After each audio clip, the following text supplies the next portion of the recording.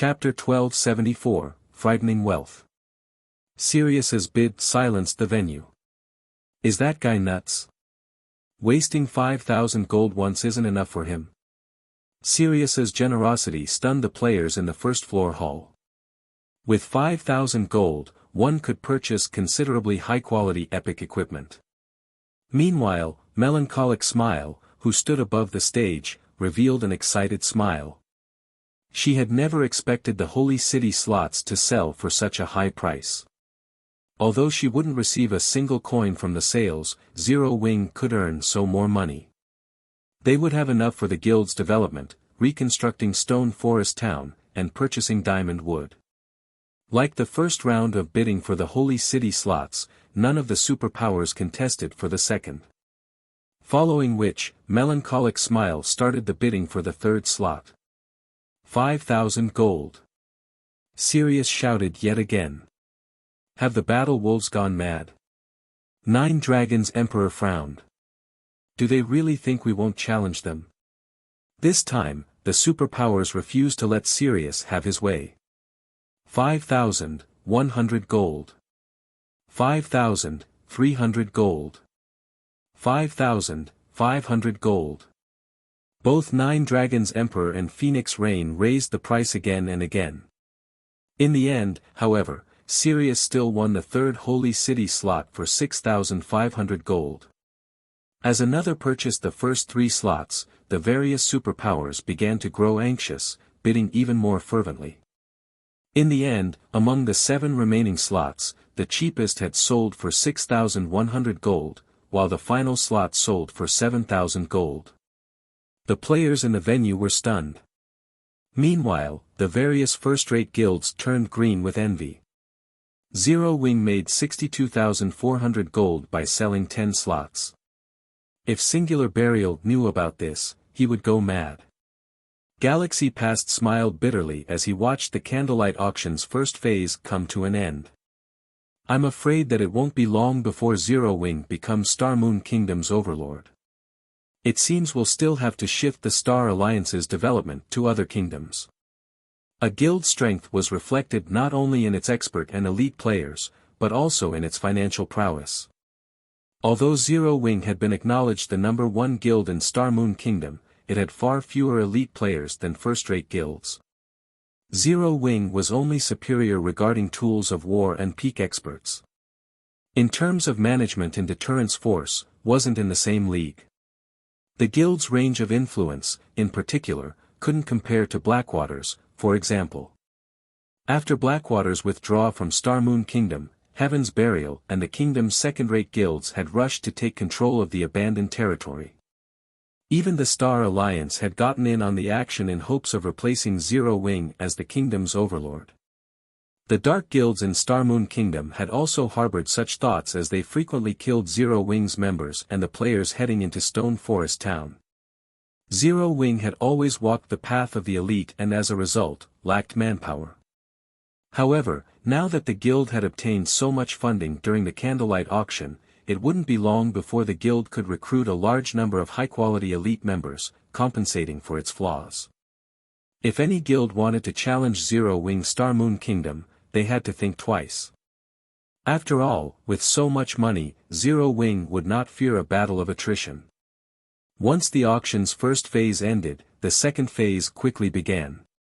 Fortunately, no one had anything more to say about Zero Wing's processing fees, obediently retrieving their prepared treasures and putting them up for trade. Due to the 10 magic crystal or 3 gold processing fees, only items worth at least 10 gold were accepted for trade. This guaranteed the item's quality and made it easy for players to find what they wanted. Even the various major powers on the second floor found quite a few items they needed. As the event died down, everyone's final evaluation of the Candlelight Auction was quite high. The Candlelight Auction could definitely stand on the same stage as Superpowers auctions. Shifeng similarly browsed the trade list in the hopes of finding the Draconic Herb. Players from numerous countries had attended the Candlelight Auction. Among those present, many were either major powers representatives or independent experts.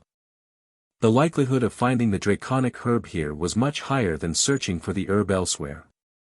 After all, to obtain the draconic herb, one needed both sufficient luck and sufficient strength. Players of this caliber weren't necessarily willing to sell the draconic herb they obtained. Instead, they usually traded such super rare herbs for items that could benefit their development. What? Is this for real? Shi Feng suddenly discovered a very familiar item as he read through the list. The Heroes Chapter. Although this item was a tattered piece of parchment, not particularly useful to ordinary players, it was a treasure highly sought after by the various large guilds. Moreover, the Heroes Chapter did not consist of a single page. Rumors had it that if one completed the Heroes Chapter, it would be more valuable than a legendary item. In reality, a single page was already worth more than an epic item. In the past, one page easily sold for 15,000 gold. The Heroes Chapter had only one purpose: to summon a hero to defend a town or city. The summoned hero functioned like guardian NPCs in an NPC city. In the past, Shi Feng had obtained a page and summoned a hero to defend Shadow's main city. Shi Feng had never imagined that the Heroes Chapter would show up in the candlelight auction. The owner sure knows how to drive a hard bargain. Shi Feng was astonished when he saw the player's price. The other party requested a top-tier, level 45 dark gold greatsword and top-tier, level 40 dark gold plate gauntlets and boots. Aside from epic and growth-type weapons, level 45 dark gold weapons were the best available. As the various large guilds players had yet to reach level 45, it was very difficult to obtain level 45 weapons, not to mention top-tier, level 45 dark gold weapons. Such a weapon could easily fetch over 1,000 gold on the market. As for the level 40 dark gold equipment, each piece could easily fetch over 400 gold. Shi Feng even began to wonder if the seller knew the Heroes Chapter's true value. The Heroes Chapter's introductory text was very simple. It only stated that one could recruit a hero that was tier 3 and 10 levels higher than the summoner to defend a town or city. From the introduction, one could surmise that the Heroes Chapter was on par with a tier 3 summoning scroll. Only, this summoning scroll did not have a duration. However, it could only help protect towns or cities, not help players grind or raid dungeons. Hence, the chapter's value should be limited. At this stage of the game, it'd be surprising if it could sell for 600 gold. If it were an actual tier 3 summoning scroll, though, it could go for a little more as it could help fight powerful bosses. What the introductory text had not mentioned was the fact that the tier 3 hero could grow. The introductory text only revealed the hero's base attributes. Moreover, unlike personal guards, it was much easier to level heroes. Even the weakest among them could grow to level 180, tier 4, while the more powerful heroes could grow to level 200, tier 5. Forget it. I'll just have Melancholic Smile trade for it. Shi Feng then contacted Melancholic Smile. Shortly after, Shi Feng found the draconic herb. Similarly, the other party had asked for the high price of a piece of level 45 top-tier dark gold equipment. Fortunately, this wasn't an issue for Shi Feng. There was plenty of level 45 dark gold equipment in Zero Wings Guild warehouse. Time passed quickly. Soon, the auction's second phase ended as well. Although each player had not put up many items for trade, a lot of players had attended. Shi Feng earned over 2,000 gold and 150,000 magic crystals during the second phase. Only, as Phoenix Rain had borrowed quite a bit, he hadn't earned as much as he would have liked. After the auction ended, news of Candlelight Auction's wealth spread to the various major powers. Damn it! How could this have happened? Singular Burial, in the distant Starmoon City, felt himself aged by several years when he read the report. He hadn't thought that the Candlelight Auction would be such a huge success. Starmoon City's auction was a joke in comparison.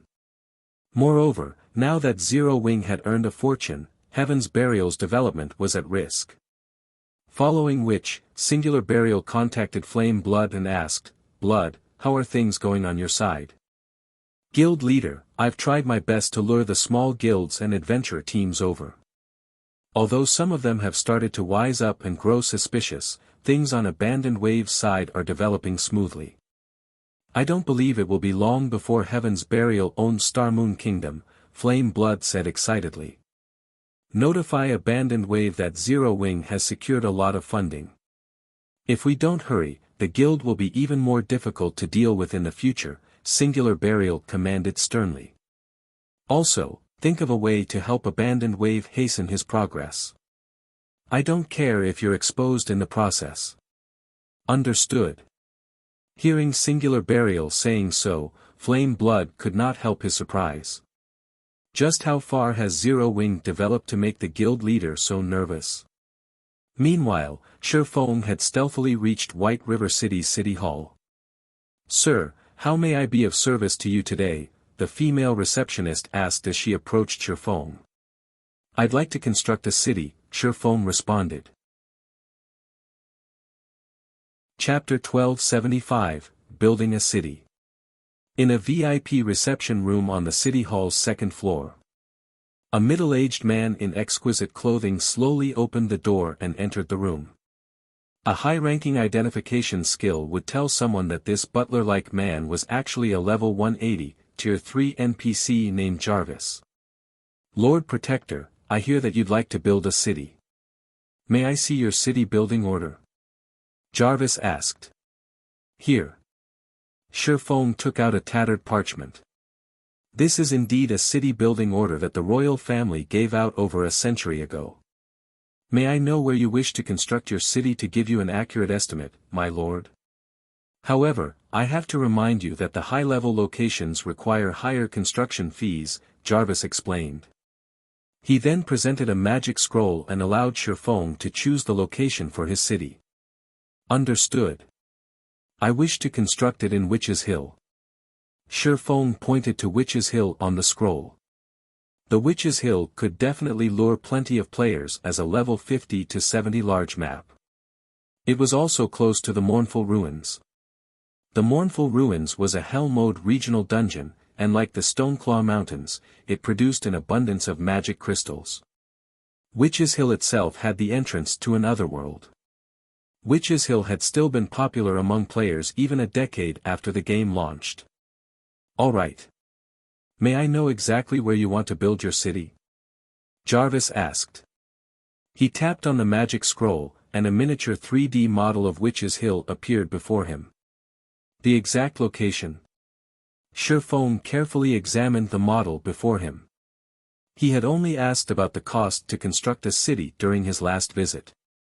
Even if he had decided to construct his city then, his map choices had been limited due to his status.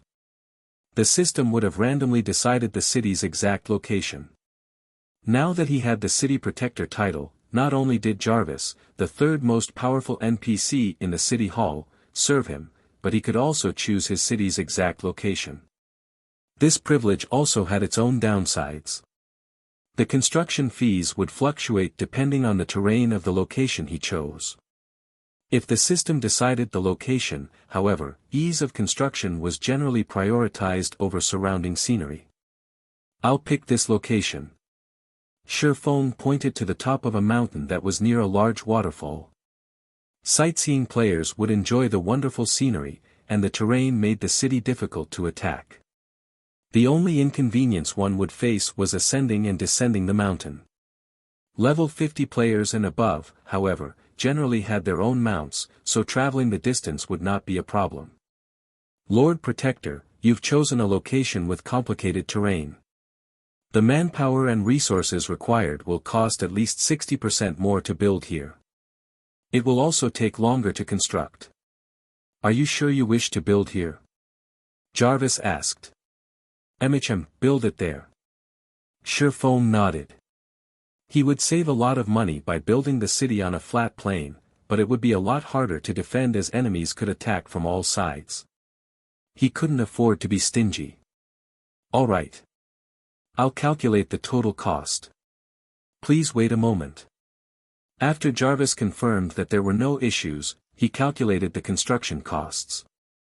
A short moment later, he handed Shifeng a list and said, "Initial estimates put the price at 152,000 gold. We will charge additional fees if the city is attacked. You'll also need to pay an additional 30,000 gold registration fee. As a second-generation city, a monthly 30,000 gold management fee will also be required. Do you wish to dispatch additional guards? You can ensure the city's security after it's constructed. You may hire guards to defend your city for up to 21 days.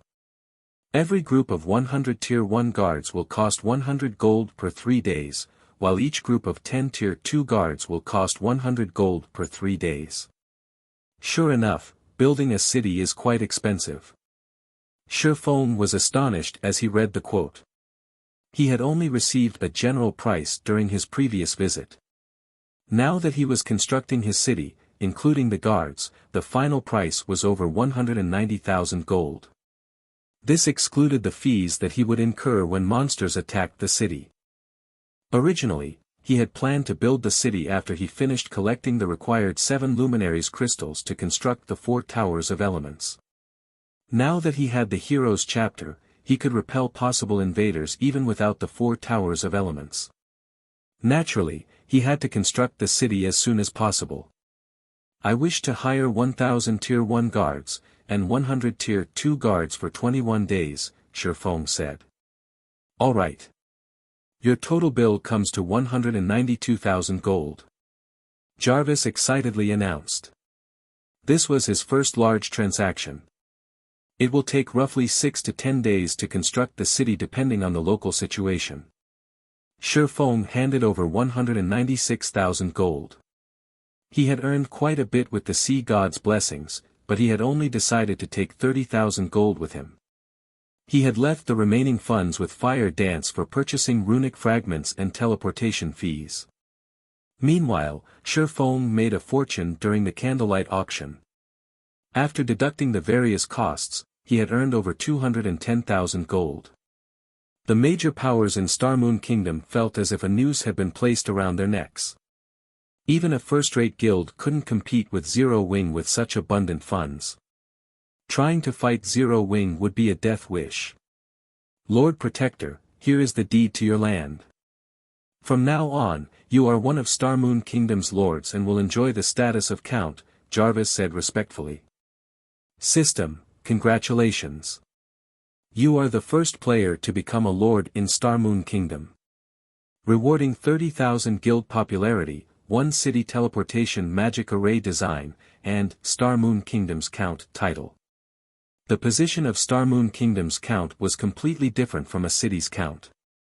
The difference was like the difference between heaven and earth, as one could possess land of their own, while the other could not. "With this, I'm broke again." Shifeng sighed as he looked at the deed in his hands. He only had a little over 40,000 gold on hand now.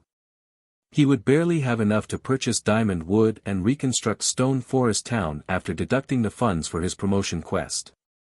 He had nothing left for the guild's development right now. However, Shifeng didn't mind. At the moment it was far more important to obtain a city than to focus on Zero Wing's development. Earning enough money wouldn't be a concern if Zero Wing had a city. The city could provide far more profits than Stone Forest Town. The rewards are astounding. There's actually a city teleportation magic array design. Shifeng was shocked as he looked at the design in his bag. The city teleportation magic array was far more advanced than the teleportation magic array he possessed. It could accommodate more people at a time with a significantly lower operating cost. Its only flaw was that it only allowed one to teleport between guild towns and cities. It wasn't possible to teleport to NPC cities. Even so, the city teleportation magic array design was a treasure worth tens of thousands of gold.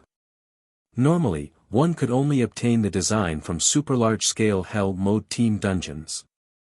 However, the drop rate was only 2%. Moreover, the design only dropped from the dungeon's final boss. Getting the design now saved him a lot of trouble. He could link the city directly to Stone Forest Town once it was constructed. This would drastically increase the value of both the town and city. Now that I've dealt with everything, it's about time to challenge my promotion quest, Shifeng thought as he gazed at the soul orb in his bag. It was practically a ticking time bomb. He needed to deal with it as soon as possible. Chapter 1276, Upgrading the Magic Sword. Starmoon City, Shadowblade Ruins. The Shadowblade Ruins was the nearest level 40 to level 50 high-resource map to Starmoon City. Every day, tons of players would travel to this map. However, the players currently there were in a panic. The reason for this was the sudden assaults of powerful monsters all over the map. Moreover, among these monsters' numbers were the highly intelligent one-horned humanoid monsters, whose combat standards were significantly higher than elite players and whose attributes were likewise high. These humanoid monsters were like wolves ravaging a flock of sheep as they charged into the various elite teams in the map. Every one of their attacks easily bypassed the defenses of players, directly landing on vital points on the latter's bodies. Even healers could not keep up with the damage. Only the experts leading these elite teams could keep up against these humanoid monsters, and just barely at that. Leader, our instantaneous movement magic scrolls aren't working, a level 40 swordsman wearing light blue armor reported anxiously. How can this be? Weren't there a few guys that used the scroll to escape from danger an hour ago? The robust level 41 shield warrior holding back a humanoid monster frowned when he saw the number of monsters attacking his team increasing. Currently, the Shadowblade Ruins was still a very dangerous map for players. Hence, when exploring it, every team would prepare some Tier 0 instantaneous movement magic scrolls in order to escape any traps or monster encirclements they encountered. Meanwhile, hundreds of monsters had already surrounded their 100-man team right now. If the team were up against only several hundred elite monsters led by chieftains, they could still manage somehow. Now, however, the monster army they faced had 3 level 50+ lords and over a dozen level 50+ chieftains. In addition, there was a level 51 one-horned humanoid monster, a greater threat than even the lord-ranked monsters. Meanwhile, standing on high ground a short distance away from this elite team, 2 players were observing the entire battle. One of these players was an assassin wielding a pitch-black crystal. This assassin's skin was entirely gray, save for a blood-red mark imprinted between his eyebrows, his body giving off a dark aura. If Shifeng were present, he would definitely recognize this assassin to be Abandoned Wave, Blackwater Guild's ex-guild leader. Meanwhile, the cloaked cleric with a white jade staff, who was standing beside Abandoned Wave, was Flame Blood. These evil beasts sure are terrifying. Just one of them is already enough to force an expert level 41 shield warrior to activate both his life-saving skill and berserk skill just to cope with it, Flame Blood exclaimed in astonishment as he looked at the distant shield warrior being pushed back by the one-horned humanoid monster. This is nothing, Abandoned Wave said, smirking. That's just a recently created evil beast. Since we now have the entire Shadowblade Ruins locked down, let's stop toying around with these people. Saying so, Abandoned Wave tapped on the pitch-black crystal he wielded. Immediately, 5 level 55, Lord-ranked evil beasts appeared before him. Compared to the level 51, Chieftain-ranked evil beast, these 5 evil beasts were not only larger in size but also had a trace of cunning in their eyes. It was clear that these Lord-ranked evil beasts were much more intelligent. So strong. Flame Blood shuddered involuntarily as he looked at the 5 Lord-ranked evil beasts. He was one of the peak experts of Heaven's Burial, and his senses were telling him very clearly that just one of these evil beasts could kill him in 2 or 3 moves. Meanwhile, 5 such monsters in total were present. If such a force charged into a group of elite players, the consequences would be unimaginable. Get rid of them all. Abandoned Wave commanded as he pointed towards the 100-man elite team ahead. In the blink of an eye, all 5 evil beasts disappeared before Abandoned Wave as they charged at the elite team currently locked in bitter combat. When the 5 evil beasts entered the battlefield, the leading level 41 shield warrior gasped. We're doomed, the shield warrior despaired when he saw one of the Lord-ranked evil beasts killing a teammate with one blow. After just a short moment, the 100-man elite team led by an expert was annihilated. Not a single player managed to escape alive. Abandoned Wave walked over to the battlefield and began a ritual. Suddenly, the corpses of these elite players started transforming into monsters one after another. The expert shield warrior's corpse became a thinly built special elite-ranked evil beast. Aside from this expert shield warrior, 2 other players' corpses turned into one-horned evil beasts. Only, they were elite-ranked evil beasts. Ha ha ha. Guild elite teams really are great. I managed to obtain 3 evil beasts from annihilating a team. Zero wing, just you wait. It won't be long before I make you all taste despair. Abandoned Wave laughed in satisfaction as he looked at the 3 newly created evil beasts.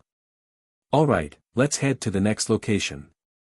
The battle there should be ending soon as well. The difference between killing an adventurer team and a guild elite team was simply massive. Previously, he had managed to create only 1 evil beast, despite killing 3 adventurer teams. Now, however, 1 guild elite team had given him 3 new evil beasts.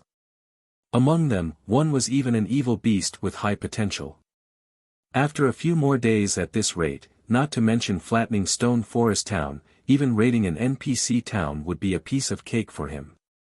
Elsewhere, after Sherfong finished dealing with the construction of his city, he contacted Melancholic Smile and had her find 5 trustworthy advanced enchanters to become the Candlelight Trading Firm's core enchanters as well as have them sign a strict contract.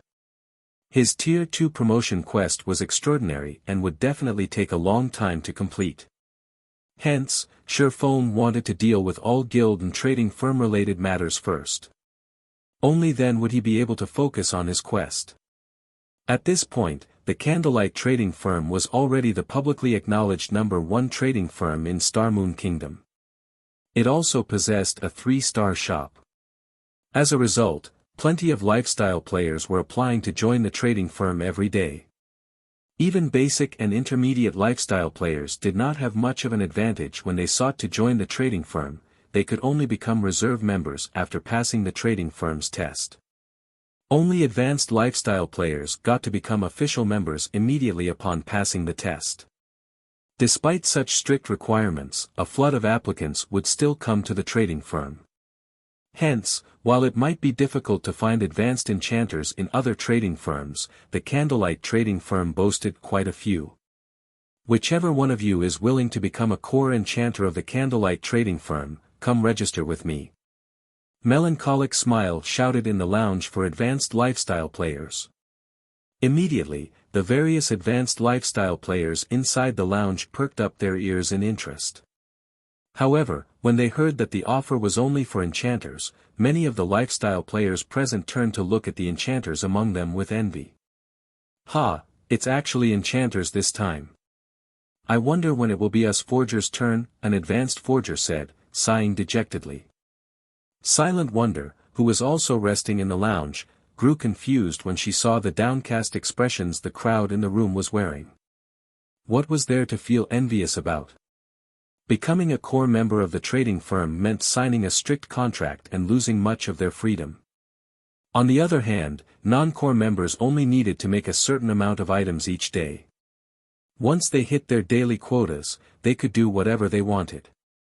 If they decided to quit the Candlelight Trading Firm, they only needed to pay a small severance fee as well as forget all the recipes and designs they learned from Candlelight.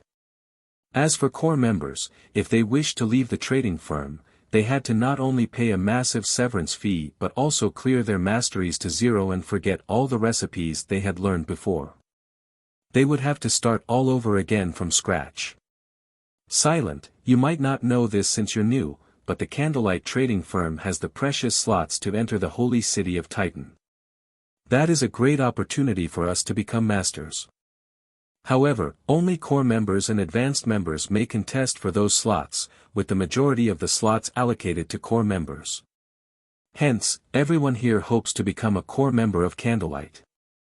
Unfortunately, that depends heavily on luck, the female alchemist seated beside Silent Wonder explained patiently when she saw the dazed look on Silent Wonder's face.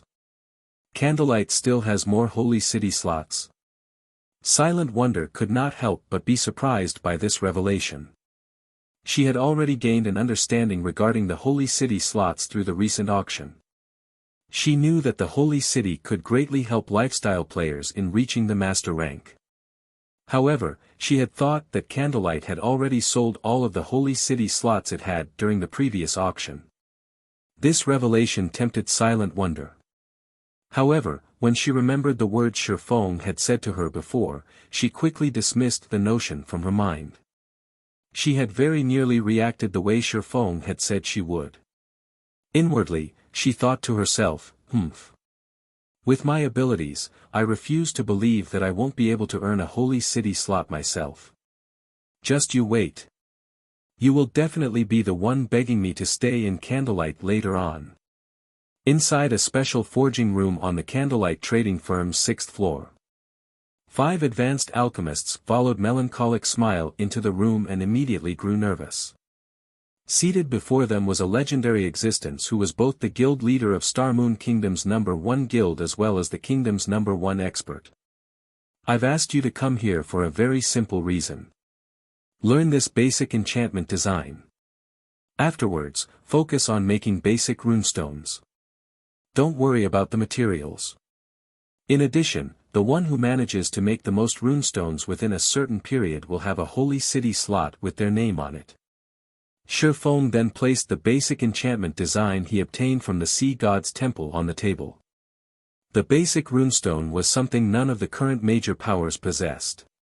However, it was a common consumable in God's domain. Not only was it cheap, but its effects were prominent as well. As long as the Candlelight trading firm could produce it, there would be no need to fear a lack of demand for it. Currently, he had already spent most of the income from the Candlelight auction. Meanwhile, he needed a lot more money to develop his future city. Hence, he needed to plan for the future right away. Now that the Candlelight trading firm had obtained the 20 shops from the secret pavilion as well as the 2 golden shops mortgaged by Phoenix Rain, he definitely had a good opportunity to sell the basic runestones and increase Candlelight's fame in God's domain. Upon hearing Shifeng's words, the 5 advanced enchanters immediately grew excited at the opportunity to learn the design for such a precious item as well as the chance to visit Titan City. Without hesitation, the 5 players clicked to learn the design and promptly left the special forging room to research the production method of the basic runestone in the hopes of increasing their success rate. Meanwhile, after Melancholic Smile and the others left the room, Shifeng took out 30 level 45 fine gold weapons and 10 level 45 dark gold weapons. The Tier 2 promotion quest was already a tough challenge in the first place, all the more the promotion quest for one of the 10 great saint legacies. Even if he possessed frightening combat power, he still needed to further improve himself in order to be certain of completing his promotion. Hence, he naturally could not leave the Abyssal Blade sitting at level 40. After all, he had already reached level 50. A level 40 weapon was no longer suitable for him. Start devouring. Chapter 1277, Swords to Dust. Inside the quiet forging room, the entire space started trembling as soon as Shifeng had the Abyssal Blade devour the weapons on the table. His heart ached as he watched the top-tier weapons turn into dust one after another. Currently, level 45 weapons were extremely rare in God's domain. With many expert players only at level 41 or level 42, level 45 weapons were worth a lot of money. A level 45 fine gold weapon could easily sell for over 400 gold at the moment, just slightly cheaper than a level 40 dark gold weapon. As for level 45 dark gold weapons, even one with average attributes could sell for more than 1,000 gold. However, even at such a price, nobody was willing to sell these weapons. Yet, now, Shifeng had sacrificed 30 fine gold weapons and 10 dark gold weapons. Their total value easily exceeded 20,000 gold. Even the upper echelons of super guilds would not dare to carry out such an extravagant upgrade. They would definitely choose to do so only after mainstream players had passed level 45. However, Shifeng could not care less right now. His Tier 2 promotion was of utmost importance. Just challenging the promotion quest once would already cost him 188 mana stones and 10,000 gold. With the funds Zero Wing currently had, he could not afford to fail. When the Abyssal Blade was done devouring the essence of the weapons, Shifeng felt an unprecedented pressure descend on him, preventing him from moving at all. Meanwhile, the space around the newly transformed Abyssal Blade also began to crack as if the surrounding space couldn't support the Abyssal Blade's existence. Roar! A dragon's roar resounded throughout the room. Immediately, the space inside the room disappeared into the void as darkness enveloped Shifeng's surroundings. Shortly after, streams of pitch-black smoke started flowing out from the dark void and into the Abyssal Blade. Then, as if the black dragon carved onto the hilt of the sword had gained life, the carving actually climbed up the blade, leaving blood-red runes in its wake. Once the entire blade of the sword was covered in runes, the miniature black dragon returned to its original position at the hilt and stopped moving. Although the surrounding space had also calmed down, the Abyssal Blade, which was hovering before Shifeng, had an extraordinarily evil presence. The entire sword emitted a faint, black fog. The runes shone with a bloody radiance as well, lending the weapon an extra hint of eeriness. The Abyssal Blade really is getting increasingly dangerous. If I'm not absolutely confident, I definitely must not upgrade it to level 50. When Shifeng held the hovering Abyssal Blade, he could distinctly feel it pulsating as if he gripped a living creature. He could not help but shudder at this sensation. Level 50 was a major turning point. Although he was unsure if a backlash would occur if he upgraded the Abyssal Blade to level 50, he still needed to be extra careful about it. Otherwise, he might lose his life without even knowing how he died at that time. Meanwhile, after being upgraded to level 45, the Abyssal Blade received a significant improvement to its various basic attributes. Upon seeing the magic weapon's attributes, Shifeng felt even more confident in tackling his promotion quest. Abyssal Blade, one-handed sword, magic weapon. Attack power plus 1510. All attributes plus 105. Attack speed plus 22. Ignore levels plus 15. Attacks have 65% chance to cause 200% damage. 35% chance to cause 300% damage. Every attack increases damage by 2% to a maximum of 20%. If wielder belongs to a swordsman-related class, all skill levels plus 4. Increase free ability points received for every increase in level by 2 points. Equipment level 45. Can be upgraded, devour 50 level 50 fine gold weapons and 20 level 50 dark gold weapons to upgrade to level 45. Equipment Tier 1. Can be evolved, devour 10 mana crystals to evolve to Tier 2. Additional active skill 1, Phantom Kill, Tier 1. Instantly creates a doppelganger under the wielder's control. Doppelganger has 80% of the wielder's attributes and all skills.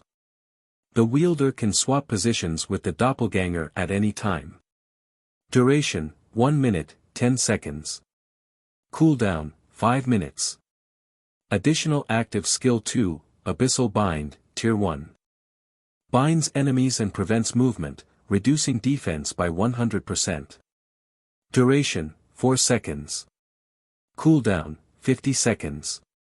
Additional active skill 3, 9 Dragons Slash, Tier 1. Instantly creates 12 phantoms of the Abyssal Blade for wielder's use, each phantom sword deals up to 60% damage. Duration, 30 seconds. Cooldown, 5 minutes. Additional active skill 4, Abyssal Curse, Tier 1.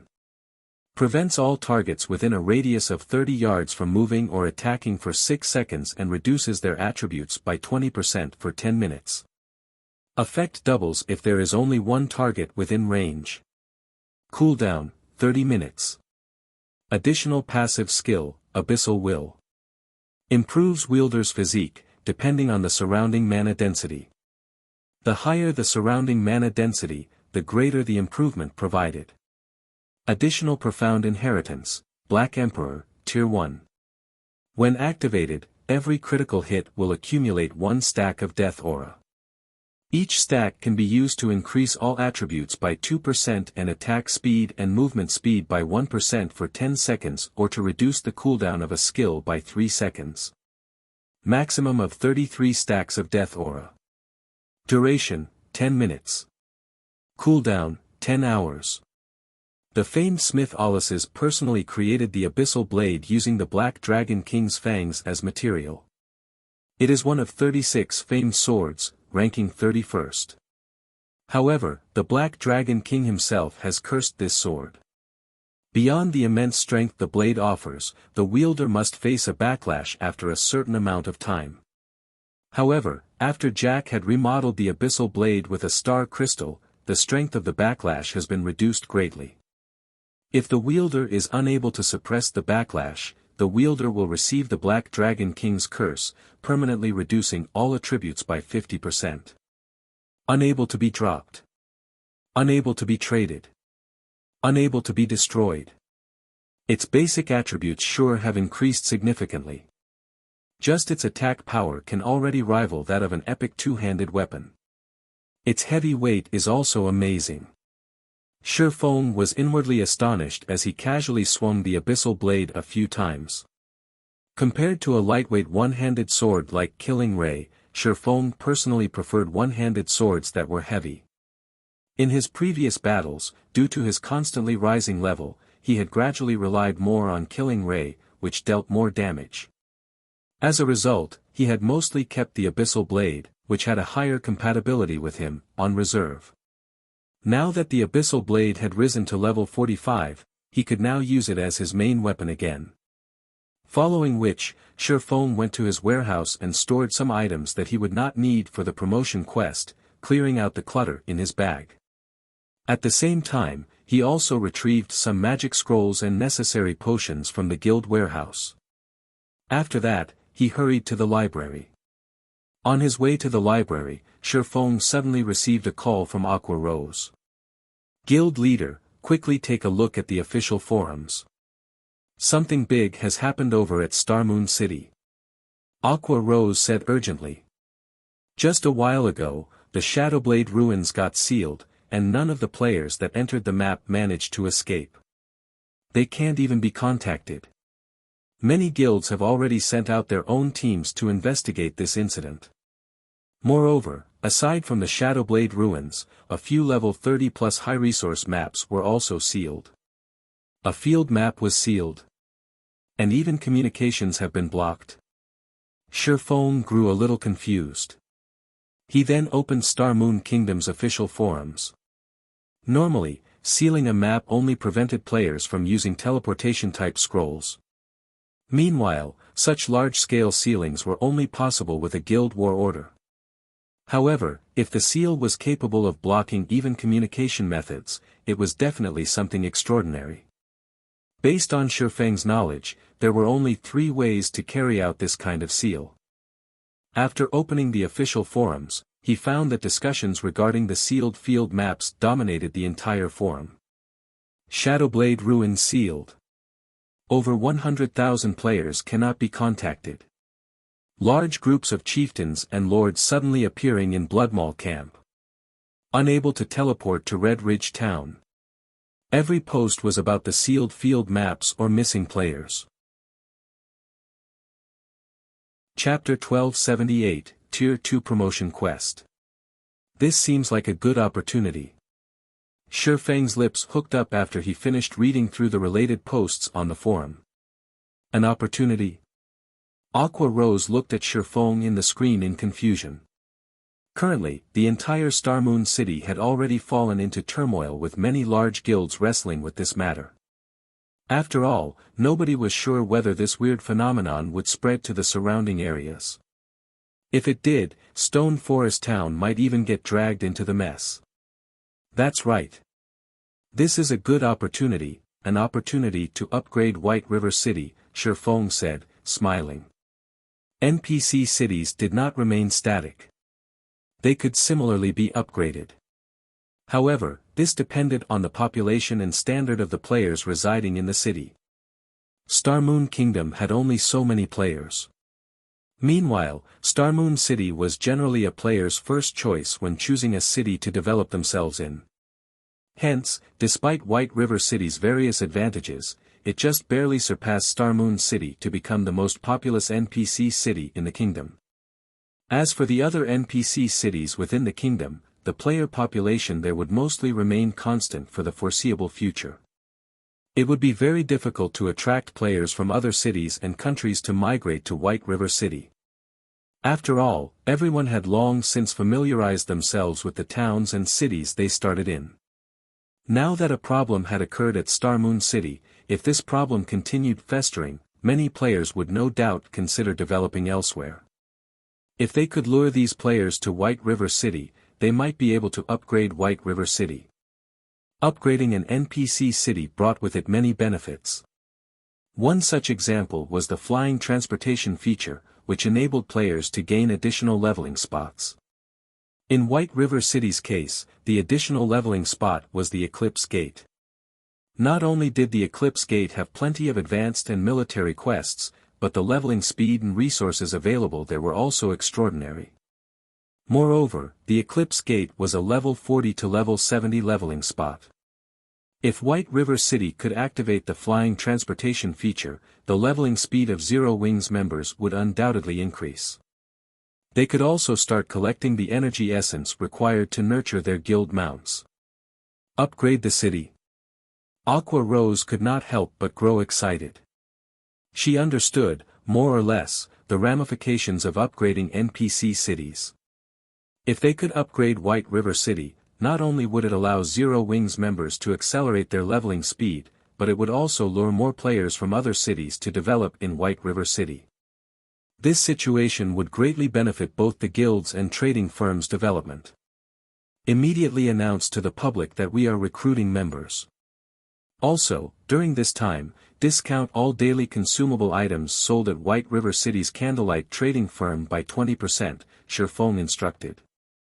Regeneration and mana recovery potions were a must for all players that wanted to level up in the fields. Certain magic scrolls were also necessary as these items could save one's life during a crucial moment. However, purchasing these consumable items was a large expenditure. Normally, offering discounts on such items would have minimal effect in luring players to White River City. Now, however, it would definitely yield excellent results. After all, it was now extremely dangerous to go out and level up at Starmoon City. After considering safety, as well as the reduced cost of consumables, players of Starmoon City would naturally choose to develop in White River City. A 20% discount? Guild leader, isn't this a little too much?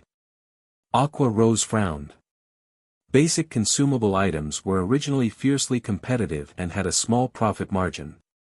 If they sold them at a discounted price now, they would only break even. Relax. We'll earn it back sooner or later, Shifeng laughed. He understood Aqua Rose's worries. However, she did not know what kind of effects would accrue with White River City's upgrade. Compared to the benefits they could gain when White River City was upgraded, a small loss like this was not worth mentioning whatsoever. Understood. I'll get it done right away. Aqua Rose could not help but sigh. Most likely, only Shifeng would be crazy enough to use his own guild's money to spur the upgrade of a city. Following which, many posts relating to Zero Wings recruitment appeared on Starmoon Kingdom's official forums. At the same time, everyone also discovered a shocking matter: White River City's Candlelight trading firm was actually selling daily consumables at a 20% discount. Crap. This is insane. With this 20% discount, I'll be able to save up enough money to get a mount much more quickly. A 20% discount? If this is true, developing at White River City might not be a bad idea. Previously, the players of Starmoon Kingdom kept discussing the sealed maps. Now, however, these players all talked about Zero Wing, instead. Many independent players also showed great interest in the 20% discount on daily consumables. Damn this Zero Wing. They're actually using this opportunity to poach our population. Singular Burial gnashed his teeth in anger when he browsed the various discussion threads on the official forums.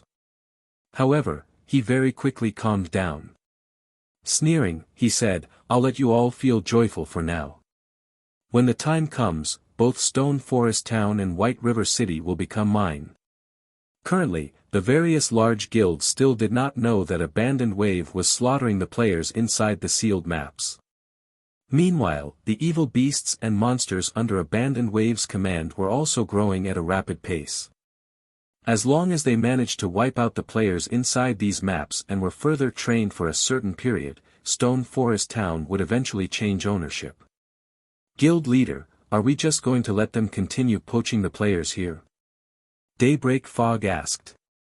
Of course not.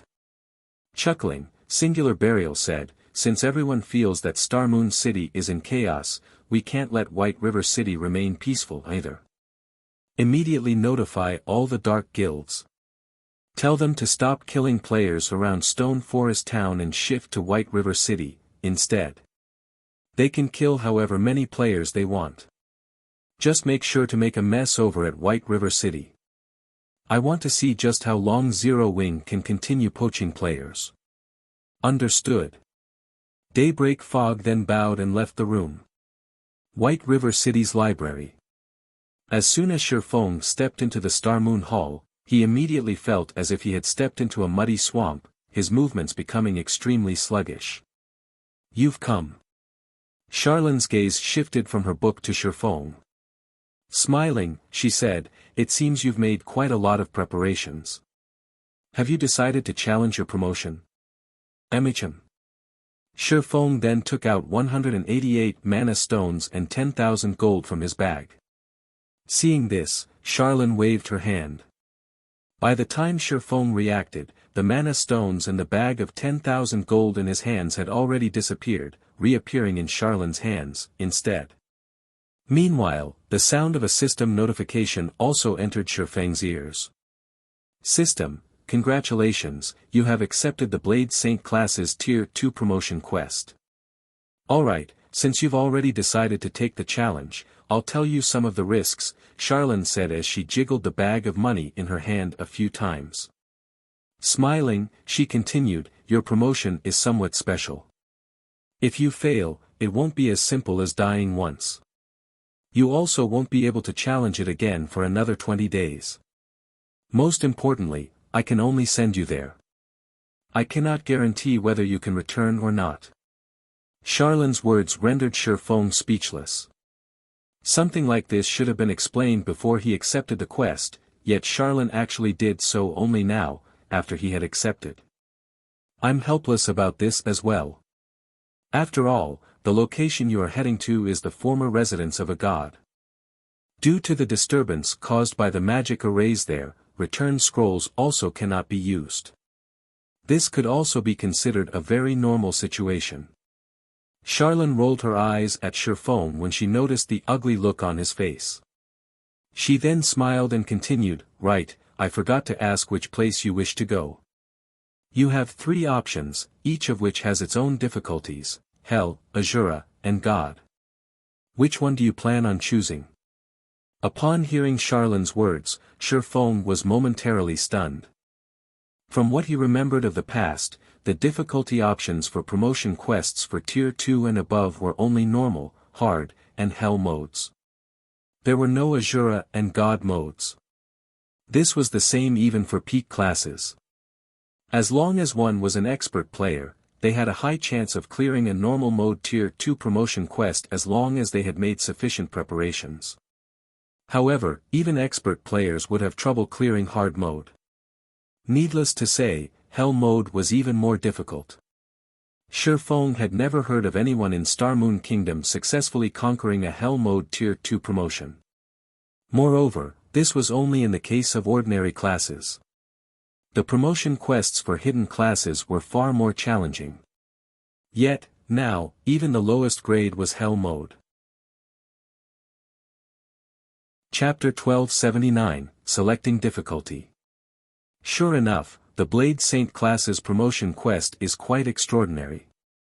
Shifeng pondered his options. He had attempted his Hell Mode Tier 2 promotion in the past. After all, he had been one of Shadow's top-class experts. He had been very confident in his abilities back then. Moreover, to increase his chances of success, he had spent a lot of time collecting top-tier equipment. By the time he had challenged his Tier 2 promotion, even his most inferior piece of equipment had been level 50 fine gold rank. He had even worn 2 pieces of level 50 dark gold equipment. That wasn't an easy feat after all. After reaching level 50, players were lucky to get their hands on level 50 secret silver equipment, much less level 50 fine gold and dark gold equipment. However, he hadn't expected his challenge's outcome. He hadn't even passed the starting area before failing, much less completing his promotion. The Hell Mode promotion quest's difficulty was simply inhuman.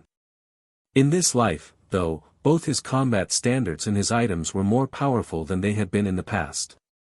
Hence, Shifeng was confident in conquering Hell Mode. However, the same could not be said for Azura and God Mode. After all, he had only attempted Hell Mode before. He did not know how difficult these two modes were. Should I challenge God Mode? Shifeng wondered. After all, he was already a Void Realm expert. He also possessed 2 fragmented legendary items and numerous epic items. He even dared to challenge legendary quests. A God Mode promotion quest should not be a problem. Charlene smiled as she watched Shifeng and said, "You're considering challenging God Mode, right?" Shifeng nodded. "Lady Charlene, may I know what my chances are of clearing God Mode?" Shifeng tried asking. He was utterly unfamiliar with the God Mode difficulty, but that wasn't the case for an NPC like Charlene. She might be able to offer clues that would help him prepare for what was to come. "You really are brave. You dare ask if you have a chance of passing it." Charlene cast him an admiring look. Slowly, she said, "If you ask me, with your current power, you will die. It won't matter how many times you try. Just like its name suggests, God Mode is not a realm for mortals. This trial catered to the ancient gods. If you think that you can defeat a new god, you might have a chance of clearing God Mode." Defeat a new god? Shifeng gasped. There were 2 types of gods in God's domain. The first was born naturally, while the second ascended to godhood of its own power. The majority of the gods in God's domain consisted of the latter. As for natural-born gods, they did not start out at Tier 6, they had to ascend from Tier 0. Only, they would not encounter a bottleneck in their growth. Even if they did nothing but breathe, they would reach Tier 6 eventually. Moreover, even at Tier 0, natural-born gods had extraordinary combat power. In terms of life rating, natural-born gods were even superior to dragons. Not even a domain realm expert could stand against such an immensely powerful being, even if both had the same level, tier, and attributes. Fighting any Tier 6 god required at least a full party of Tier 6 players. Then, what about Azura Mode? Shifeng asked. Azura Mode? Charlene carefully evaluated Shifeng. After pondering for some time, she said, "Azura Mode represents mortals' limits. Unfortunately, you still have some time before you reach that standard.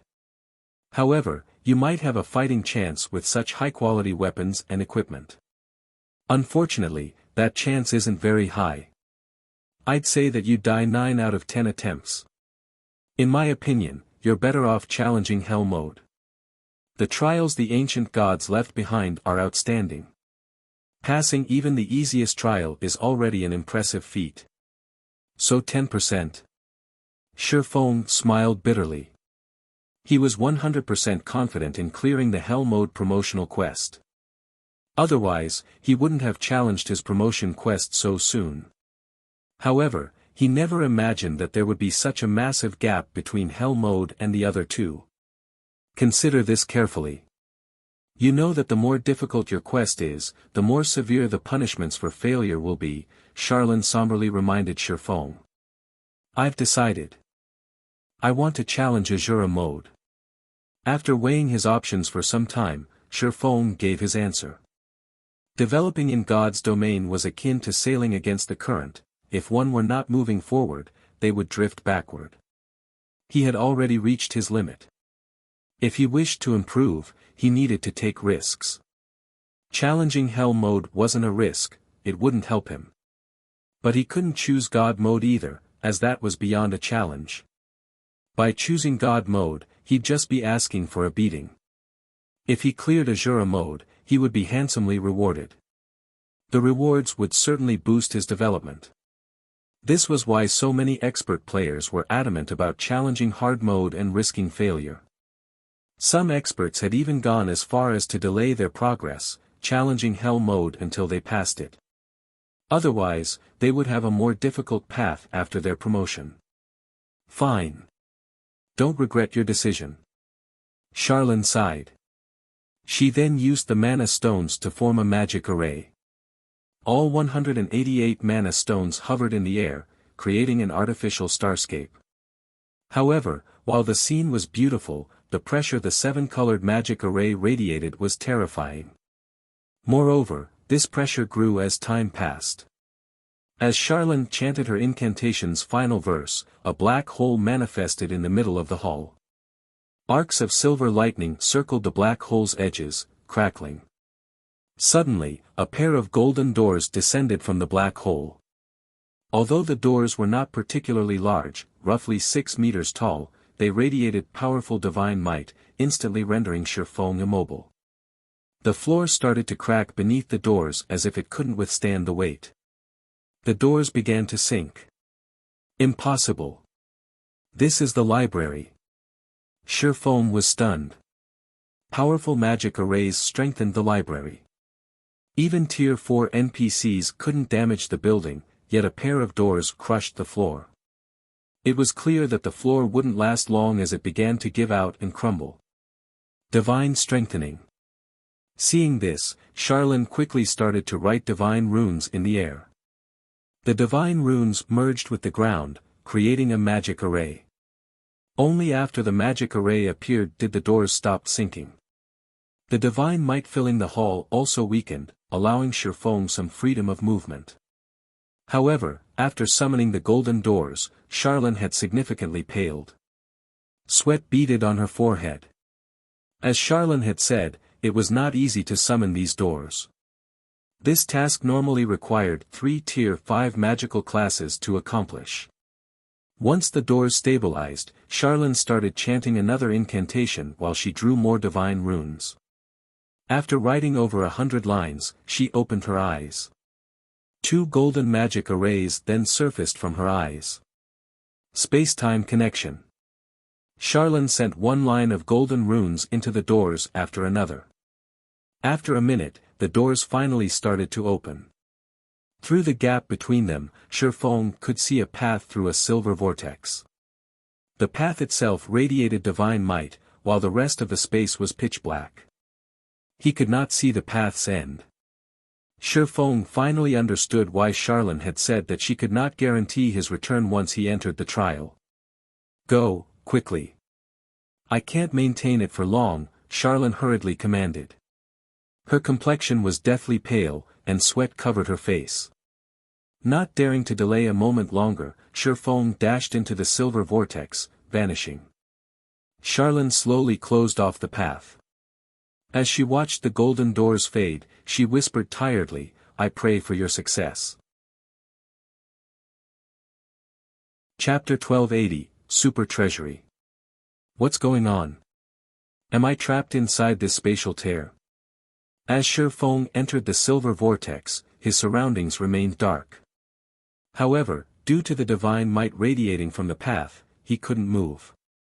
Normally, when he teleported to another location, even with the 7 luminaries ring space movement, he would reach his target 2 or 3 seconds after entering the spatial pathway. However, looking at the system clock, Shifeng noticed that 3 minutes had already passed since he stepped through the doors. He could have traveled across God's domain a dozen times with a spatial path by now. After another 5 minutes, Shifeng noticed a light at the end of the path. Soon, he could faintly see mountains and rivers. He could also see beasts wandering on the ground and flying through the blue sky. A short moment later, Shifeng found himself on the top of a mountain. System, you have discovered the Dark Canyon. While you are here, you cannot use the system communication function or return scrolls. System, Azura Mode Promotion Quest activated. Quest content, collect 7 Luminary Source Stones and seal Demon King Storas. Rewards unknown. Sealing a Demon King. Shifeng's face twitched when he heard the system's expressionless explanation. Although he had known that this quest would be difficult, he hadn't expected it to be quite this hard.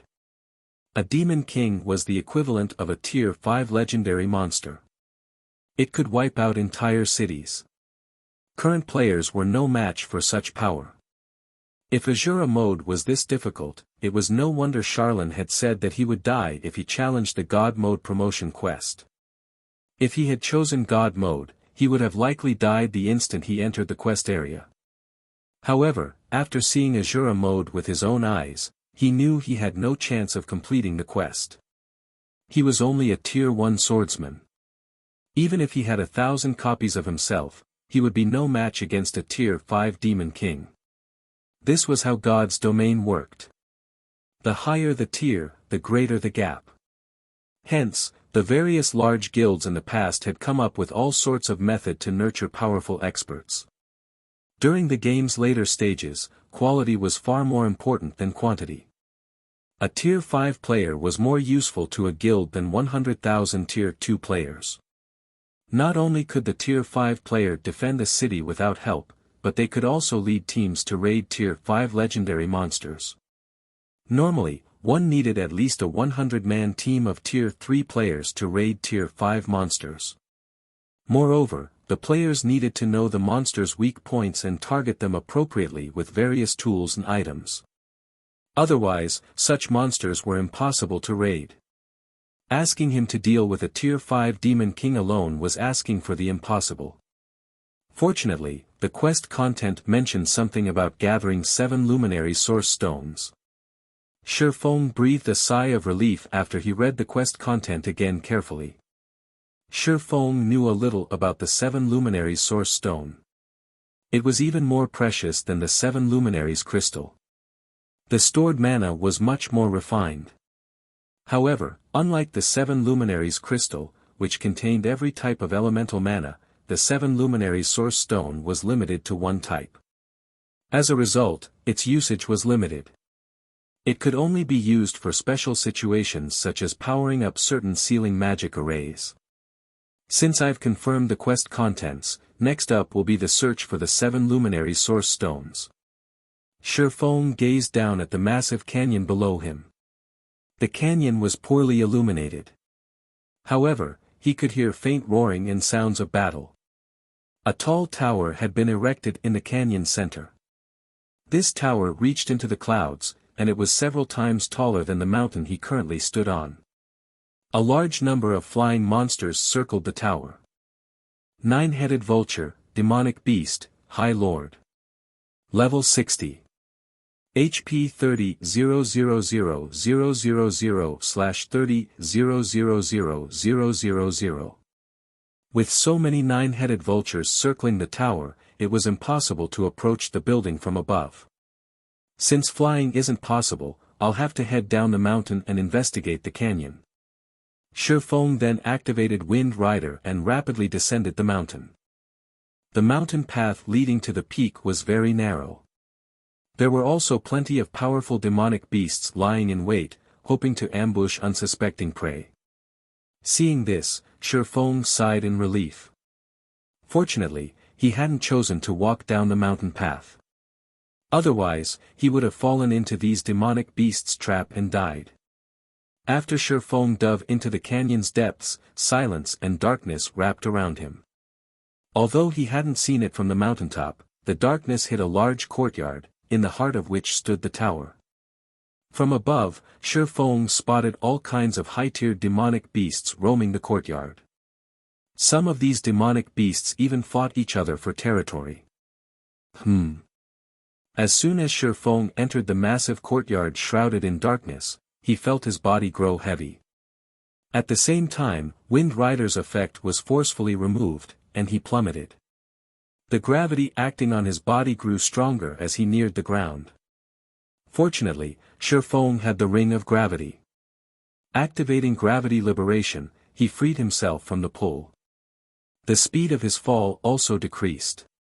In the end, he landed on the courtyard's stone tiles safely without attracting the surrounding monsters' attention. System, you have discovered the Moonlight Courtyard. The Moonlight Courtyard? Shi Feng was stunned when he heard the system notification. So, this is where the rumored Moonlight Courtyard is located. The Moon God had built this courtyard. The Moon God loved gardening, as well as alchemical and magic array research. For example, the Moon Drip magic array was one of the Moon God's creations. It could break any curse in the world. Meanwhile, the Moon God had frequently used the Moonlight Courtyard to conduct research. Sure enough, Charlene did not trick me. I should be able to find a few God crystals. A hint of excitement flashed in Shi Feng's eyes as he read the system notification.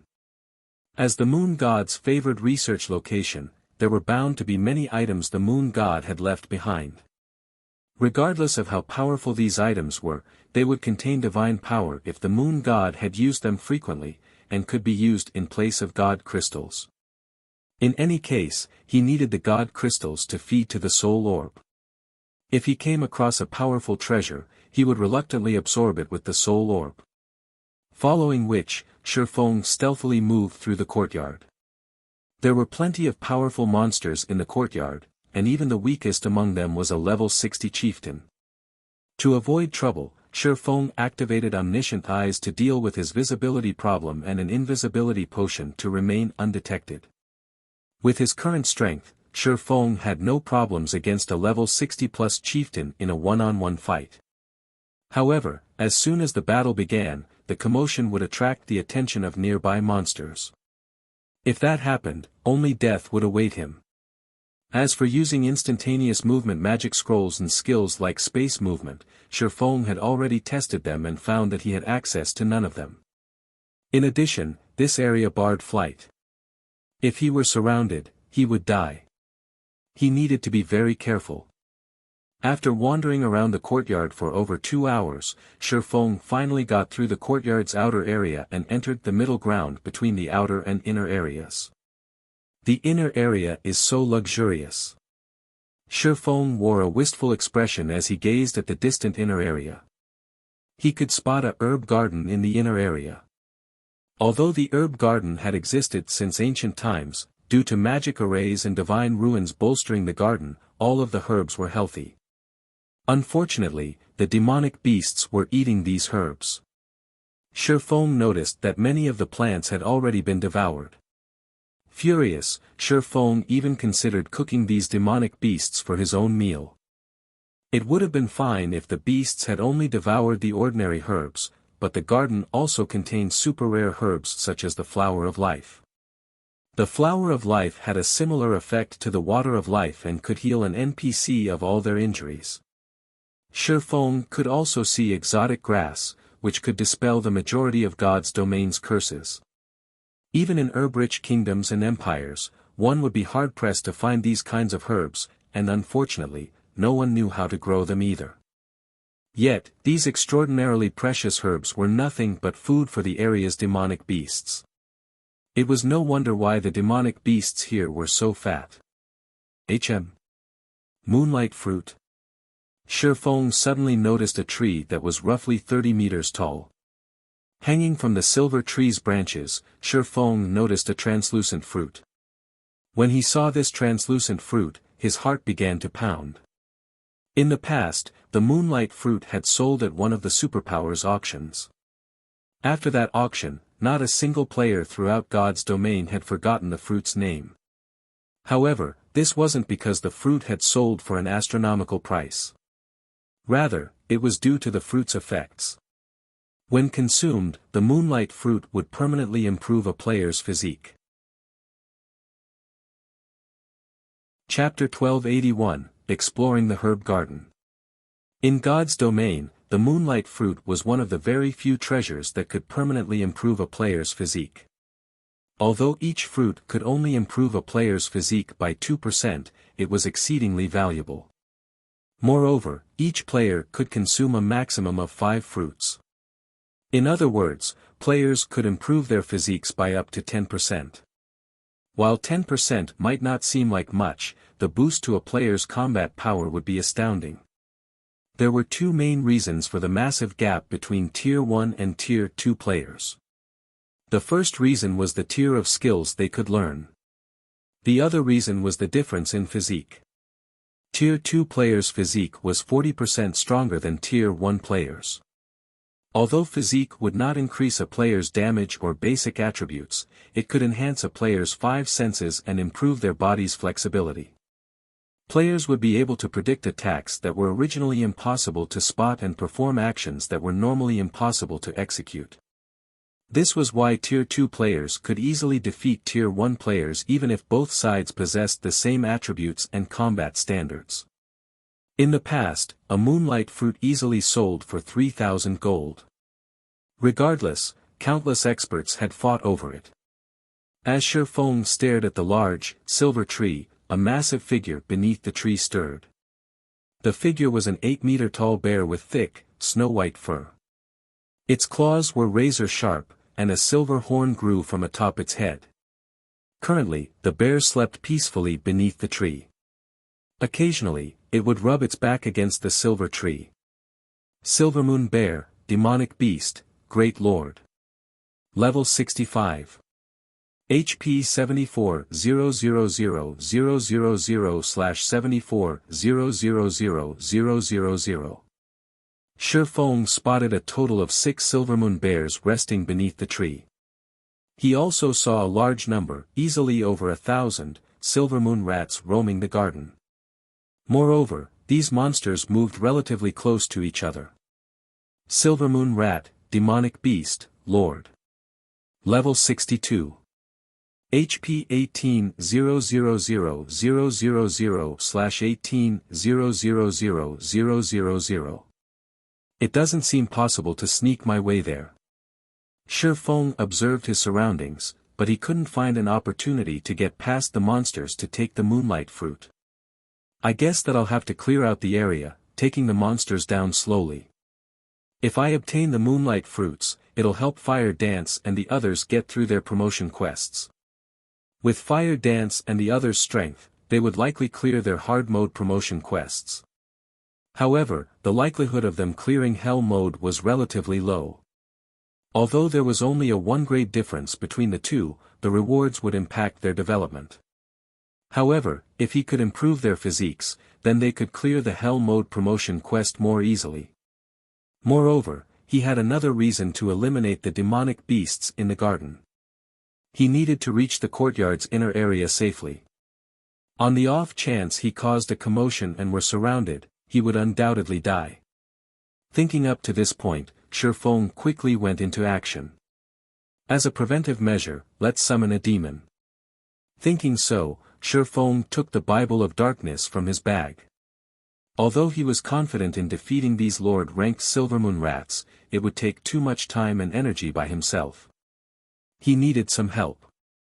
Originally, Shifeng had considered summoning his personal guards. However, as this was a special space, he would die from regret if they couldn't be unsummoned and died here. Unlike mounts and pets, personal guards could not be easily resurrected. Oftentimes, players chose to search for new personal guards rather than resurrecting their guards after death. Resurrection was simply too expensive. It cost even more than bronze and mysterious iron guards. Even Shifeng couldn't afford to resurrect a dead personal guard. Hence, unless absolutely necessary, he would not dispatch his personal guards. On the other hand, he would not mind even if the demons he summoned died. In any case, they would disappear after 5 hours. Following which, Shifeng summoned a level 60, Tier 2 Tomahawk Demon. The demon could be both a meat shield and DPS. Almost. After waiting for some time, the 5 Silvermoon rats standing around the herb garden's outer edge finally moved away.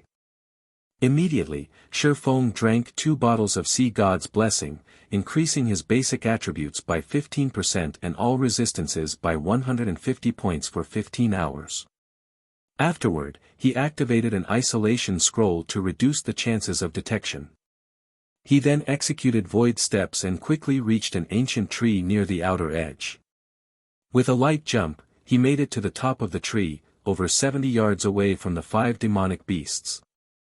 At this distance, due to the isolation scroll, these level 62 demonic beasts couldn't detect Shifeng. As for the Tomahawk Demon, due to it being level 60, it would not be detected easily even if it stood only 60 yards away from the demonic beasts. When Shifeng noticed the Silvermoon rats turning around again, he took out Blazing Meteor and attacked a rock near the demonic beasts. The throwing weapon shattered the rock instantly. The scattered rubble just so happened to collide with one of the wandering Silvermoon rats. Although the rubble hadn't caused any damage, the Silvermoon rat was enraged. Looking around furiously, its round, beady eyes quickly locked onto the shattered rock. The rat then carefully walked over. Seeing one of its companions wander off, another nearby Silvermoon rat followed curiously. Demonic beasts were slightly smarter than ordinary monsters. However, they had less intelligence than humanoid monsters. If something suddenly changed, they'd react instinctively. In the case of humanoid monsters, they'd likely gather a group of 5 or so before investigating the shattered rock. Shifeng simply took advantage of this. Very quickly, the 2 Silvermoon rats arrived beside the shattered rock. As soon as they did, however, they sensed the Tomahawk Demon standing in the nearby tree. Sensing outsiders, the 2 Silvermoon rats charged towards the Tomahawk Demon without hesitation. The other 3 Silvermoon rats were over 15 yards away, and they did not react at all as they continued their mindless wandering. They did not even notice that 2 of their companions had left them. Good. Shifeng released a sigh of relief. He had only found this advantageous terrain after observing the herb garden for a long time. If he accidentally attracted all 5 Silvermoon rats, he would be finished. However, despite seeing the 2 demonic beasts inch closer, Shifeng did not have the Tomahawk Demon attack them. Instead, he had the demon retreat. There were too many Silvermoon rats throughout the herb garden. Many among them wandered randomly. If he fought inside the herb garden, the battle would easily attract the other rats. After luring the 2 rats roughly 50 yards away from the herb garden, Shifeng controlled the Tomahawk Demon to use the Tier 2 skill Flying Death Axe. Immediately, the Tomahawk Demon threw the massive battle axe in its hands, the weapon transforming into a streak of black light as it flew towards the 2 Silvermoon rats. -61,845. -62,078. The attack ripped an ear-piercing screech from the Silvermoon rats. Their screeching could be heard clearly from 50 yards away.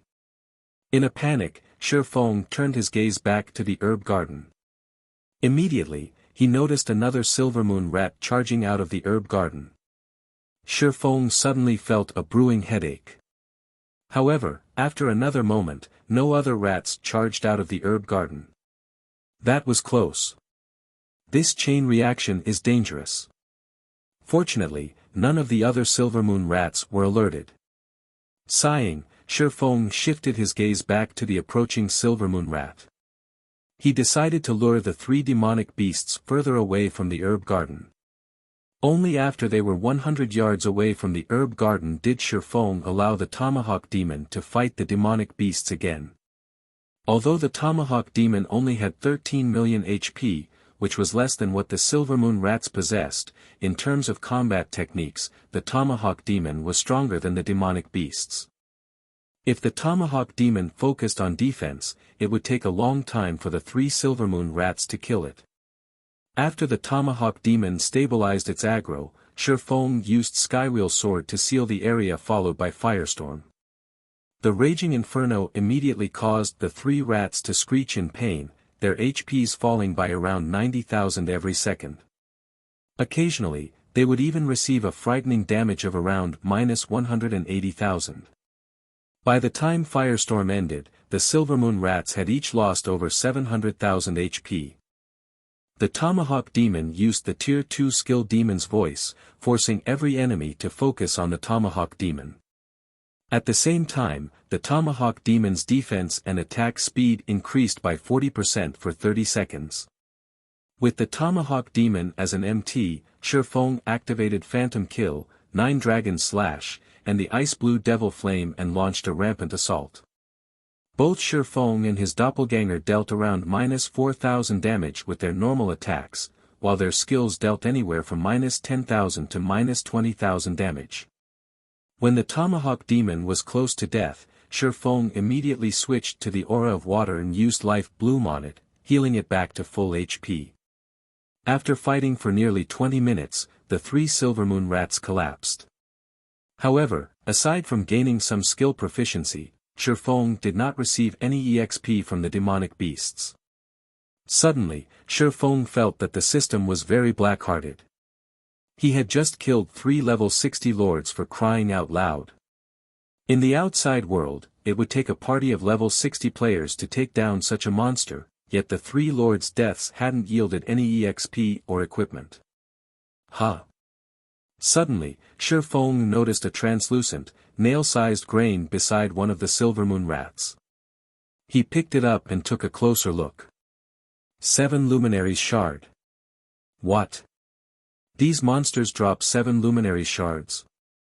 Feng could not help his surprise as he stared at the translucent grain in his hand. Chapter 1282, Growth Type Set Equipment. As expected of a god's home. This place is even more amazing than the Tower of Time. Feng shifted his gaze towards the demonic beasts in the herb garden as he held the 7 Luminaries Shard tightly. The Tower of Time was one of the 2 most famous towers in the Twin Towers Kingdom as it was an Azura mode regional dungeon.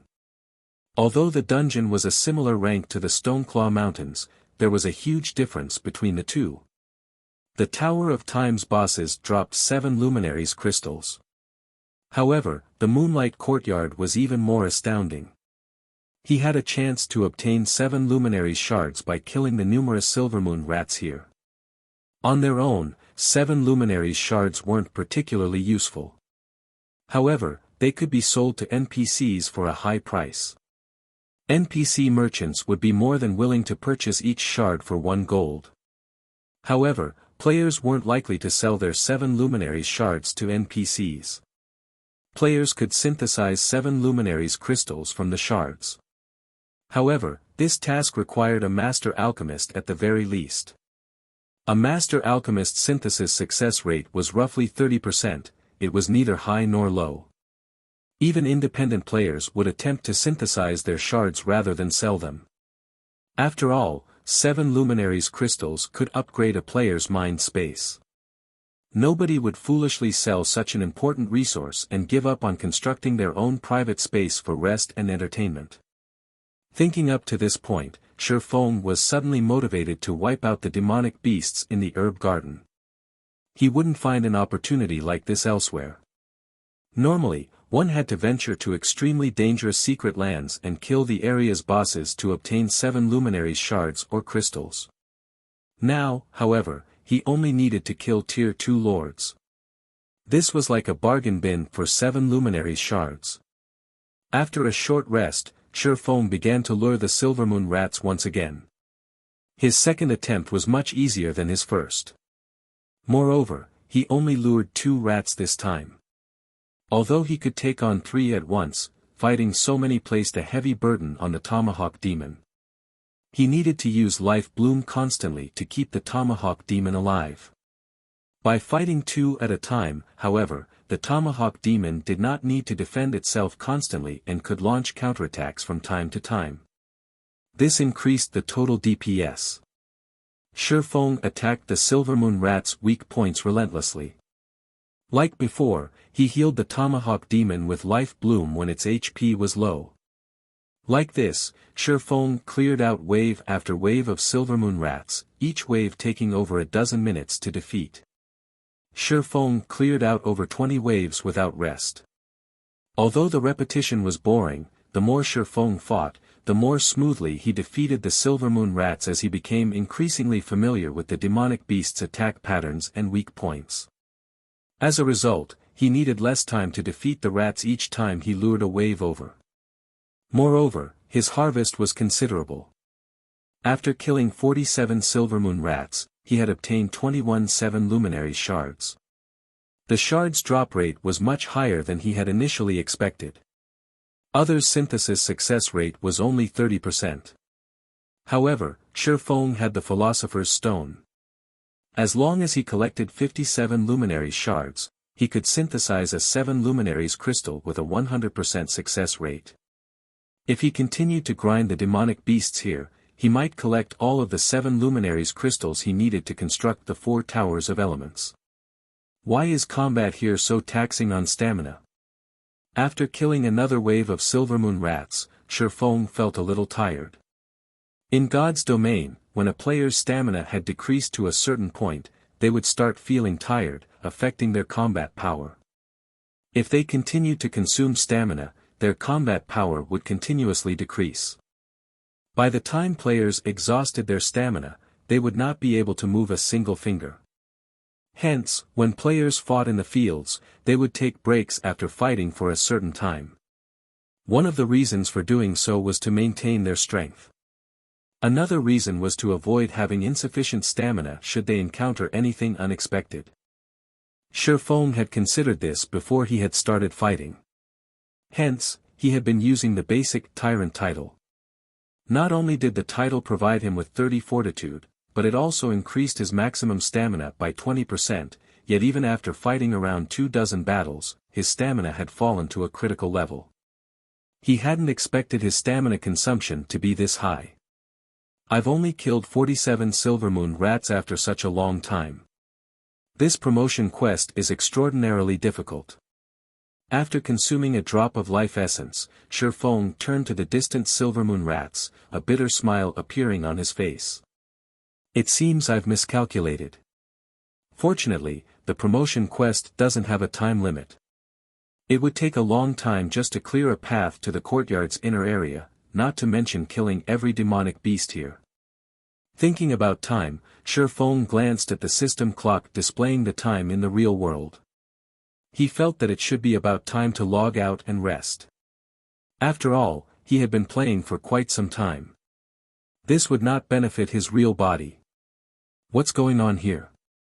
Shifeng couldn't help his surprise when he saw the time. After some quick calculations, it should be around 7:30 in the morning. Yet, the system clock told him that it wasn't even 6 a.m. In the real world. This can't be right. I remember entering this place at roughly 5 in the morning. I've been grinding the rats for 5 hours now, so 2.5 hours should have passed in the real world. Even if my calculations are slightly off, it should still be past 7 o'clock, Shifeng muttered in confusion. Following which, Shifeng looked at the system clock displaying the in-game time. As he thought, he had been grinding for over 5 hours. Could the flow of time here be different from God's domain? Shifeng suddenly thought of a possibility. In fact, this wasn't something new in the game.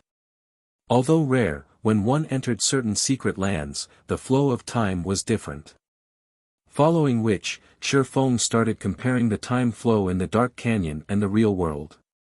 The moment he did, however, he was shocked. Time in the Dark Canyon flowed 10 times faster than in the real world. Shifeng was stunned. After all, he had only ever heard about a 1 to 10 time dilation in the past. He had never experienced it before. The greatest time dilation he had experienced was a 1 to 6 ratio. 1 hour in the real world had been 6 hours in the game. On the continent of God's domain, the time dilation was only double that in the real world. Now, however, he experienced a 1 to 10 time dilation. Shi Feng finally understood why, after coming here, the system prevented access to the communication system and return scrolls. Contacting the outside world while experiencing such a high time dilation would be an impressive feat. This is wonderful. I won't have to worry about spending too much time in here. Shi Feng was ecstatic. However, although he was not in a hurry, he couldn't spend too much time on his promotion quest. After all, the contest on Thunder Island was rapidly approaching. He needed to prepare. He also needed to search for sufficiently powerful mysterious flames to extend the time he had left before he became a puppet. After Shi Feng rested, he grinded the Silver Moon rats once again. With the life essence's stamina recovery, his stamina consumption rate decreased to 1/3 of its original. He could now fight for much longer. While he fought the Silver Moon rats, Shi Feng summoned his second tier 2 demon.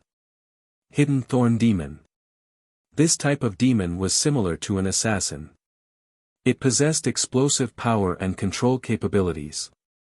This made killing the Silver Moon rats much easier for Shi Feng. Now, he could defeat 2 Silver Moon rats in 8 minutes.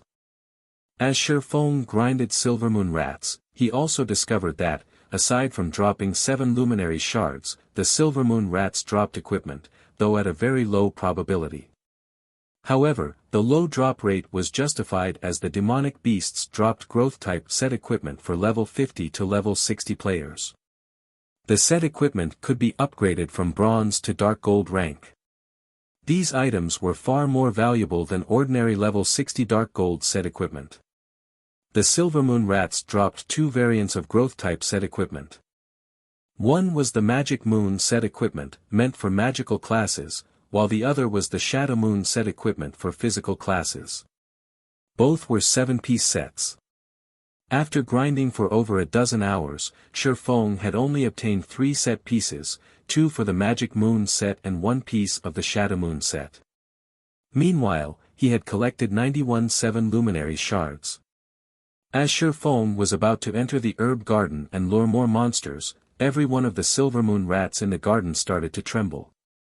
Shortly after these Silver Moon rats started trembling, the mana in the herb garden was pulled to a single point. Immediately, Shi Feng turned to the epicenter of this phenomenon. An evolution? Shi Feng's jaw dropped in astonishment. A Silver Moon rat, significantly larger than its counterparts, stood in the center of this phenomenon. The Silver Moon rat's eyes had turned blood red, and all of its fur stood on end. The Silver Moon rat's body also released a faint red glow, making it extremely eye-catching. Chapter 1283, Bloodline Evolution. The glowing Silver Moon rat screeched in agony. The other Silver Moon rats stared at the evolving rat as if it were a king as they trembled and distanced themselves. They were deeply afraid of angering their king and dying under its claws. In fact, over a dozen rat corpses surrounded the evolving Silver Moon rat. Impossible. It's undergoing a bloodline evolution. Shi Feng had a bad feeling about this. Like players, monsters could reach higher tiers. Only, in the case of monsters, the upgrade was known as evolution. God's domain's field bosses didn't come from nowhere. Instead, when a field boss was killed, the land it had governed would be left without a ruler. In such a situation, the region's monsters would engage in an intense battle, constantly evolving. Only after a new ruler emerged would these monsters cease their fighting. Hence, every time a new boss appeared in a region, the region's monsters would grow more powerful due to their evolutions during the intense competition. The Silver Moon rat before him was similarly evolving. Only, its evolution was somewhat different, known as a bloodline evolution. Many demonic beasts were members of powerful monster bloodlines from ancient times. Hence, when they evolved, they had a chance of triggering their bloodline. If that happened, not only would their tier improve, but their life ratings would also rise. In the past, Shi Feng had encountered demonic beasts that undergone bloodline evolution. A particular demonic beast had evolved from Tier 4 to Tier 5 and successfully triggered its bloodline. As a result, it had evolved into an incomparably powerful Tier 5 archaic species, transforming its governed area into a forbidden land for players. Only after a long time had a super guild managed to kill this Tier 5 archaic species. The Silvermoon Rat was currently a Tier 2 Lord. If it evolved normally, it would only become a Tier 3 Great Lord. If it triggered its bloodline, however, it would become a Tier 3 archaic species. At that point, escape would be impossible, much less victory. Even if Shifeng could run away, with a Tier 3 archaic species guarding the herb garden, he wouldn't be able to get in. I have to give it a try. Shifeng gritted his teeth and retrieved his only Tier 3, large-scale destruction magic scroll and Tier 3 summoning scroll. He activated them immediately. A monster's evolution wasn't instantaneous. They needed time to absorb enough mana. Moreover, the more powerful the evolution, the more time it would take. The Silvermoon Rat's bloodline evolution had just begun. It was the perfect time to strike. Suddenly, a massive, blue magic array appeared above the evolving Silvermoon Rat. This array absorbed a large portion of the mana the Silvermoon Rat had gathered. Snowflakes started to descend from the magic array, and anything they touched froze instantly. In the blink of an eye, a radius of 50 yards had transformed into a winter wonderland. Tier 3 large-scale destruction spell, Frosty Day. Not only could the spell cause a lot of damage, but it could also freeze all targets within the affected area for 10 seconds. Even if the freezing effect were negated, enemies would receive a debuff which reduced their movement speed and attack speed 50% and doubled their stamina consumption rate for 10 minutes. This one move had frozen all of the rats around the evolving Silvermoon Rat. As for the Silvermoon Rats that were outside of Frosty Day's range, due to the Silvermoon Rat that was undergoing its bloodline evolution, they didn't dare approach the area. Instead, they turned tail, and fled for their lives, giving Shifeng an opportunity to attack the evolving Silvermoon Rat. As for the evolving Silvermoon Rat itself, the spell had taken over 1 million of its HP. Although its HP had only decreased slightly, it was severely injured, and as a result, its mana absorption rate had decreased significantly. Roar! The evolving Silvermoon Rat bellowed and glared at Shifeng, killing intent radiating from its eyes. It then charged at Shifeng. Good. Shifeng smiled. Immediately, he activated Windwalk before he turned and fled. It was too risky to fight the rat in the herb garden. Had the Silvermoon Rat continued to absorb mana to evolve even after the initial attack, he would have been helpless. The fact that it had given chase couldn't be a better outcome. However, although the Silvermoon Rat had yet to complete its evolution, its movement speed was still higher than Shifeng's even after he activated the aura of wind and Windwalk. Bloodline evolutions are terrifying. Shifeng was inwardly shocked as he turned to look at the Silvermoon Rat chasing him. Originally, over 70 yards had separated him and the Silvermoon Rat. Now, the distance had shortened to 50 yards. Moreover, as the Silvermoon Rat ran after him, it absorbed mana and continued its evolution. Fortunately, it wasn't evolving as fast as it had been. This was the outcome Shifeng had hoped for. As long as the Silvermoon Rat continued to evolve, the other Silvermoon Rats would not approach it. If the other Silvermoon Rats tagged along, he really would die here. Following which, Shifeng dashed out of the herb garden, only stopping when the Silvermoon Rat caught up to him. After catching up to Shifeng, the Silvermoon Rat slashed its razor-sharp claws at Shifeng's back. Not daring to be careless, Shifeng spun around and used parry, blocking the attack. Ping! The single attack threw Shifeng over 20 yards away. Although Shifeng had been sent flying because he had used the impact to put some distance between him and his adversary, the fact that he had been thrown so far told him that the Shadow Moon Rat now had the strength of a level 62 Great Lord. Shifeng refused to imagine how terrifying the Silvermoon Rat's strength and speed would be once it completed its evolution. This should be far enough. Shifeng glanced at the distant herb garden. He then controlled his Tier 3 summoned creature and 2 Tier 2 demons to attack the Silver Moon Rat. Dragon Breath. Suddenly, a beam of white light shot towards the Silver Moon Rat. Seeing this, the Silver Moon Rat revealed a human-like sneer. It turned sharply, dodging Dragon Breath. Its intellect has improved by so much. Shifeng frowned. Although a bloodline evolution would improve a demonic beast's intellect, he hadn't expected this level of intelligence from the Silver Moon Rat. The Silver Moon Rat's combat standards already rivaled that of an elite player. As the Silver Moon Rat gleefully charged at Shifeng, the 2 Tier 2 demons had circled to its sides, and each launched an attack at its blind spots. Arrogance flashed in the Silver Moon Rat's beady eyes. It then backflipped, dodging the demon's attacks. The outcome didn't particularly surprise Shifeng as he maintained a calm expression. Meanwhile, the Silver Moon Rat, which was still in the midst its backflip, discovered an 8-meter-tall, level 65, Tier 3 Shadow Lion behind it. The Shadow Lion brandished its claws at the rat.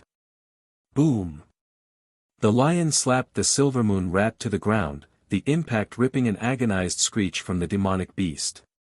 Its HP decreased by over 700,000. This move was none other than the Shadow Lion's Tier 3 skill, Shadow Assault. This move was similar to the combination of the Assassin class's Shadow Steps and Ambush. Moreover, it was an AoE attack, so it was impossible to dodge at a close range.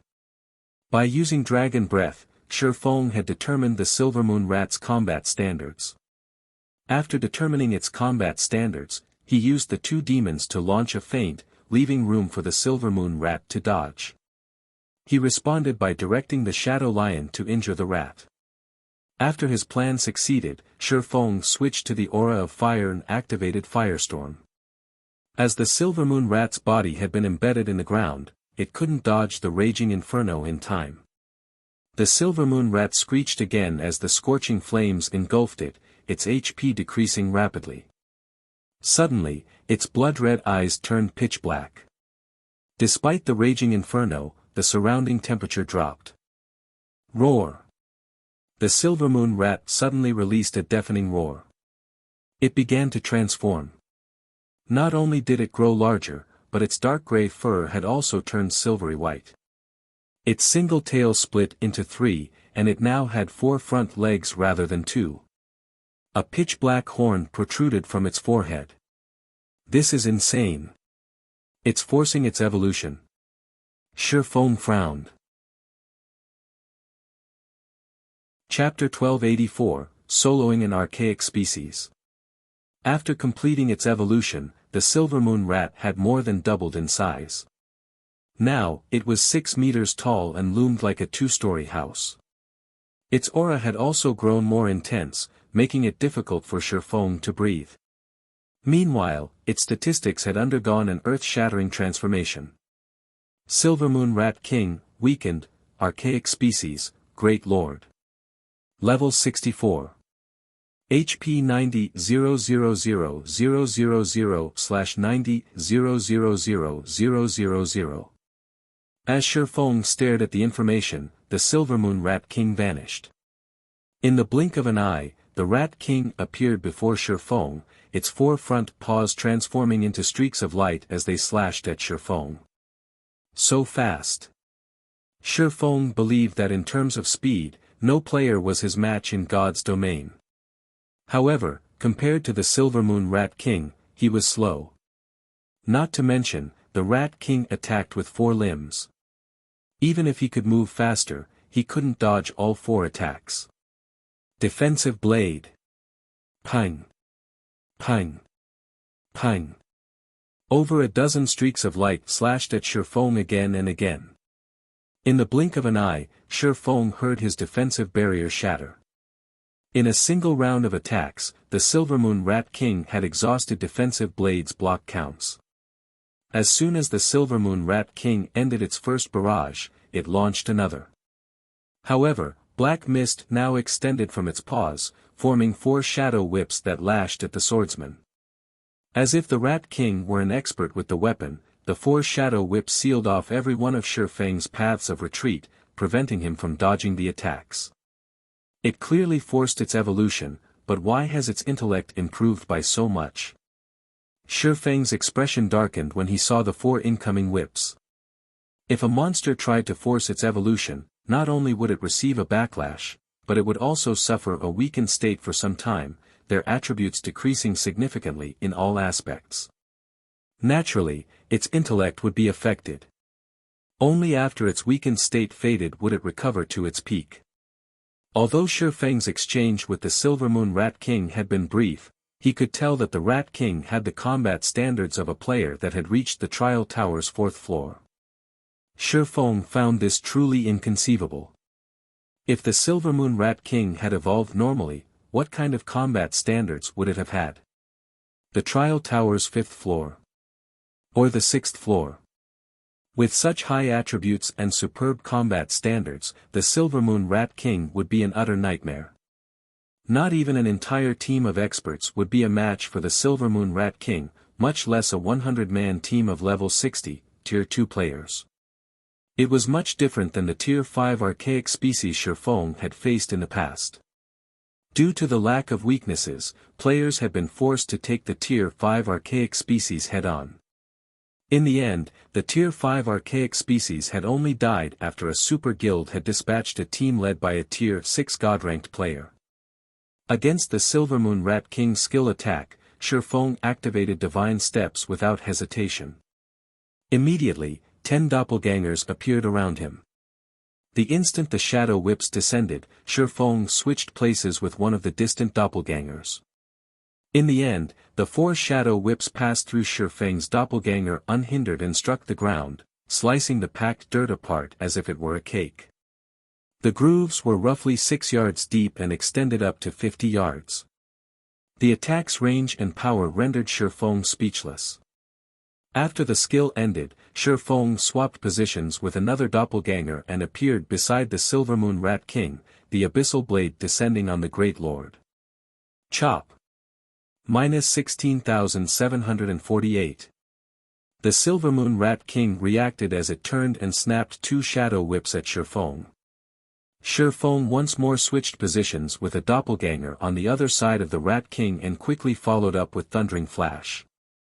4 arcs of blue lightning passed through the Silver Moon Rat King's body, -7,950. -10,748. -29,601. -20,007. Although the Rat King's defense hadn't risen by much, it had 90 million HP, Shi Feng's damage was nothing. Fortunately, while weakened, the Silver Moon Rat King couldn't use its combat recovery. Hence, any lost HP was permanent. By constantly switching positions with his doppelgangers, Shi Feng suppressed the Rat King for a moment. Meanwhile, Shi Feng controlled the Shadow Lion and 2 Tier 2 demons to join the battle. However, the Silver Moon Rat King promptly responded when it noticed the Shadow Lion and demons approach by lashing its 4 shadow whips. It aimed 2 for the Tier 3 Shadow Lion while the other 2 dealt with the Tier 2 demons. The Rat King's attacks were extremely accurate, forcing the Shadow Lion and demons to defend themselves. However, the Shadow Whip's attack speed was quite high. Before Shi Feng could direct his creatures to dodge, the whip struck. The Shadow Lion was knocked back by over 10 yards, 2 damages of over -170,000 appearing above its head. Each of the Tier 2 demons had lost over 300,000 HP and been thrown over 30 yards. What high strength! Shi Feng was surprised. The Silver Moon Rat King's strength could rival a Grand Lord of the same level. Fortunately, he had avoided the Rat King's attacks, using Divine Steps to defend himself. Otherwise, if he had failed to block the 4 shadow whips and were struck, he would have died instantly. Even if he blocked all 4 whips, he would have very little HP remaining. Once Shi Feng understood how powerful the Silver Moon Rat King was, he changed his attack methods. Now, instead of issuing the Shadow Lion vague commands, he chose to control it himself. He directed the 2 demons to attack from the sides. Like the Silvermoon Rat King, the Shadow Lion was a Tier 3 monster. Although the Shadow Lion's strength was no match for the Silvermoon Rat King, its speed should be on par. With Shifeng's control, it would not be difficult to block the Rat King's attacks with the Shadow Lion. After all, the Silvermoon Rat King only had combat standards at the Trial Tower's 4th floor. To ordinary and elite players, this combat standard might be considered very high. To him, however, it was not even passable. Even if he had to split his attention between controlling his body and the Shadow Lion, he could exhibit combat standards at the half-step refinement realm with the Shadow Lion. Once the Shadow Lion was under Shifeng's complete control, it easily dodged 3 of the Silvermoon Rat King's shadow whips. The Shadow Lion countered the last whip with a swipe of its claws, negating the attack. It then used its other paw to cast the Tier 2 skill, Shadow Claw, raking 4 bloody slashes across the Silvermoon Rat King's face. The impact slammed the Rat King's head into the ground. -438,749. The Shadow Lion's attack dazed the Silvermoon Rat King. The rat stared at the lion in confusion. It had sent the stupid lion flying earlier, yet now the beast had dodged its attacks and slashed its face. The Silvermoon Rat King pushed Shifeng to the back of its mind and focused its attention on the monstrous cat, lashing one whip after another at the Shadow Lion. Against this furious assault, Shifeng directed the lion to defend itself. Although the Shadow Lion couldn't damage the Rat King, Shifeng and his 2 demons could attack the Great Lord from its blind spots, taking tens of thousands of the Rat King's HP every now and then. For a time, they fought a battle of attrition. The Silvermoon Rat King's HP decreased slowly. Only after a long time did its HP fall by 1%. As for the Shadow Lion, it lost HP at roughly the same rate. Thank goodness for its weakened state. After getting a general grasp of the situation, Shifeng breathed a sigh of relief. If the battle continued like this, he could kill the Silvermoon Rat King before the Shadow Lion's duration ran out. If the Silvermoon Rat King weren't in a weakened state, however, he wouldn't be able to kill it, even if he had days, due to its battle recovery. In fact, the reason that most experts in God's domain couldn't solo powerful bosses wasn't due to weak combat standards. Rather, they couldn't deal enough damage to overcome the boss's battle recovery. Without battle recovery, the Silvermoon Rat King's HP steadily decreased. 95%. 90%. 80%. After fighting for nearly an hour, the Silvermoon Rat King's HP finally fell to 10%. Fortunately, the Shadow Lion still had 60% of its HP. Throughout the battle, whenever the Shadow Lion's HP fell to a critical level, Shifeng had cast Life Bloom on it. As a result, the Silvermoon Rat King watched helplessly as the Shadow Lion recovered to full HP. Roar! The Silvermoon Rat King finally went berserk. Black magic arrays suddenly appeared before its 4 paws, rampantly gathering the surrounding mana. The Rat King then slammed its paws on the ground, and streaks of black light shot from the ground in a 100-yard radius. When the Tier 2 Tomahawk Demon accidentally stumbled into one of the streaks of light, it instantly lost over 600,000 HP. As the seconds ticked by, more streaks of light broke through the dirt. As this attack continued, even Shifeng had no choice but to use Defensive Blade and Absolute Defense to defend himself. By the time these streaks of black light finally stopped, the 2 Tier 2 demons had less than 30% of their HP remaining. As for the Shadow Lion, it only had 40% HP remaining. As expected, an archaic species won't go down so easily after all. Even in a weakened state, this skill is more than enough to annihilate an expert team multiple times. Shifeng was greatly shocked as he stared at the exhausted Silvermoon Rat King. If the Rat King were at its peak, only death would await him. There was no other outcome. After all, despite the Rat King's current weakened state, Shifeng hadn't found a single weakness. If he wanted to defeat it, he had to face it head-on. If the Rat King were at its peak, he wouldn't have any hope of victory without several Tier 3 tanks or summoning scrolls and an intermediate magic array to suppress the demonic beast. The Silvermoon Rat King was exhausted after using such a powerful skill. It couldn't even move a muscle. Seeing this, Shifeng activated Heavenly Dragon's power, Phantom Kill, and 9 Dragon Slash and started a merciless assault. If he waited for the Silvermoon Rat King to recover and use that powerful AoE skill again, he would die. 9%. 7%. 5%. 1%. When the Silvermoon Rat King only had around 100,000 HP remaining, Shifeng activated Divine Providence and Flame Burst. In the blink of an eye, the Silvermoon Rat King's HP hit rock bottom, its body collapsing to the ground. Success, finally. Shifeng fell flat on his back in exhaustion, taking one deep breath after another. He had focused on controlling the Shadow Lion while assisting the battle from the side. The fight had been both mentally and physically exhausting. Had the battle gone on any longer, Shifeng might have collapsed before killing the Silvermoon Rat King. Suddenly, Shifeng realized that his previously stagnant experience bar, which hadn't moved when he killed the other Shadow Moon Rats, was rising. Moreover, it rose at a rate visible to the naked eye. 10%. 20%. 30%. Only after reaching 69% of level 50 did his experience bar finally stop. Meanwhile, upon its death, the Silvermoon Rat King had dropped a mound of shiny items. Chapter 1285, Upgrading the Demonic Tiger. The Silvermoon Rat King's loot was astounding. It had even dropped 16 7 luminary shards. It had also dropped 5 pieces of equipment. The Magic Moon robes, the most important part of the Magic Moon set equipment, lay among them. There were also 2 pieces of the Shadow Moon set equipment, the chest piece and bracers. If he could complete the 7-piece sets, they would be the best set equipment available in God's domain right now.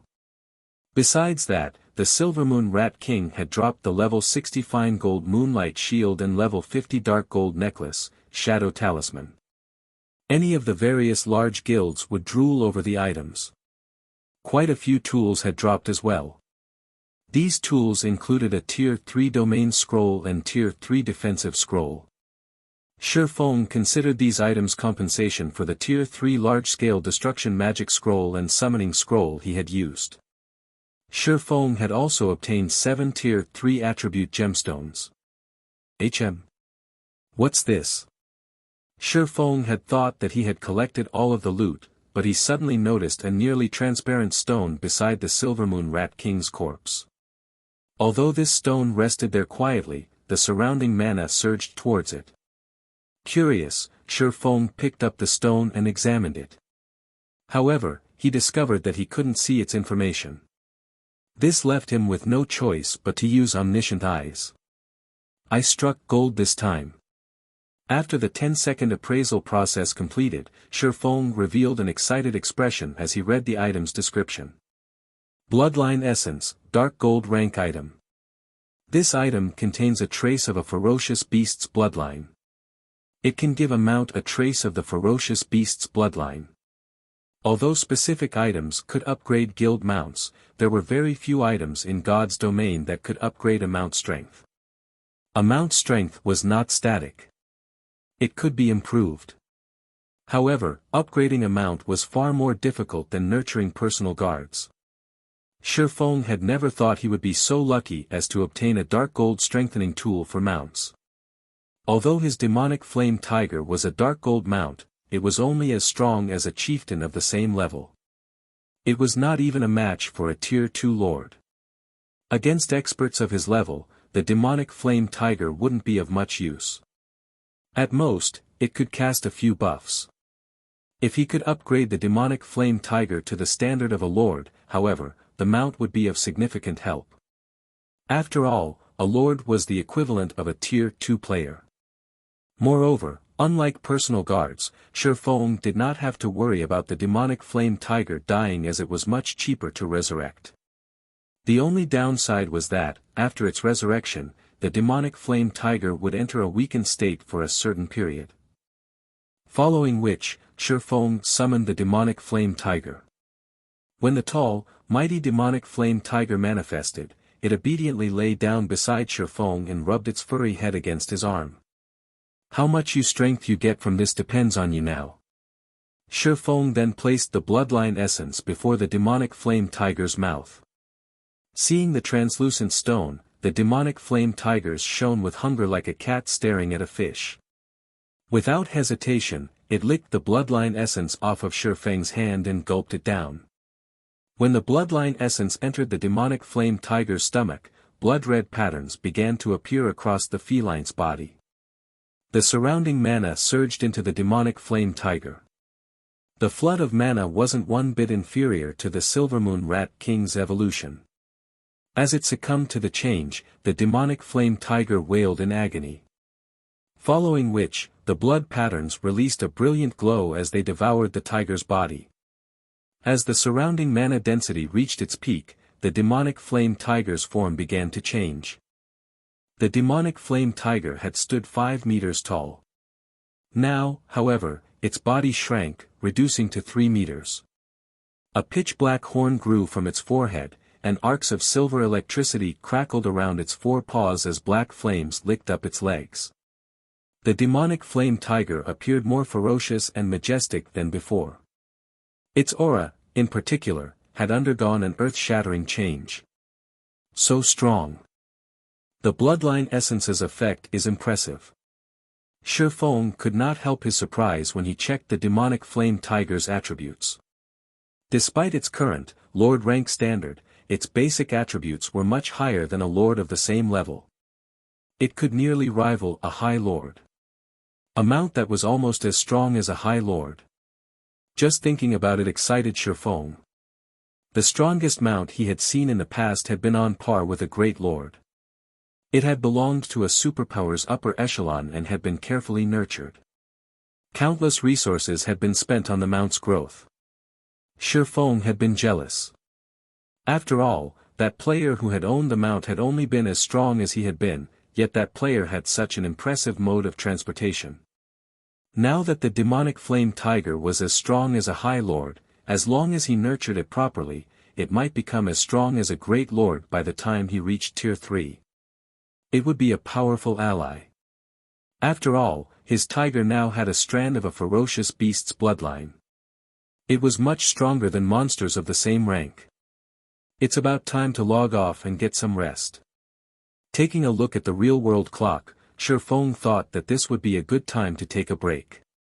Following which, Shifeng called up the system interface and logged out. As soon as Shifeng exited God's domain, a series of notifications bombarded his virtual gaming cabin. Why are there so many messages? Shifeng was slightly surprised. As his virtual gaming cabin had an anti-disturb mode, the system would temporarily block any messages from the real world. Only after he logged out of God's domain and woke from his slumber would the messages reach him. He had only been in God's domain for 3 days, yet he had over a dozen messages waiting for him. Some were from his assistant, Liang Jing, and some were from Big Dipper Group's chairman, Xiao Yu. He had also received an invitation from the White Tiger Dojo. Shifeng glanced through one message after another. He quickly discovered that these messages focused on a single matter, the friendly competition that the White Tiger Dojo intended to host tomorrow. Xiao Yu's messages inquired about the participants' conditions, while Liang Jing's messages talked about the White Tiger Dojo's friendly competition. The White Tiger Dojo has splurged on the event. Shifeng was slightly astonished as he read the competition's announcement.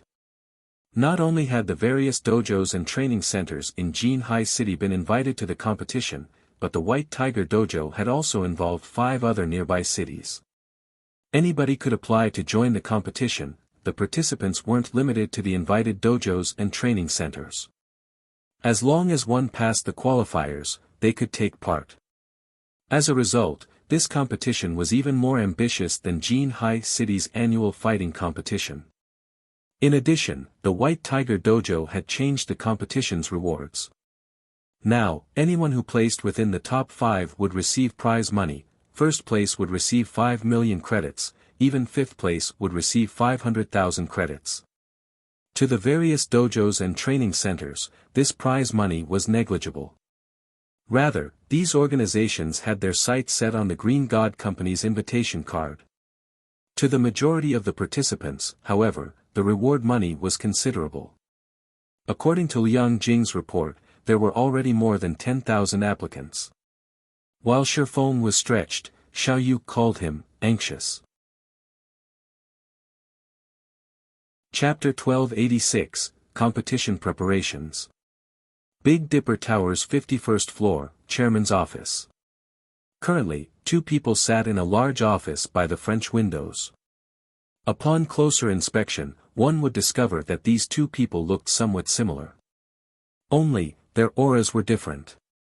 One radiated the energy that was unique to a martial artist, while the other's aura spoke of a high societal position. These 2 were none other than the Big Dipper Group's Xiao brothers. Big brother, I've looked it up already. To attract enough attention, the White Tiger Dojo has dispatched 3 experts from its main branch to participate in the competition. Are you sure we won't have any issues? Xiao Yan asked worriedly. The White Tiger Dojo was a titan in the fighting industry. The main branch's talents were all rising stars. Take Gan Xingtang, who had defeated Chen Wu, for example. Despite being one of the White Tiger Dojo's advanced disciples, he didn't even qualify for the main branch's nurturing. It was clear how impressive the main branch's experts were. Moreover, the competition had an age restriction that barred those over 20, cutting out organizations such as the Big Dipper Dojo. He wouldn't have been worried if the age restriction had been set to 25. After all, Shifeng would be able to participate if that were the case. Moreover, they had Fire Dance, who had defeated Gan Xingtang in a single move. With those 2, the Big Dipper Dojo could easily secure first place, yet neither could participate this time. Xiao Yan was very familiar with the Big Dipper Dojo's members. Only a few among them could be professional fighters. Moreover, even if they participated in the city's annual fighting competition, they wouldn't rank within the top 100. How could these members possibly contend with the White Tiger Dojo's elites? To put it crudely, even in a 3-on-1 fight, their opponent would win in 3 moves or less. If they signed their members up for the competition, it wouldn't be a matter of winning or losing. It would be a matter of how badly they were humiliated. If they embarrassed themselves during such a grand event, it would impact the Big Dipper Dojo's future. Shifeng's people have assured me that everything is in order. I've tried to ask the person himself, but he is still in the game, and it wouldn't be wise to interrupt him. After all, he has already guaranteed success, Xiao Yu responded with a concerned expression. Big Dipper's future was at stake. He had tried to ask Liang Jing, but she had no information on these matters. Big brother, I think we should try to get an answer from him. The competition is tomorrow. If we can't win, I'd rather be absent than humiliate ourselves. If that happens, we won't have any chance against the White Tiger Dojo, Xiao Yan said. All right. Once Shifeng leaves the game, I'll ask him. Xiao Yu agreed with his brother's logic. The White Tiger Dojo was obviously serious about branching out to Jinhai City and the several neighboring cities. Otherwise, it wouldn't have dispatched its elites to take part in the competition. After all, the qualifiers for national fighting competition would begin soon. Its elites should be either resting or preparing for that event. Taking part in this sudden competition would affect them. As Xiao Yu and Xiao Yan chatted, Xiao Yu noticed that the Do Not Disturb mode on Shifeng's communication system had been removed. Immediately, he called the man. Chairman Xiao, what's with the early call? Has something urgent come up? Shifeng asked curiously when he saw Xiao Yu's nervous expression on his quantum watch's display. The White Tiger Dojo's friendly competition is tomorrow. May I inquire about Instructor Shi's preparations? If you need any help, just say the word. We will do our best to assist you, Xiao Yu said. Currently, his gaze was fixed on Shifeng, hoping to determine the young man's confidence of winning the competition by his expression and tone. He had been a part of the business world for some time, so he could easily read the truth and lies on a person's face. If Shifeng didn't have the confidence, Xiao Yu would give up on the competition. After all, the dojo's honor was at stake. If others learned that the White Tiger Dojo's disciples defeated theirs in a single move, the Big Dipper Dojo would go of business. After giving the matter some thought, Shifeng replied, "Thank you for your concern, Chairman Xiao. Since you've offered, I could use your help with something." The answer disappointed Xiao Yu. However, after considering the matter, he found it to be reasonable. After all, just how long had the Big Dipper Dojo been in operation? Even if they invested a ton of resources in their members, they wouldn't see the results for a long time. How could a few days of training possibly transform their members? Can you think of a way to obtain a few more bottles of S-rank nutrient fluid? I'm willing to purchase them for a high price, Shifeng asked, somewhat embarrassed. He had already troubled Xiao Yu for 10 bottles. However, he had given all 10 to Shadow Sword and Turtle Dove. He had nothing left for Fire Dance, Cola, Yi Wumian, Flying Shadow, or the other core members. The guild's main force members were nearly ready to challenge their Tier 2 promotion. However, challenging their Hell Mode promotion quests would be very difficult unless they improved their combat standards. If he could get his hands on more S-rank nutrient fluids, he could help the others grow stronger. Xiao Yu was speechless. Obtaining the previous 10 bottles had taken a lot of effort, yet Shifeng wanted more. Shifeng was practically treating the S-rank nutrient fluid as if it were water. "Instructor Shi, I've already used my connections to obtain the previous bottles. I cannot get any more." "I see." After giving the matter some thought, Shifeng understood. If that were the case, he had no choice but to look for other methods to help his companions grow stronger. "Then, Chairman Xiao, I still have matters I need to deal with. I'll speak with you later." Wait, although Xiao Yu still had something to say, Shifeng had already disconnected the call. "Big brother, how was it?" Xiao Yan asked. "I don't know," Xiao Yu said, smiling bitterly. "Shifeng is quite mysterious. If not for him being Ruashi's classmate, I might even suspect him to be an old man that has lived through countless trials and tribulations. Despite his hundreds of weak points, I can't seem to find a way to strike." "What? Even you couldn't see through him?" Xiao Yan asked in shock. Xiao Yu had experienced countless battles in the business world while developing the Big Dipper Group. Many knew him to be a sly old fox. His ability to see through a facade was top class, yet he couldn't see through Shifeng. How could this not be shocking? "Forget it. We'll participate in the competition tomorrow. If we don't, the White Tiger Dojo will have an excuse to slander our names. We just need to avoid losing too badly. In any case, we can redeem ourselves during the city's annual competition," Xiao Yu said after giving the matter some thought. "The city competition?" Xiao Yan nodded in agreement. There was no doubt that the White Tiger Dojo would win in the friendly competition. However, it was a different story for the city's annual competition, as they would have the assistance of a great expert like Shifeng. Meanwhile, back in the Greenwater Villa, Shifeng's basic training, he logged back into God's domain. It would take a lot of effort to clear the Silvermoon rats from the herb garden. The sooner he completed this task, the better. He couldn't predict when the other Silvermoon rats would evolve. Compared to his prior grind, Shifeng had an easier time killing the demonic beasts with the help of the Lord-ranked demonic flame tiger.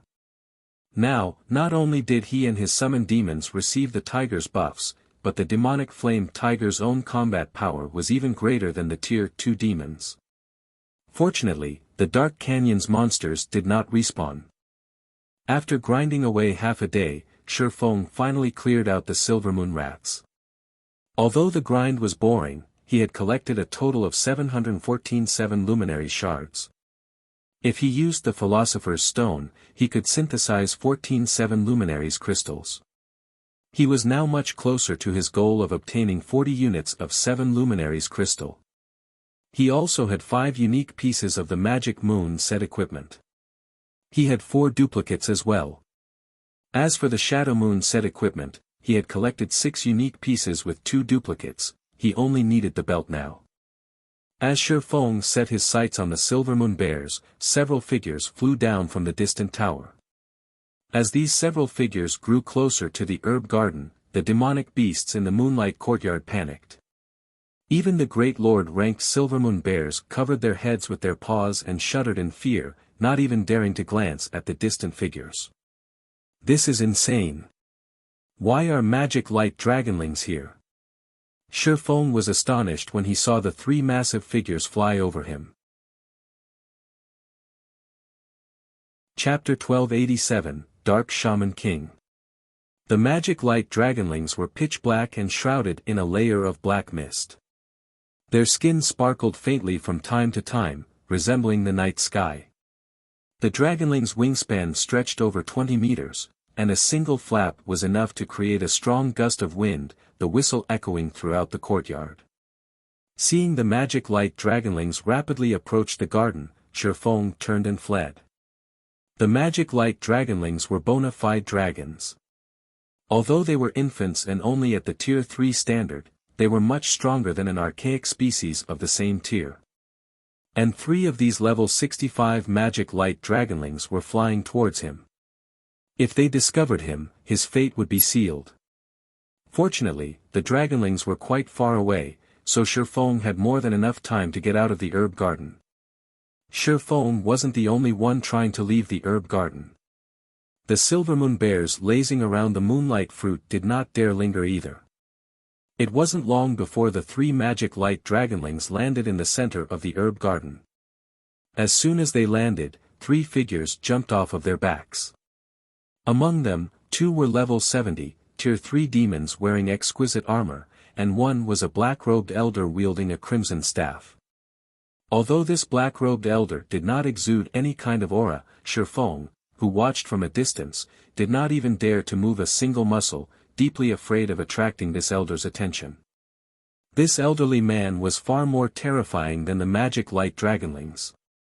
Shi Feng had heard this man's name before.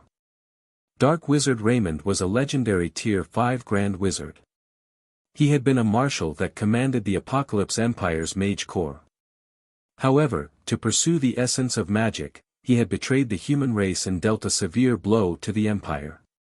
Now, he was a wanted man in God's domain. In Shi Feng's previous life, Raymond had been the final boss of the Dark Shaman King expansion pack.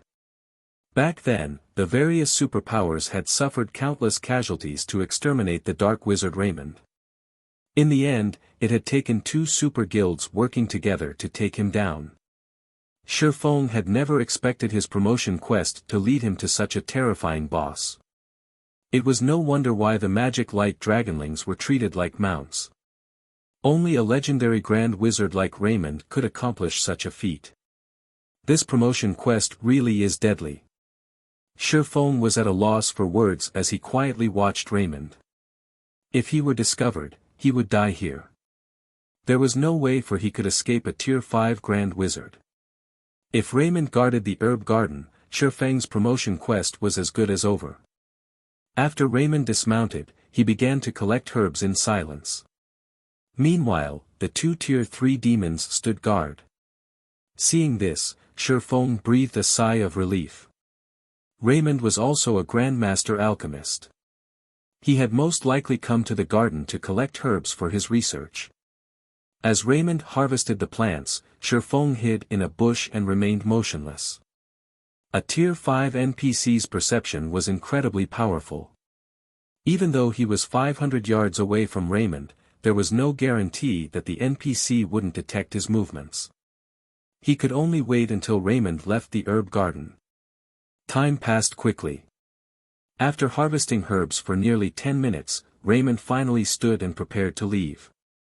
Suddenly, however, Raymond retrieved a fist-sized, 7-colored rock from his bag and started chanting an incantation. What? The 7 luminaries source stone is in Raymond's hands. When Shifeng saw the 7-colored rock, he suddenly felt as the system had conned him. His quest was to seal a demon king. Normally, this would be impossible for him at this stage of the game. Hence, the system had given him a hint to use the 7 luminaries source stone to suppress the demon king before sealing it.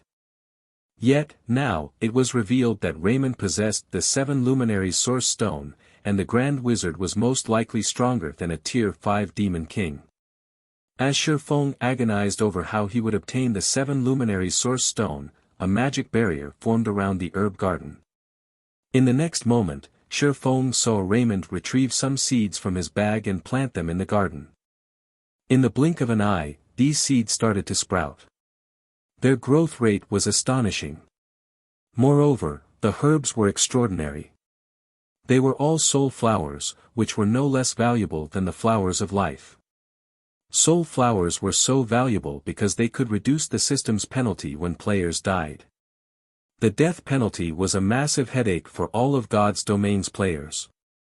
If they died in the fields, they would lose 1 level.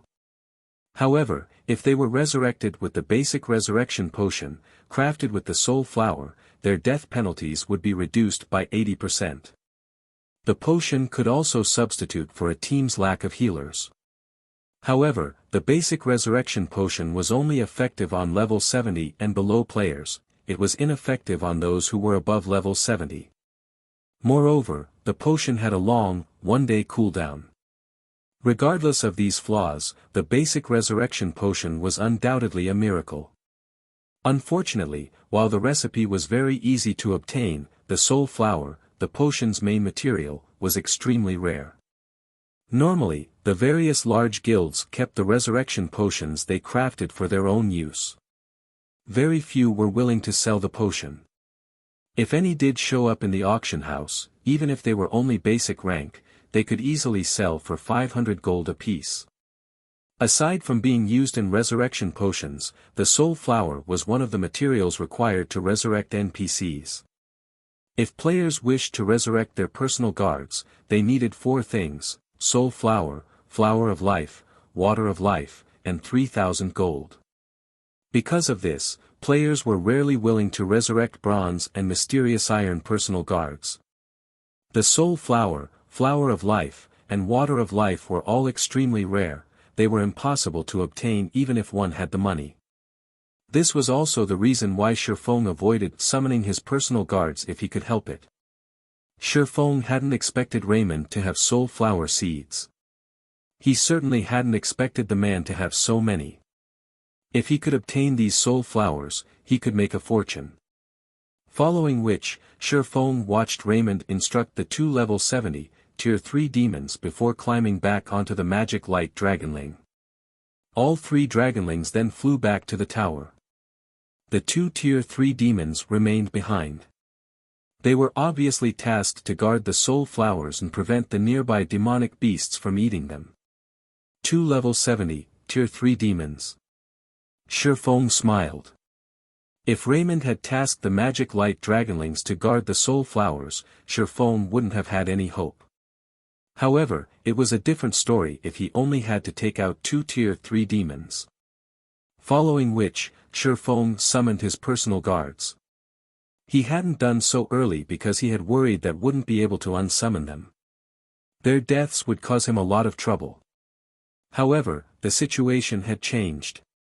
Even if they couldn't be unsummoned and died here, obtaining the soul flowers and flowers of life would be a profitable trade.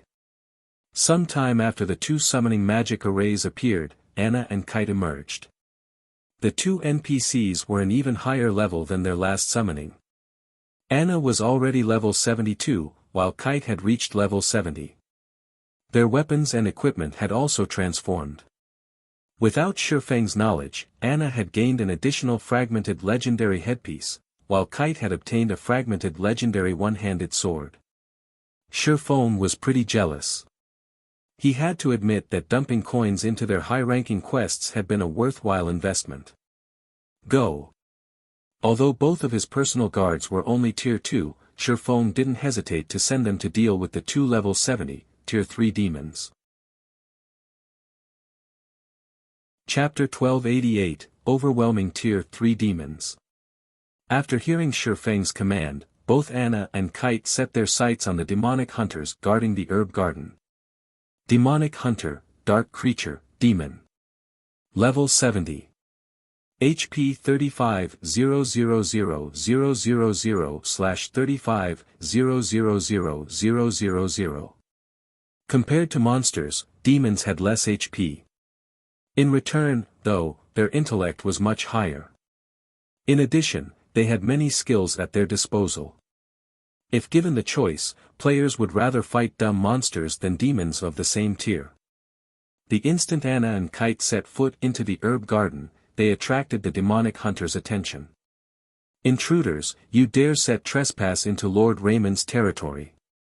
You shall pay with your lives, the two demonic hunters bellowed as they promptly retrieved the great swords from their backs.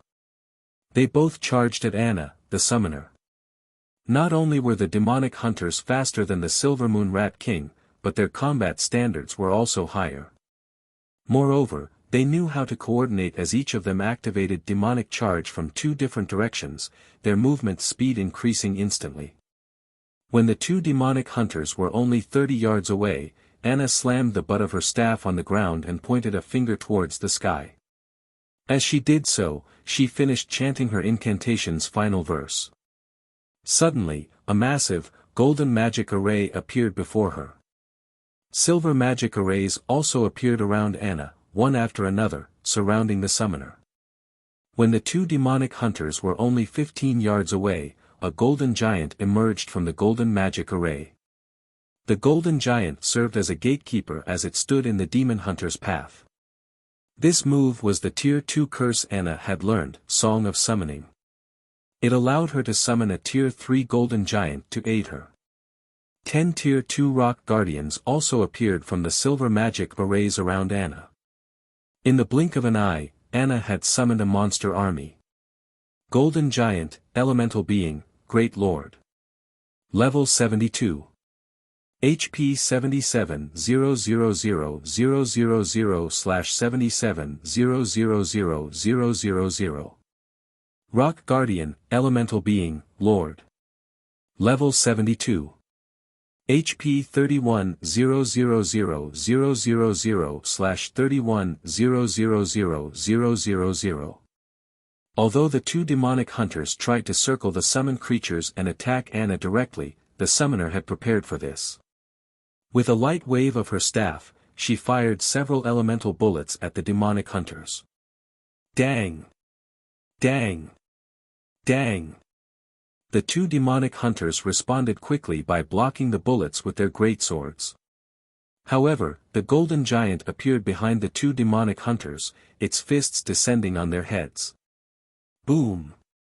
-415,797. -420,187. The impact blasted a large hole in the ground. At this point, Anna had finished writing another set of runes. She then flicked her finger at these runes. Immediately, these runes embedded themselves into the 10 rock guardians' bodies, who had already surrounded the two demonic hunters. As these runes merged with the rock guardians, a golden magic array formed around the two demonic hunters. Although the demonic hunters attacked the barrier, it remained intact as the rock guardians split the damage equally. Moreover, this magic array granted the rock guardians a 10% increase to their basic attributes and reduced the demonic hunters' basic attributes by 15%. With this, it became even more difficult for the demonic hunters to kill the rock guardians and break free from the magic barrier. So strong. Shifeng was quite impressed. Although he had long since known that an epic personal guard had extraordinary potential, he never imagined that Anna would grow to the point of being capable of suppressing two Tier 3 demons all by herself. If a player of the same tier fought Anna, she would overwhelm them until their death. Not to mention, Anna still had her epic ranked legacy skill, Angel Summoning. Whether in a one-on-one fight or a group fight, Anna had no weaknesses. Suddenly, the sword master Kite charged into the magic array and slashed his fragmented legendary sword at one of the demonic hunters. The targeted demonic hunter responded quickly, slashing its great sword horizontally and easily deflecting this attack. However, the instant the demonic hunter blocked the attack, it was forced to retreat by half a step. Immediately after, over a dozen wind blades struck the demonic hunter from multiple directions. -44,671. -44,598. -45,102. In the blink of an eye, the demonic hunter lost over 500,000 HP. Kite was clearly superior in both strength and speed. After watching his personal guard's performance for a short moment, Shifeng joined the battle. Although both Kite and Anna could overwhelm the Tier 3 demons, the demons were different from the Silvermoon Rat King. Both had battle recovery, which allowed them to recover 350,000 HP every 5 seconds. It would take quite some time to kill them. After Shifeng, the demonic flame tiger, and the two Tier 2 demons joined the battle, their overall damage skyrocketed. When any of his allies began to run low on HP, Shifeng switched to the aura of water and cast Life Bloom. In less than half an hour, both level 70, Tier 3 demons fell. Once they died, Shifeng's experience bar had risen to 82% of level 50. Sure enough, only great lords grant EXP here.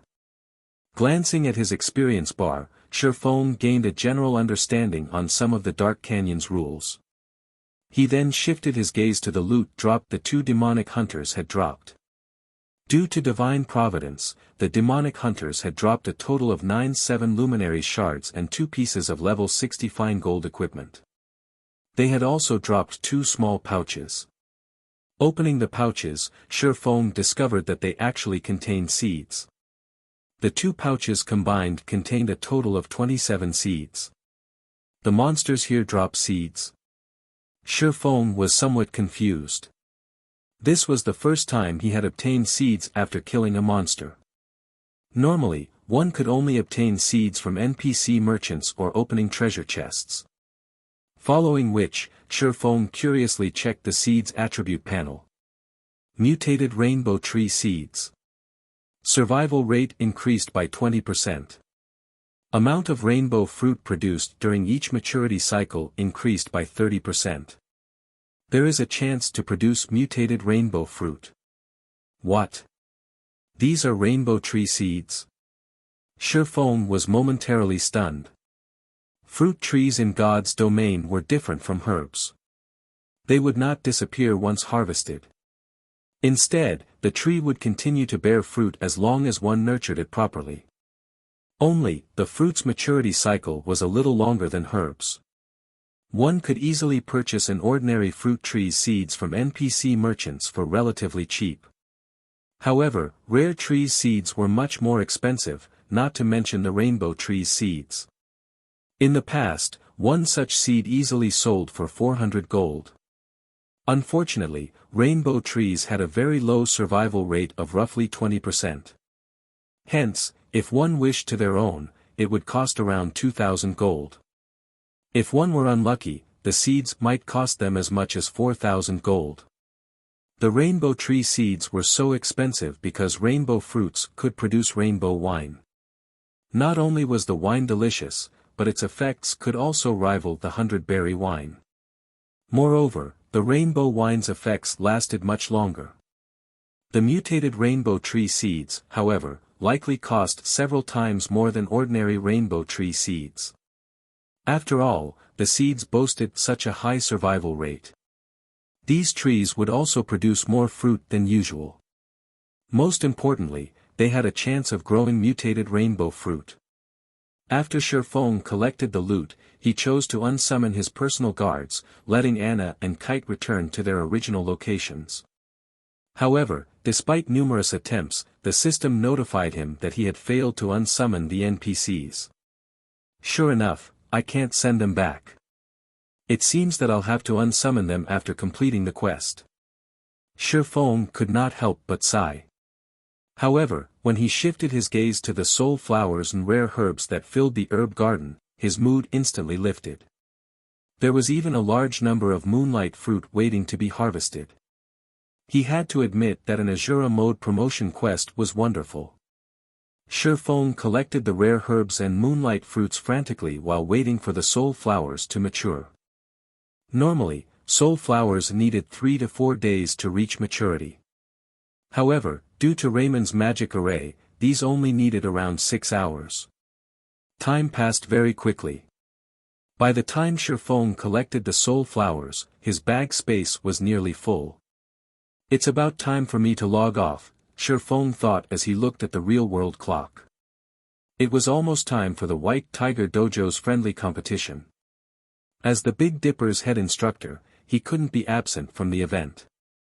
He then chose to log out and disappeared from the herb garden. Rainbow fruit. Rainbow fruit in Chapter 1005 changed to 7-colored fruit. Chapter 1289, Difference caused due to time. Jinhai City, City Center Sports Arena. The sun shone brightly in the midday sky. At this moment, however, the glaring, scorching sun couldn't stop the enthusiasm of the crowd gathered in front of the sports arena. A sea of people waited outside the arena, which could accommodate 50,000 people. The White River Dojo had been advertising the friendly competition for some time. Advertisements decorated the city streets. Including Jinhai City, a total of 6 cities planned to participate. It was the grandest competition so far this year. In an era where everyone valued physical fitness, nothing was more popular than a fighting competition. Today was also a Saturday, and everyone had the free time to watch the competition. After all, this competition involved fighting experts from 6 cities. It could be considered a contest between these cities. Many had come to support their own local fighters. In order to spread the news thoroughly, the White Tiger Dojo had specifically invited many of these cities' important fighters to spectate. Seeing luxury hover cars arrive before the VIP entrance, one after another, the people lined up in front of the normal entrance gasped. Every individual that alighted from these vehicles were even more extraordinary. Look! Isn't that Elder Su? He's attending this event as well. Ha! Isn't that Master Chen Wu? While the crowd watched in rapture, influential people entered the arena. Shifeng had also just arrived at the sports arena by car. As he had been occupied with gathering herbs, Xiao Yu and the others, finding it inappropriate to disturb him, had decided to head to the venue first. Hence, Shifeng had arrived alone. As soon as Shifeng emerged from the car, he was surprised. However, his surprise wasn't due to the number of spectators. Rather, he was surprised to see so many contestants. A line of people had queued up at the contestant entrance. There were at least 300 people in line at the moment. It was already enough to rival a provincial-level fighting competition. As Shifeng waited for Liang Jing to retrieve him, he noticed quite a few familiar faces in front of spectator entrance number 5. They were none other than Zhou Yuhu and his previous classmates. Brother Hu, you really are impressive. You even got your hands on entrance tickets. When I showed off my ticket, my classmates were so jealous. A robust youth with a long nose and beady eyes praised Zhou Yuhu. That's nothing to Brother Hu. Brother Hu is famous at our school. Not only did he pass the professional fighter's test and officially become a reserve professional fighter, but he is also one of the few Shadow Guild experts in our school. It is a piece of cake for him to get a few tickets to this competition, a youth wearing a t-shirt proudly proclaimed. Amazing! Brother Hu has become a reserve professional fighter. In that case, won't he become an actual professional fighter in 1 or 2 years? At this moment, several tall, beautiful female students gazed at Qin Shuyu, who stood beside Zhou Yuhu, in envy and admiration. Senior Shuyu, you really are blessed. You actually nabbed Brother Hu for yourself. It was extremely difficult to become a professional fighter.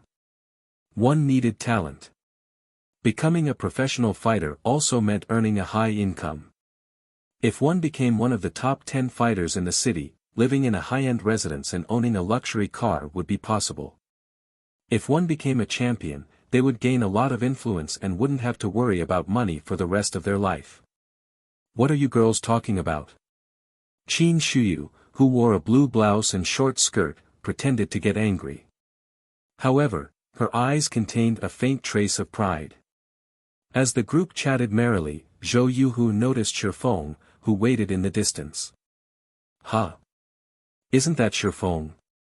Hearing Zhou Yuhu's words, everyone turned to look. These people more or less knew about the history between Shifeng and Zhou Yuhu. Shifeng had defeated Zhou Yuhu in a single move, instantly becoming famous in the university. However, it had been quite some time since they had seen Shifeng as, shortly after his fight with Zhou Yuhu, he had vanished. Shifeng wore a dark blue tracksuit. Compared to several months ago, he had built up quite a bit of muscle. He gave off an indescribable sense of familiarity. Why is he here? Qin Shuyu watched Shifeng in confusion. After the fellowship party, Shifeng had cut off all connections with his classmates. After graduating from university, she had heard that Shifeng had joined a considerably powerful gaming workshop and was doing fairly well. I suppose he's here to watch the competition. Watch the competition? I doubt that. If that was the case, he should be in line for one of the spectator entrances rather than relaxing on a bench. He graduated already, yet he's still going around wearing a tracksuit.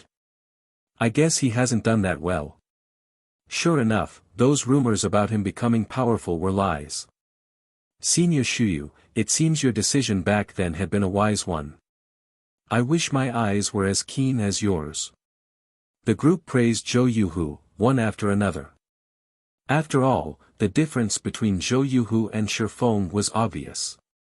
One was a nobody, working for some gaming workshop, while the other was an upper echelon in the well-known Shadow Workshop. Moreover, not only was Zhou Yuhu the envy of white-collar workers, but he was also a reserve professional fighter. As long as he could pass the city's qualifiers within 3 years, he would officially become a professional fighter. Every dojo and training center in the city would offer high pay to recruit him. Senior Shuyu, why don't we invite him to join us? We have an extra ticket. Letting it go to waste would be a pity. That's right. There are people willing to buy back row tickets for 1,500 credits. It would be a loss to hold on to it. In any case, he must want one. We can sell it to him for 1,200 credits. Consider it doing him a favor. Zhou Yuhu and Qin Shuyu agreed with the suggestion. Obtaining these tickets hadn't been cheap. Even back row tickets cost 500 credits through official channels. Originally, they had bought just enough tickets, but one of their party wasn't able to attend due to some urgent matter. If they did nothing with the ticket, they would have thrown away 500 credits. By selling it to Shifeng, they could earn a quick buck and ridicule their old classmate. Alright, then. In any case, holding on to it would be a waste. Since we are old classmates, and we haven't seen him for some time, we can use this opportunity to catch up. Qin Shuyu nodded. However, after taking a few steps forward, Qin Shuyu noticed a gorgeous beauty with 4 black-clad bodyguards in tow approach Shifeng gracefully. This woman, wearing an exquisite business suit, even made Qin Shuyu feel ugly. She was none other than Liang Jing. Head instructor, sure, you finally decided to show up. Let's hurry inside. Chairman Xiao and the others are already waiting anxiously for you. Had you been any later, they would have fetched your gaming cabin with you inside, Liang Jing grumbled when she saw Shifeng's leisurely behavior. Aren't I here now? Shifeng chuckled. Let's go. Hearing Shifeng's words, Liang Jing led him through the VIP entrance. Although the several security guards at the entrance wanted to verify their identities, when they saw Liang Jing produce a gold-plated VIP invitation card, they halted their steps and stood aside respectfully. Crap, who are those people? They have a gold invitation card. I thought the White Tiger Dojo had only given out 20 of those. As Shi Feng and Liang Jing entered the building, the security guard stated after them in surprise.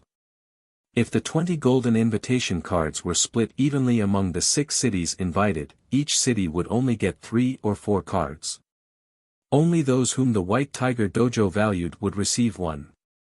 Meanwhile, Zhou Yuhu and the others, who waited in front of the spectators' entrance, were dumbfounded, their eyes nearly falling out of their sockets. Chapter 1290, Display of Strength. How is this possible? Doesn't he work for a gaming workshop? Qin Shuyu stared at Shi Feng incredulously as the latter entered the VIP entrance. She couldn't believe her eyes.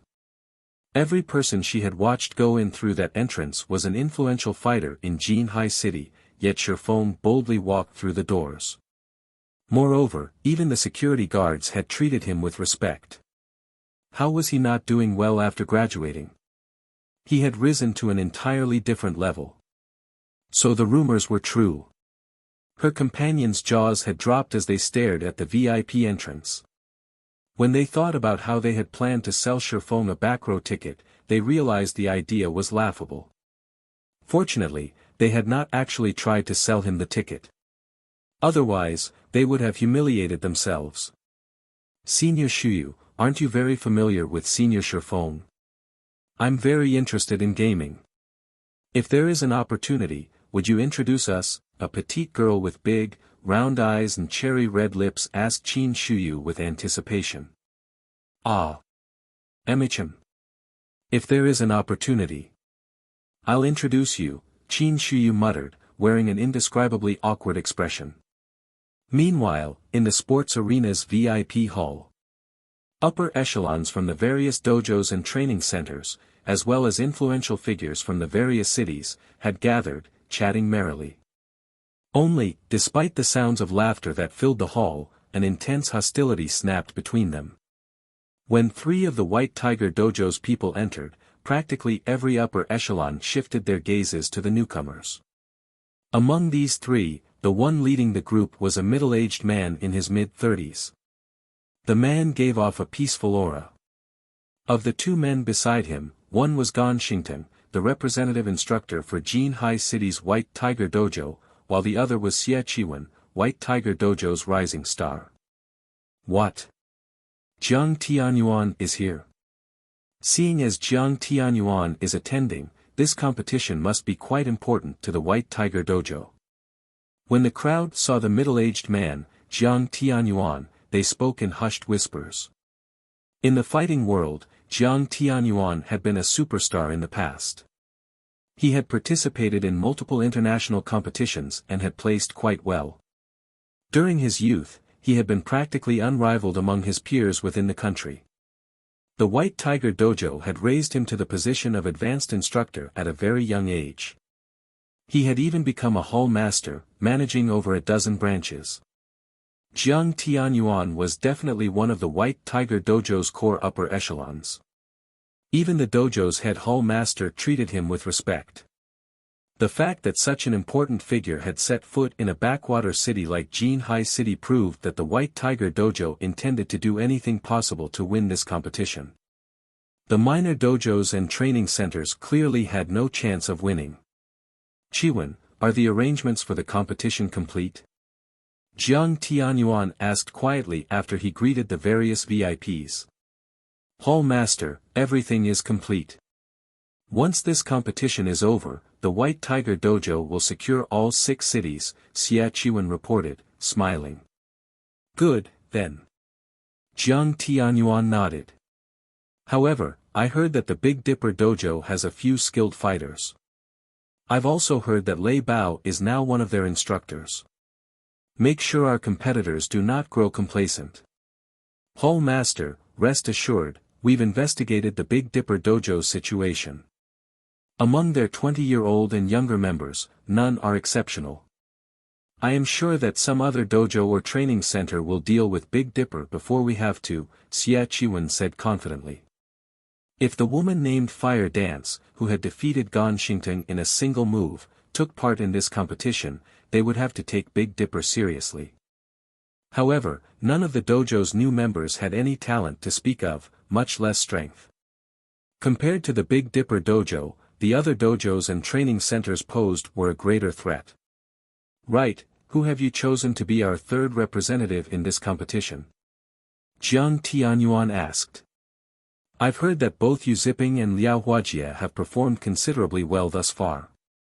Although Liao Huajie is one of the main branch's elites, Yu Ziping is nearly skilled enough to become an advanced apprentice. After some discussion, we've decided on Liao Huajie as our third representative. At the end of the day, Yu Ziping is too young. Although Yu Ziping has the advantage when it comes to the basics, he doesn't have as much combat experience as Liao Huajie, Xia Qiwen explained, smiling. What a pity. This is a good opportunity to accumulate experience. After all, that child is quite talented. After Jiang Tianyuan considered the matter, he agreed with Xia Qiwen. The competition was extremely important. If it weren't, he would not mind letting Yu Ziping take part in it instead. However, Jiang Tianyuan only played with this thought. After all, neither Liao Huajie nor Yu Ziping was skilled enough to attract his attention. He had only asked because Yu Ziping was one of his daughter's friends. Elsewhere in the arena. Head Instructor Shi, you're finally here. When Xiao Yu saw Shi Feng enter the room, he hurriedly welcomed the latter. Anxiously, he asked, how is the team coming along? The competition was about to start, yet the Big Dipper's chairman was utterly unfamiliar with his team's condition.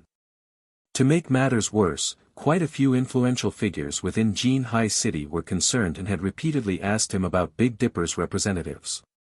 Meanwhile, he could only smile in response. He didn't have any answers for them.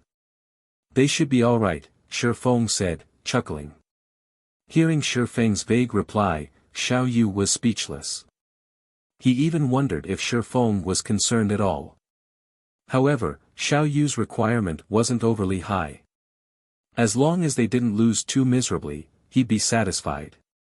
After all, the White Tiger Dojo had dispatched its elites from the main branch. Although Xiao Yu tried to say something more, the bell signaled the start of the competition. Everyone immediately turned towards the arena. The large sports arena, which was capable of accommodating 50,000 spectators, was filled to the brim. The venue was extremely lively, and even some of the contestants, who participated in fighting competitions frequently, grew tense. Of all the people that had applied to join the competition, a total of 768 people had qualified. These people would be divided into 32 groups of 24. Only one person from each group would proceed to the official competition. It was a cruel elimination round. Each dojo and training center's 3 contestants would be divided into different groups. 32 platforms had been set up inside the arena. Hence, all 32 groups could compete simultaneously without wasting time.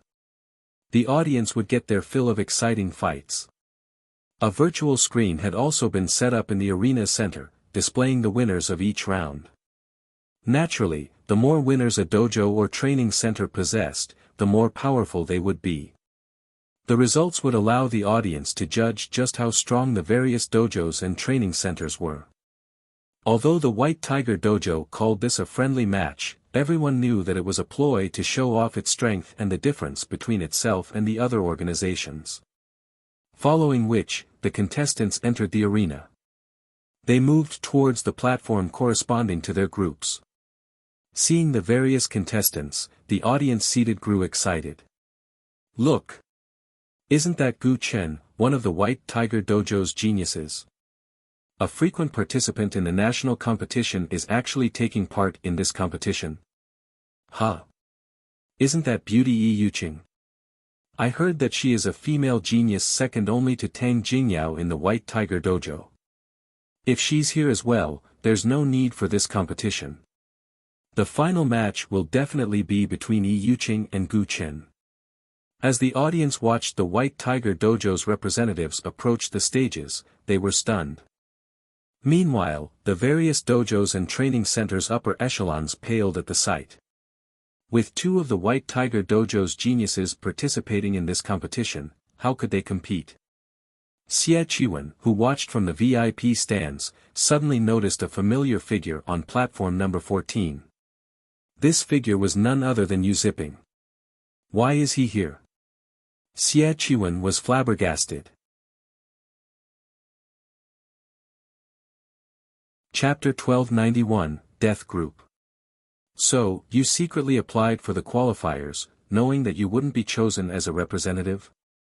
Xie Qiwen's expression darkened as he glared at Yu Ziping on platform number 14. You really are a resilient bastard. Xie Qiwen knew that Yu Ziping was chasing after Jiang Tianyuan's daughter, Jiang Mengyun. Originally, he had planned to cause some trouble for Yu Ziping, forcing the boy to retreat. However, he hadn't expected Yu Ziping to disregard his kindness, much less join the competition without approval.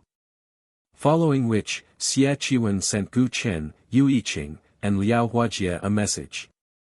The contents were simple: cripple Yu Ziping and prevent him from continuing in the fighting world. Hopefully, you don't disqualify too quickly. Xie Qiwen sneered as he looked at Yu Ziping. He had to admit that Yu Ziping was quite lucky. Among the White Tiger Dojo's 3 representatives, none were assigned to platform number 14. If he wished to take Yu Ziping out, he had to wait until the boy won the elimination round. As long as Yu Ziping won in the elimination round, he would be easy to deal with.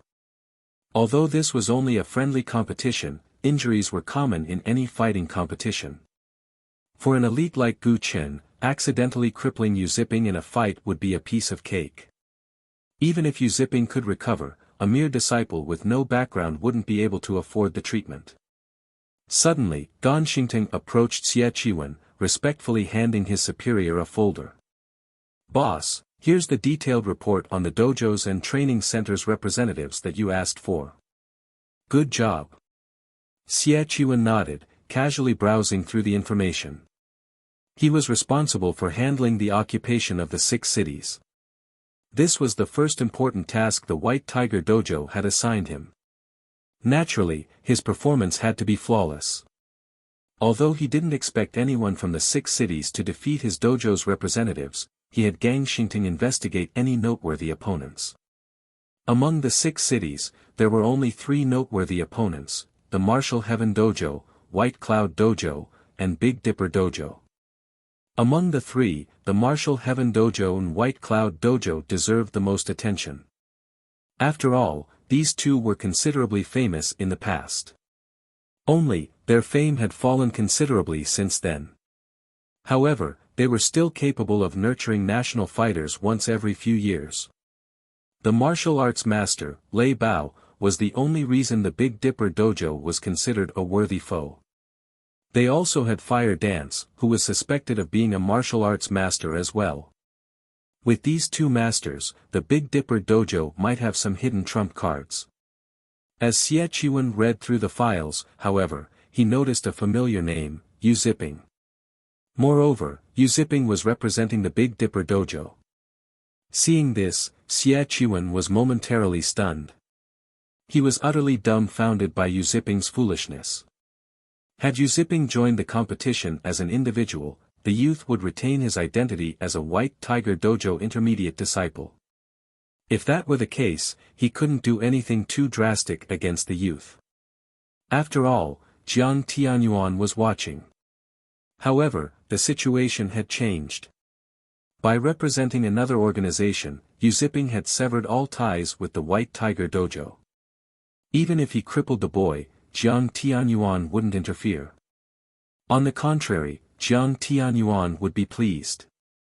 After all, no one tolerated a traitor. Since you're asking for a beating, I'll gladly give you one. Xie Qiwen sneered.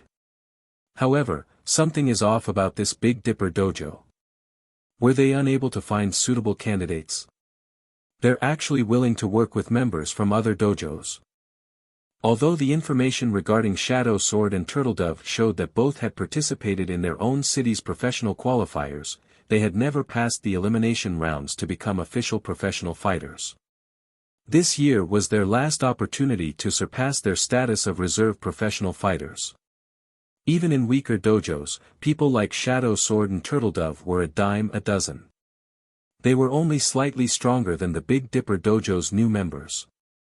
I have really overestimated them. Xie Qiwen turned to look at Shifeng and the others, who sat in the VIP stands, his sneer still plastered on his face.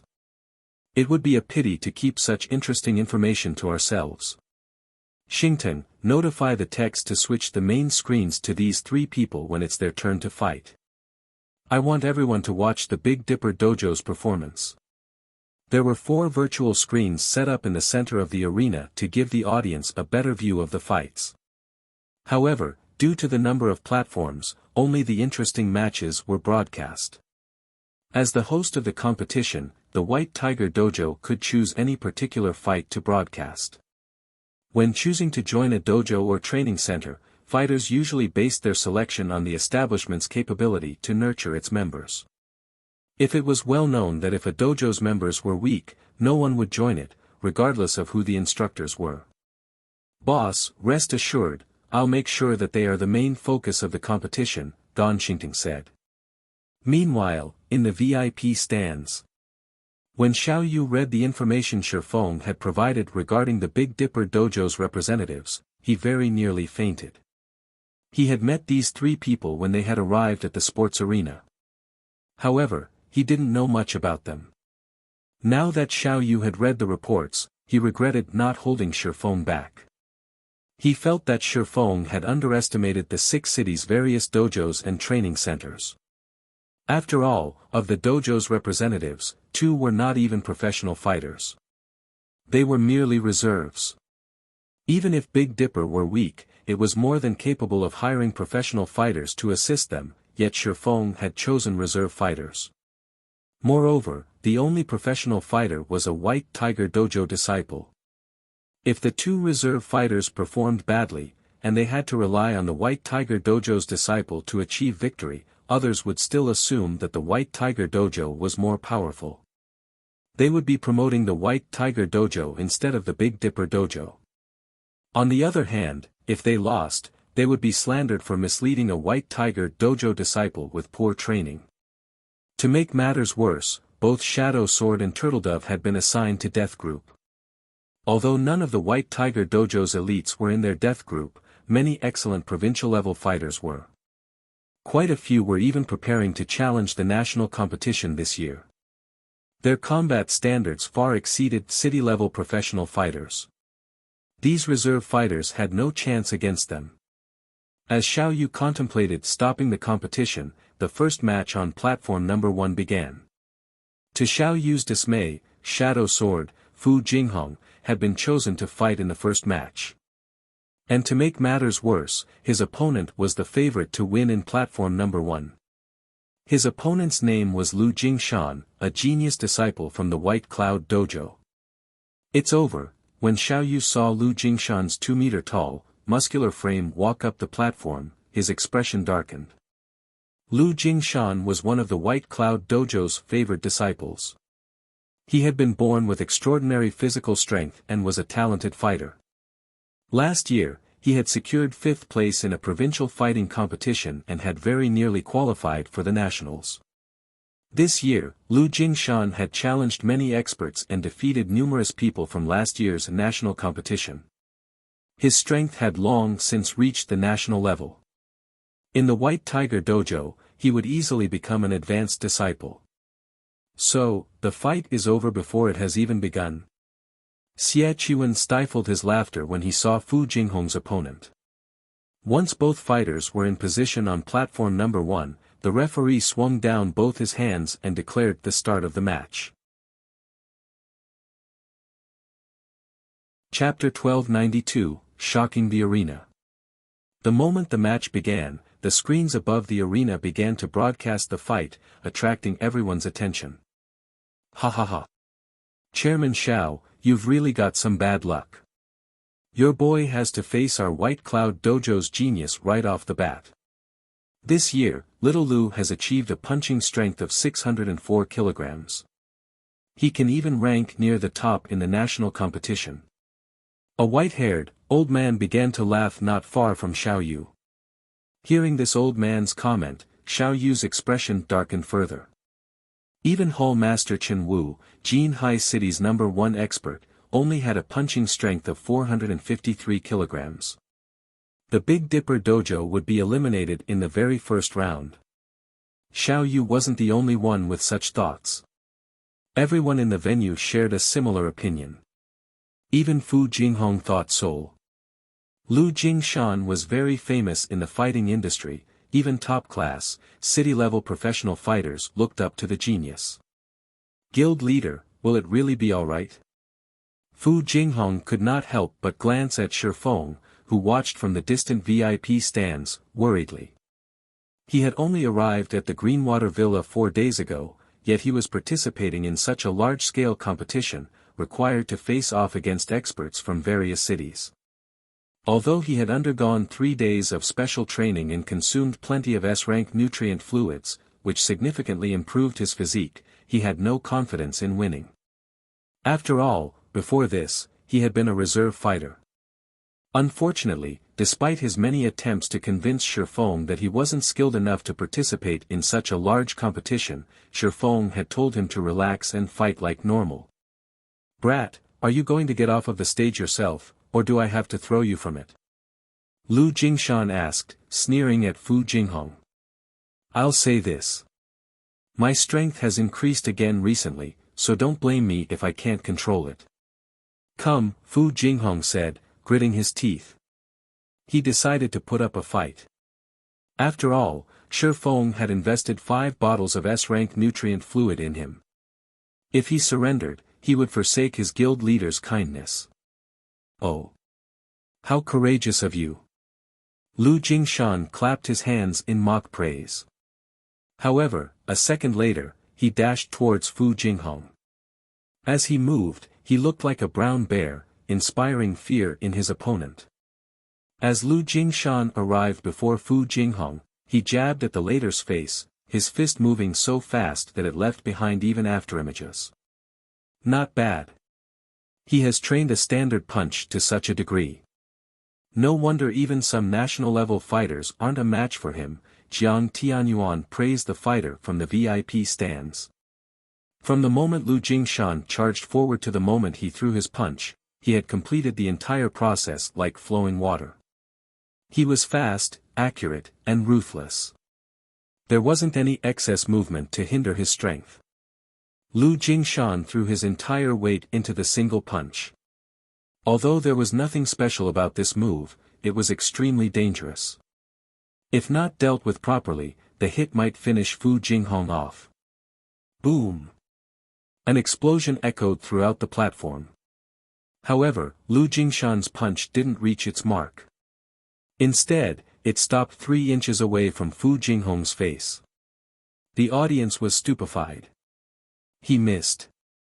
Lu Jingshan really loves to play around. He's deliberately trying to scare his opponent. That's right.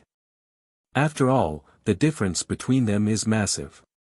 It wouldn't be interesting if he ended the match with 1 punch.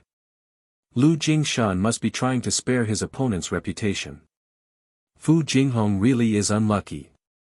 Not only will he be defeated, but Lu Jingshan will scare him in the process. He won't faint, right? If Lu Jingshan hits him accidentally, he might kill the boy.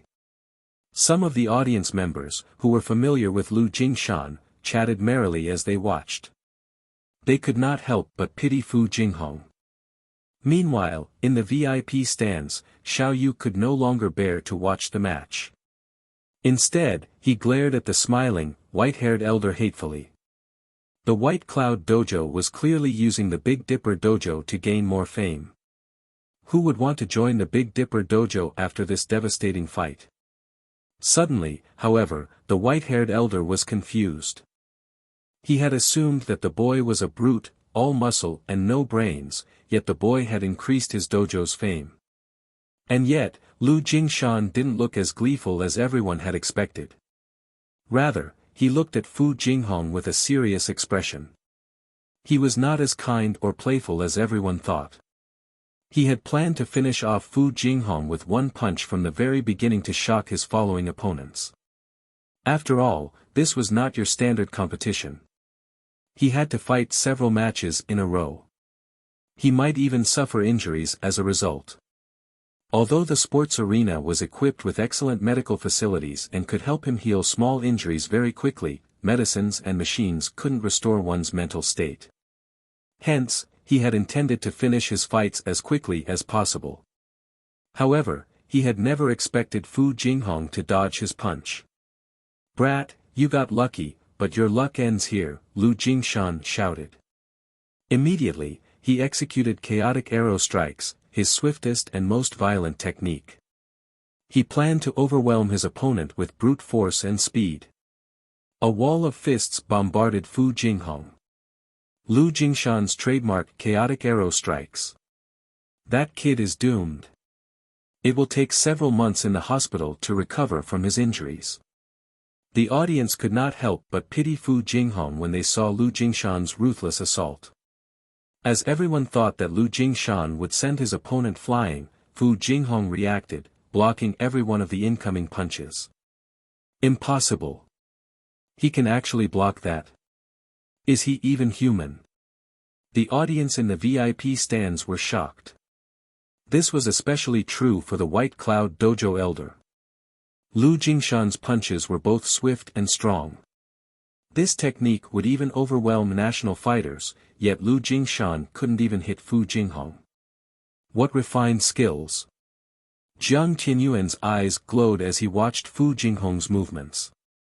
The spectators were focused on Fu Jinghong's defense, but Jiang Tianyuan was fully aware of how difficult it was to block Lu Jingshan's chaotic arrow strikes so effortlessly. First, Fu Jinghong needed to predict Lu Jingshan's attack trajectories accurately. Then he needed to block the attacks from the correct angle. To achieve such a feat, one required an acute awareness of the fight and a wealth of combat experience. Jiang Tianyuan found it very difficult to believe that a youngster in his late teens could possess so much combat experience. "What? I thought he was just a reserve fighter." Xiao Yu wore an incredulous expression as he watched Fu Jinghong move across the stage gracefully, his mouth hanging open. He then shifted his gaze to Shifeng, and all of his resentment for the man vanished. He was surprised and elated. He had never thought that Shifeng would find such a hidden expert. At the same time, his respect for Shifeng grew. After the fight continued for another dozen seconds or so, Lu Jingshan gradually weakened. While chaotic arrow strikes could overwhelm his opponent, the move taxed his stamina. "I see that you have some hidden strength as well, brat. You nearly fooled me." Seeing the fight going nowhere, Lu Jingshan gave up on using chaotic arrow strikes and pulled away from Fu Jinghong. He tried to buy himself some time to recover his stamina with words. "If dodging is the only thing you know how to do, you will never defeat me." However, before Lu Jingshan finished speaking, Fu Jinghong charged forward. He had no intention of giving Lu Jingshan time to rest. Seeing this, Lu Jingshan sneered at his opponent's foolishness. Adjusting his stance, he responded with a horizontal kick. As Lu Jingshan's leg was about to strike Fu Jinghong, the young fighter representing the Big Dipper Dojo slid to a stop as if he had predicted the counterattack. As a result, Lu Jingshan's leg brushed past Fu Jinghong's clothing. Lu Jingshan's stance crumbled as his attack missed, revealing weak spots in his defense. Using this opportunity, Fu Jinghong launched a scissor kick at Lu Jingshan's unguarded abdomen. "Pooh!"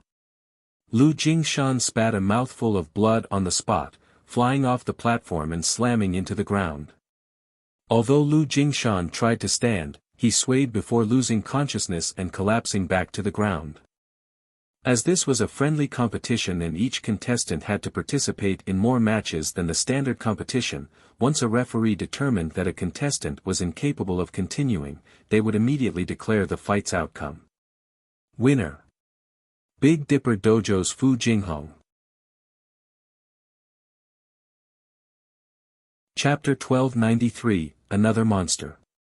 He won, just like that. The audience was dumbfounded as they stared at platform number 1's Fu Jinghong. Nobody had expected such an outcome. Moreover, the fight had ended so quickly. However, among those present, the upper echelons in the VIP stands were the most surprised. Although the general audience knew that Lu Jingshan was very strong, they didn't know that he was as skilled as a national-level fighter. And such an expert had been defeated by a disciple from a dojo they had never heard of. This was unbelievable. The Big Dipper Dojo? Didn't that dojo recently open? Amazing. I thought the rumors about Big Dipper recruiting a master were lies. It seems they are actually true. That guy defeated Lu Jingshan so easily. Doesn't this mean he already qualifies to join the national competition? After this competition is over, I have to apply for the Big Dipper Dojo. The majority of the audience found the unexpected outcome inconceivable. However, after considering the matter carefully, they realized how impressive the Big Dipper Dojo truly was. After all, none of them had ever heard of Fu Jinghong before. The Big Dipper Dojo must be impressive if it nurtured such an extraordinary fighter. The audience members aspiring to become professional fighters stared at the stage with bloodshot eyes. They were all eager to join the Big Dipper Dojo. Even if they couldn't become national-level fighters, they wouldn't have to worry about putting food on their table for the rest of their lives if they joined the ranks of provincial-level fighters. Due to the focus on Fu Jinghong and Lu Jingshan's fight, the spectators discussed the Big Dipper Dojo for a time. The more they talked about the dojo, the more enthusiastic they became. In the blink of an eye, the Big Dipper Dojo had garnered a lot of fame. Well, I won't have to worry about my marketing plans. When Shifeng noticed the heated discussions in the other audience stands, with some even expressing their intent to join the dojo, he considered this a good opportunity to advertise the Big Dipper Dojo.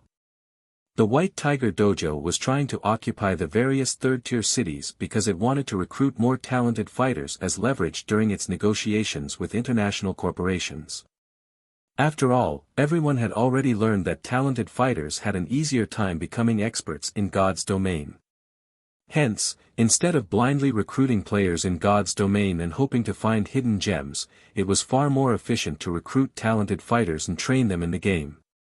Although the Big Dipper Dojo had already been established in Jinhai City for quite some time now, only those in the fighting industry knew its reputation. The general public didn't know much about the organization. If he could use this opportunity to gain some publicity for the dojo and lure more people into applying, this would allow Zero Wing to recruit talented fighters for internal nurturing. Although Zero Wing had already recruited plenty of talents, at the end of the day, the guild had too few. Zero Wing didn't even have enough experts to give first-rate guilds a run for their money, much less super first-rate guilds. Of course, the guild's lack of funding was the main reason for this. It couldn't afford to nurture a lot of players at once yet. However, Shifeng had no intentions of selling his God's domain resources for credits as it was his monetary resource in God's domain. In the future, these resources would become even more valuable.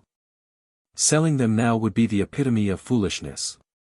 Hence, he was forced to recruit talented players slowly. I thought he was just some newcomer who couldn't even pass the city's qualifiers. Xie Qiwen was confused. Was there an error in the report? Or did he hide his strength intentionally? The fact that Fu Jinghong had defeated Lu Jingshan proved that he was not a mere reserve fighter, yet no matter how Xie Qiwen looked at it, it shouldn't be possible for a city-level fighter to grow to a national level within a short period. I have really underestimated the Big Dipper Dojo to think they would have such a hidden trump card. Xie Qiwen could not help but shift his gaze towards Shifeng. Sneering, he muttered, although I've allowed you all to gain some fame, do you really think the championship will be that easy to win?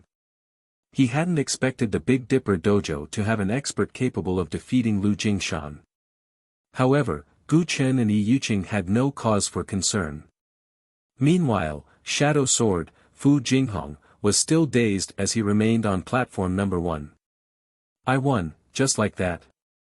Fu Jinghong muttered as he watched the medics carry away Lu Jingshan on a stretcher. He questioned his own performance. Was that really Lu Jingshan? He had challenged the city qualifiers twice before. However, he had been eliminated both times. Meanwhile, Lu Jingshan was an expert who actively participated in provincial-level competitions. The difference between them was like heaven and earth. Logically, he shouldn't have been able to win. Yet, although Lu Jingshan's attacks had been fierce and powerful, he counted plenty of weaknesses in Lu Jingshan's stances. Most importantly, Lu Jingshan had telegraphed his attacks with his body language, which allowed him to predict his opponent's strikes. As a result, not only had he easily avoided Lu Jingshan's attacks, but he had also blocked Lu Jingshan's seemingly unblockable chaotic arrow strikes. This was a basic mistake that no expert should make. Of course, he hadn't realized his own abilities earlier either. He had only learned about these factors after training with Lei Bao and sparring with Kola and the others. However, learning about these flaws was one thing. Putting this newfound knowledge to proper use was another altogether. To do so, he had arduously trained to execute void steps in God's domain and utilized the S-rank nutrient fluids to recover from the exhaustion, gradually increasing his brain activity. Only, even after his training, Kola and the others still beat him mercilessly. Meanwhile, in the VIP stands, Shifeng wasn't surprised in the least to see this outcome. Shadow Sword was immensely talented. He could easily see this in the young man's performance in God's domain. But there were a lot of differences between combat in God's domain and fights in the real world. If one wished to use their combat experience in the game in the real world, they needed to adapt. After all, one's body in the real world was different from their body in God's domain. There were minute differences between the way one controlled these two bodies. Of course, with proper guidance, one could adapt easily. Over the past 3 days, Shadow Sword had trained with Lei Bao continuously. He had also received plenty of nutrient fluids to aid his body's growth and repair. Most importantly, thanks to the S-rank nutrient fluids, his mental capabilities had evolved, allowing his 5 senses to become far more sensitive. Coupled with Shadow Sword's wealth of combat experience, it was only a matter of course for him to defeat someone like Lu Jingshan, who had very little combat experience. Once the match on platform number 1 ended, the matches on the other platforms began. The fights here were much more exciting than the city's annual fighting competition, so the audience's blood boiled as they watched. After watching Fu Jinghong defeat Lu Jingshan, who had been a favorite to win, the other fighters on platform number 1 weren't so desperate to win. If they didn't think that they could defeat their opponent, they simply surrendered. After all, they still had to participate in official competitions once this friendly competition ended. Unless absolutely necessary, they would avoid injury. Aside from platform number 1, some eye-catching experts emerged on the other platforms. The White Tiger Dojo's 3 experts, in particular, struck fear in their opponents, extinguishing their plans for overcoming the elimination round. Meanwhile, the match on platform number 28 ended within less than 5 seconds. A robust man that was 9 meters tall was thrown from the platform, tearing a gasp from the spectators. If the person responsible were a muscular man, they wouldn't have been surprised. However, the victor was a charming beauty with an hourglass figure. With a single punch, this beauty had sent a 9-meter-tall man flying over 3 meters away and off the platform's edge. The waiting fighters sucked in a breath of cold air when they saw this. Suddenly, they were afraid of this beauty. What kind of monstrous strength does she possess? Crap. Just who is she? Everyone began to evaluate the young woman. Meanwhile, the various dojos and training centers' upper echelons began to investigate this mysterious girl. When they discovered her identity, they nearly cried out in shock. This girl was actually one of the Big Dipper Dojo's representatives, Turtledove, Yu Qiao Qiao. Chapter 1294, Famous. Amazing. Truly amazing. Are all of Big Dipper's disciples so powerful? Exclamations echoed throughout the spectator stands. When they discovered Yu Xiaoqiao's identity, their interest in the Big Dipper dojo grew. If only one of the dojo's representatives were strong, they could chalk it up to that individual's talent. However, it was a different story if both representatives were powerful. This showed that the dojo had excellent teaching methods. Meanwhile, the various upper echelons in the VIP stands stared at Shifeng and Xiao Yu in shock. Didn't Big Dipper recently establish its dojo? How could they have nurtured such skilled disciples? No wonder why the White Tiger Dojo stopped challenging the various dojos and training centers after visiting the Big Dipper Dojo. It turns out that the Big Dipper Dojo is actually quite powerful. So, that rumor was true. The Big Dipper group has won the lottery this time. Why can't a powerful master stumble into our dojo as well? Everyone in the VIP stands was a fighting industry insider, so they were all aware that the Big Dipper Dojo was a new construct. Moreover, the dojo had specifically been established for Shifeng. However, they had neither expected Shifeng to be such a powerful individual nor a capable instructor. With this, the Big Dipper Dojo's fame would grow. Ha ha ha. Big brother, our Big Dipper Dojo is famous. Several people just contacted me stating that they wish to join the dojo. There are even a few professional fighters among them who have previously refused our invitations, Xiao Yan said excitedly. Since the dojo's establishment, the Big Dipper group had constantly searched for ways to expand the dojo's influence. After all, a dojo wouldn't necessarily become popular just because it had a master martial artist leading the training sessions. Before the dojo succeeded in nurturing powerful disciples, nobody would know how capable said master was. If the master happened to be inept at teaching, there was no point to joining the dojo. Hence, they had attempted to recruit some well-known professional fighters in Jinhai City and the several neighboring cities. Unfortunately, these fighters had either refused outright or demanded too high of a price. Now, however, these professional fighters, who had acted like almighty masters, acted like children. They were all eager to join the Big Dipper Dojo. Xiao Yu nodded and smiled as well. He hadn't realized how thoroughly Shifeng had hidden his capabilities either.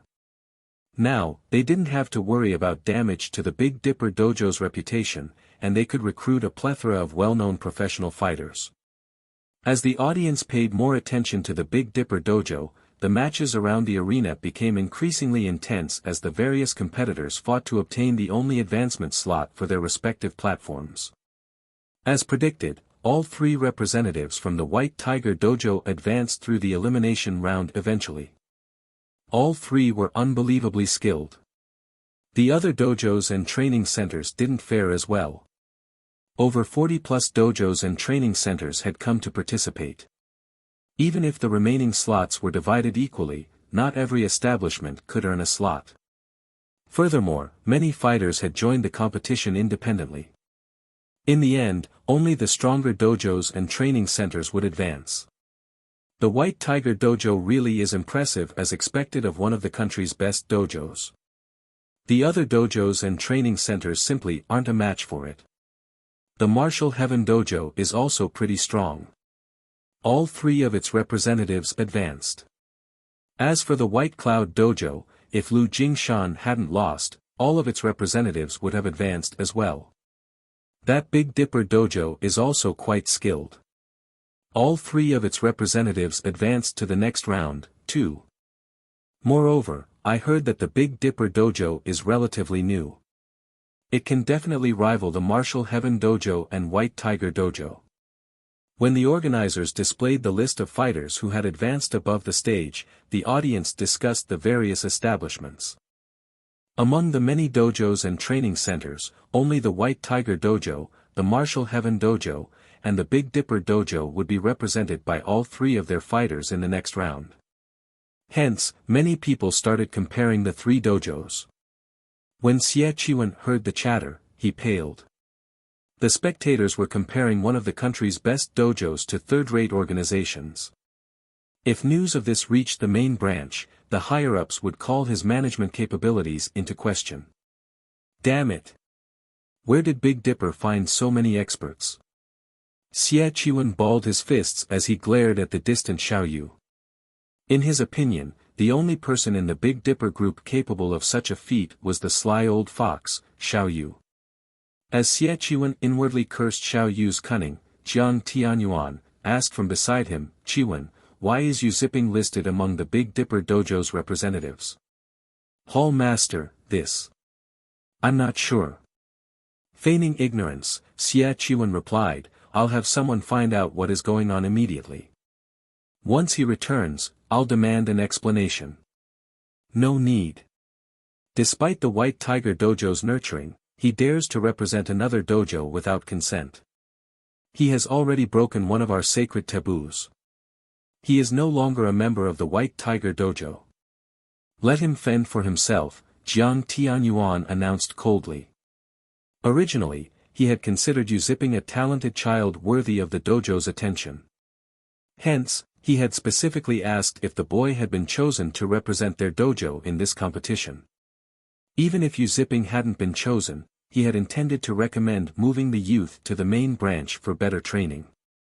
However, Yu Zipping had greatly disappointed him. "Understood."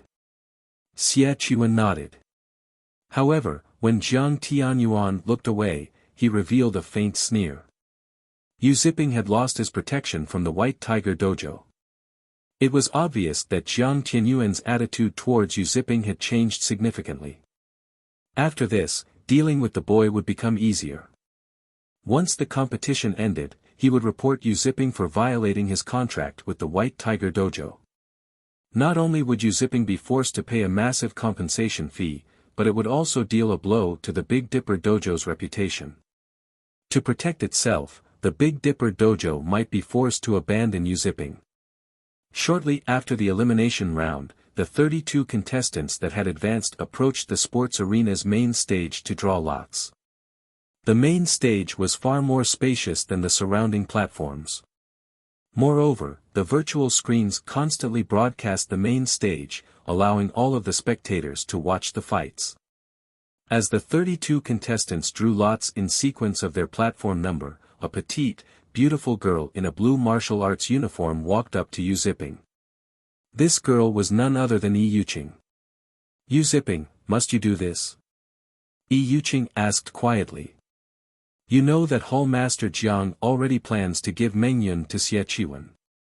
If you leave to join the Big Dipper Dojo now, you'll destroy your future."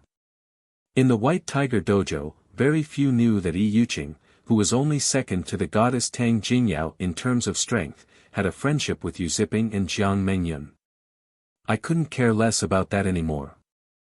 Xie Qiwen is only a step away from the global stage. Meanwhile, I am still a mere intermediate disciple in the White Tiger Dojo. Whether it's strength, resources, or family background, I am inferior to him in every aspect. If I don't fight now, I won't have a chance once he reaches the international level," Yu Zipping said seriously. "Even so, you shouldn't go about it like this." Yi Yuqing was astonished when she saw Yu Zipping's determination. "If you lose the White Tiger Dojo's protection, Xie Qiwen won't hesitate to strike out at you. He already told us to cripple you in this competition. If you fight either Gu Chen or Liao Huajie, you must be careful. If you can't, surrender. Relax. I'll show Xie Qiwen that I'm not just going to take his crap lying down," Yu Zipping said, smiling calmly. "You." Angry, Yu Yuqing spun around and left. She couldn't understand where Yu Zipping's confidence came from. If she had to fight him, she could show mercy. However, it was a different story for Gu Chen and Liao Huajie. After all, Xie Qiwen was close with both fighters. However, now that Yu Zipping was determined to take this path, it was not her place to stop him. Time passed quickly. After the drawings were done, the competition resumed. The screens above the arena displayed the first matchup. First match, Liao Huajie vs Yu Zipping. Chapter 1295, Instant Judgment. As the first match was announced, a commotion erupted in the VIP stands. A present White Tiger Dojo disciple fighting an ex-White Tiger Dojo disciple. This match is going to be interesting. Those in the VIP stands were all insiders of the fighting industry. They had already investigated every fighter that had advanced through the elimination round. They were all aware of Yu Ziping's background. Yu Ziping had been a relatively talented disciple of the White Tiger Dojo. He had become an intermediate disciple despite being so young. If he continued to work hard for another year or two, he definitely could have become an advanced disciple. Becoming an advanced disciple in the White Tiger Dojo was basically a guarantee that one could qualify for the national fighting competitions. Yet, for some inconceivable reason, Yu Ziping had shown up as one of the Big Dipper Dojo's representatives. As the audience in the VIP stands discussed the matter quietly, Jiang Tianyuan wore a twisted expression. Yu Ziping's actions were a slap in the face for the White Tiger Dojo. The dojo would become a laughingstock. Hall Master, rest assured, Liao Huajie will teach the boy how wrong and foolish his decision was, Xia Qiwen said, smiling. He had waited for this day for a long time. Although Yu Ziping was slightly more skilled than Liao Huajie, the latter had far more combat experience. Liao Huajie could easily defeat Yu Ziping. With Yu Ziping's defeat, they would show everyone the White Tiger Dojo's strength while leaving a stain on the Big Dipper Dojo's reputation. He could even cripple Yu Ziping in the process. This was practically killing 3 birds with 1 stone. There was no possibility of Liao Huajie's defeat. He was very familiar with Yu Ziping's skills. The team would need another 1 or 2 years of arduous training to reach the national level. Meanwhile, Liao Huajie's strength was not as simple as everyone assumed. Below the main stage, the various fighters watched Liao Huajie and Yu Ziping on the main stage. They were very curious to see the outcome of this fight. Unlike everyone else, a flash of concern appeared in Yu Yiqing's eyes as she watched Yu Ziping stretch. She then quietly moved towards Shadow Sword and Turtledove, who also watched the match. Quietly, she said, "If you two are Yu Ziping's friends, you must stop this fight. Liao Huajie is not as simple as you think. He is one of our main branch's watchmen. If you don't stop Yu Ziping before the match starts, he will be in danger." A watchman? Shadow Sword and Turtledove turned to Yu Yiqing, their expressions turning serious when they heard this. "Are you telling the truth?" Yu Yiqing was a member of the White Tiger Dojo. Although they did not know what Yu Yiqing intended by warning them, they knew that watchmen should not be underestimated. Those who weren't familiar with the various dojos and training centers might not know what the term watchman implied. However, those who focused on breaking into the industry's inner circle were familiar with the word. To put it simply, a watchman determined if a disciple was worthy of focused nurturing. After all, a dojo or training center's resources were limited. It was not possible to provide tons of resources to every member. Hence, anyone who could defeat the designated watchman would receive the dojo's attention and vice versa. This maintained the quality of the establishment's best disciples. Watchmen were no weaker than those favored disciples. Rather, the opposite was true. On average, watchmen were stronger. Generally, watchmen were experts the establishment's upper echelons had chosen unanimously. Although watchmen were forced to hide their achievements during their service, once their term ended, they would receive their dojo's best training. Moreover, as compensation, they would have access to an abundance of resources during their service. As a result, many people aspired to become watchmen. Unfortunately, very few were ever chosen. Although not every dojo and training center had watchmen, it was normal for a peak dojo like the White Tiger Dojo. "Why would I lie to you?" Yu Yiqing rolled her eyes at Shadow Sword and Turtledove. She was one of the White Tiger Dojo's geniuses. She didn't need petty tricks to defeat her opponents. "Although I'm not trying to brag, Liao Huajie is no weaker than I am. Yu Ziping stands no chance against him. Moreover, Liao Huajie is famed for his mercilessness during fights. He's as strong as you are." Turtledove asked as she evaluated Yu Yiqing. If I fought him, I'd have a 60-40 chance of winning, Yu Yiqing said after giving the matter some thought. Lu Huajie had been hiding his strength. Only the dojo's upper echelons knew his true skill. Meanwhile, she was the genius Tang Jingyao's future successor, so she was at least on par with Lu Huajie. However, to convince the Big Dipper dojo to take Lu Huajie more seriously, she exaggerated his strength a little bit. So, that's the case. We shouldn't need to notify the guild leader, then. Turtledove breathed a sigh of relief. Shadow Sword nodded in agreement. He, too, didn't think this matter was worth Shifeng's time. You guys, Turtledove and Shadow Sword's response dumbfounded Yu Yiqing momentarily. Although she tried to ask if they truly understood the severity of the matter, they shut her up with a word of thanks. As a result, she could only walk away, fuming as she realized that Shadow Sword and Turtledove were just as stubborn as Yu Zipping. None of them could be reasoned with. As Yu Yiqing tried to think of a way to convince Yu Zipping to drop out of the match, the timer above the main stage began to count down. Yu Zipping, I had thought you were better than this. I had believed that you could have joined the main branch after another year or two. But you crossed the line today. You betrayed the White Tiger Dojo. Today, I show you the price for that betrayal, Lu Huajie said as he stopped 2 meters away from Yu Zipping. Sneering, he continued, Brother Chiwen has asked me to pass you a message. You are 100 years too early if you wish to compete on his level. Suddenly, Lu Huajie moved. Executing swimming dragon steps, he was instantly within attack range of Yu Zipping. He then launched a flying knee kick at Yu Zipping's face. At the same time, his arms lashed towards Yu Zipping's neck like whips. Lu Huajie's attacks were extremely vicious. From the very onset of the match, he aimed for Yu Zipping's life. Against an attack to the face, fighters instinctively go on the defensive, ignore attacks from other directions.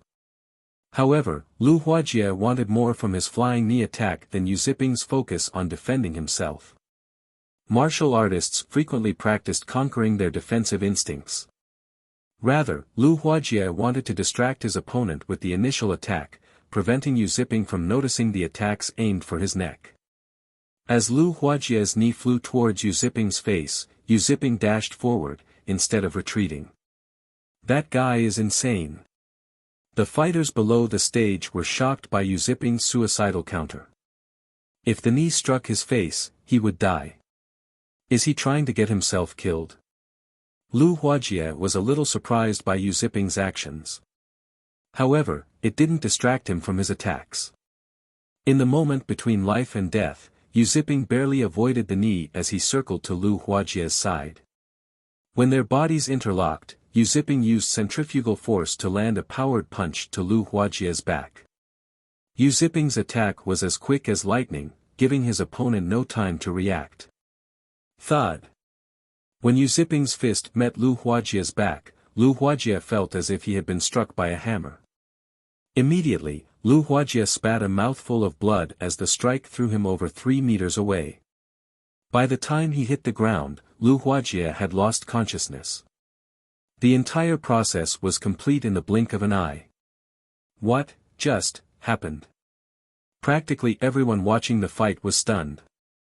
Just as they thought that Lu Huajie would win, Yu Zipping stood on the stage alone. The fight ended so quickly. Can somebody tell me what just happened? I didn't see anything. Many of the spectators stared in shock, confused about what had just happened.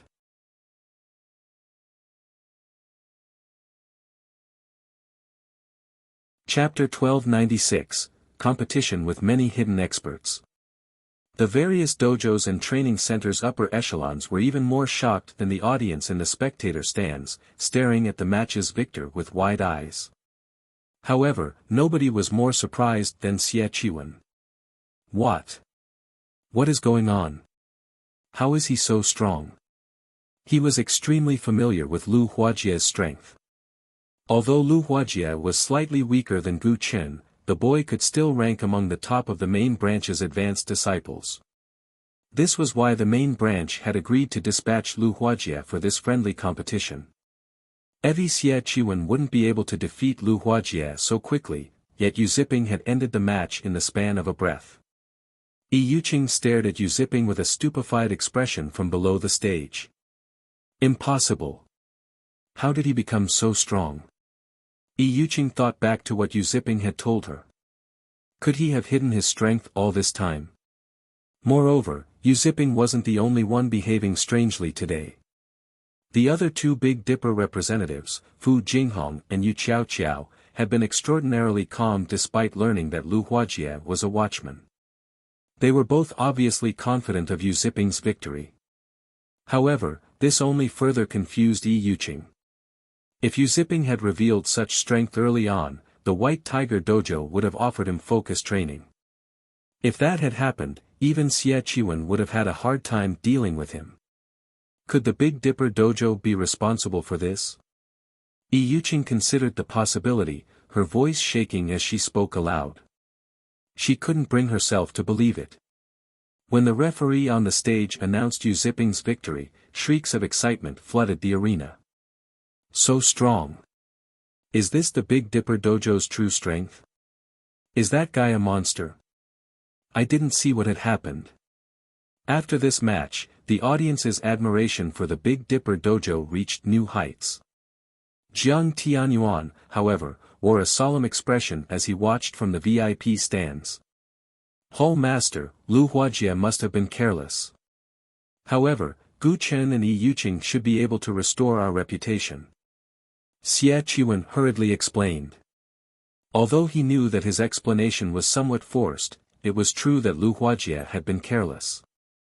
When fighting an expert of the same level, a direct, full-powered assault was foolish.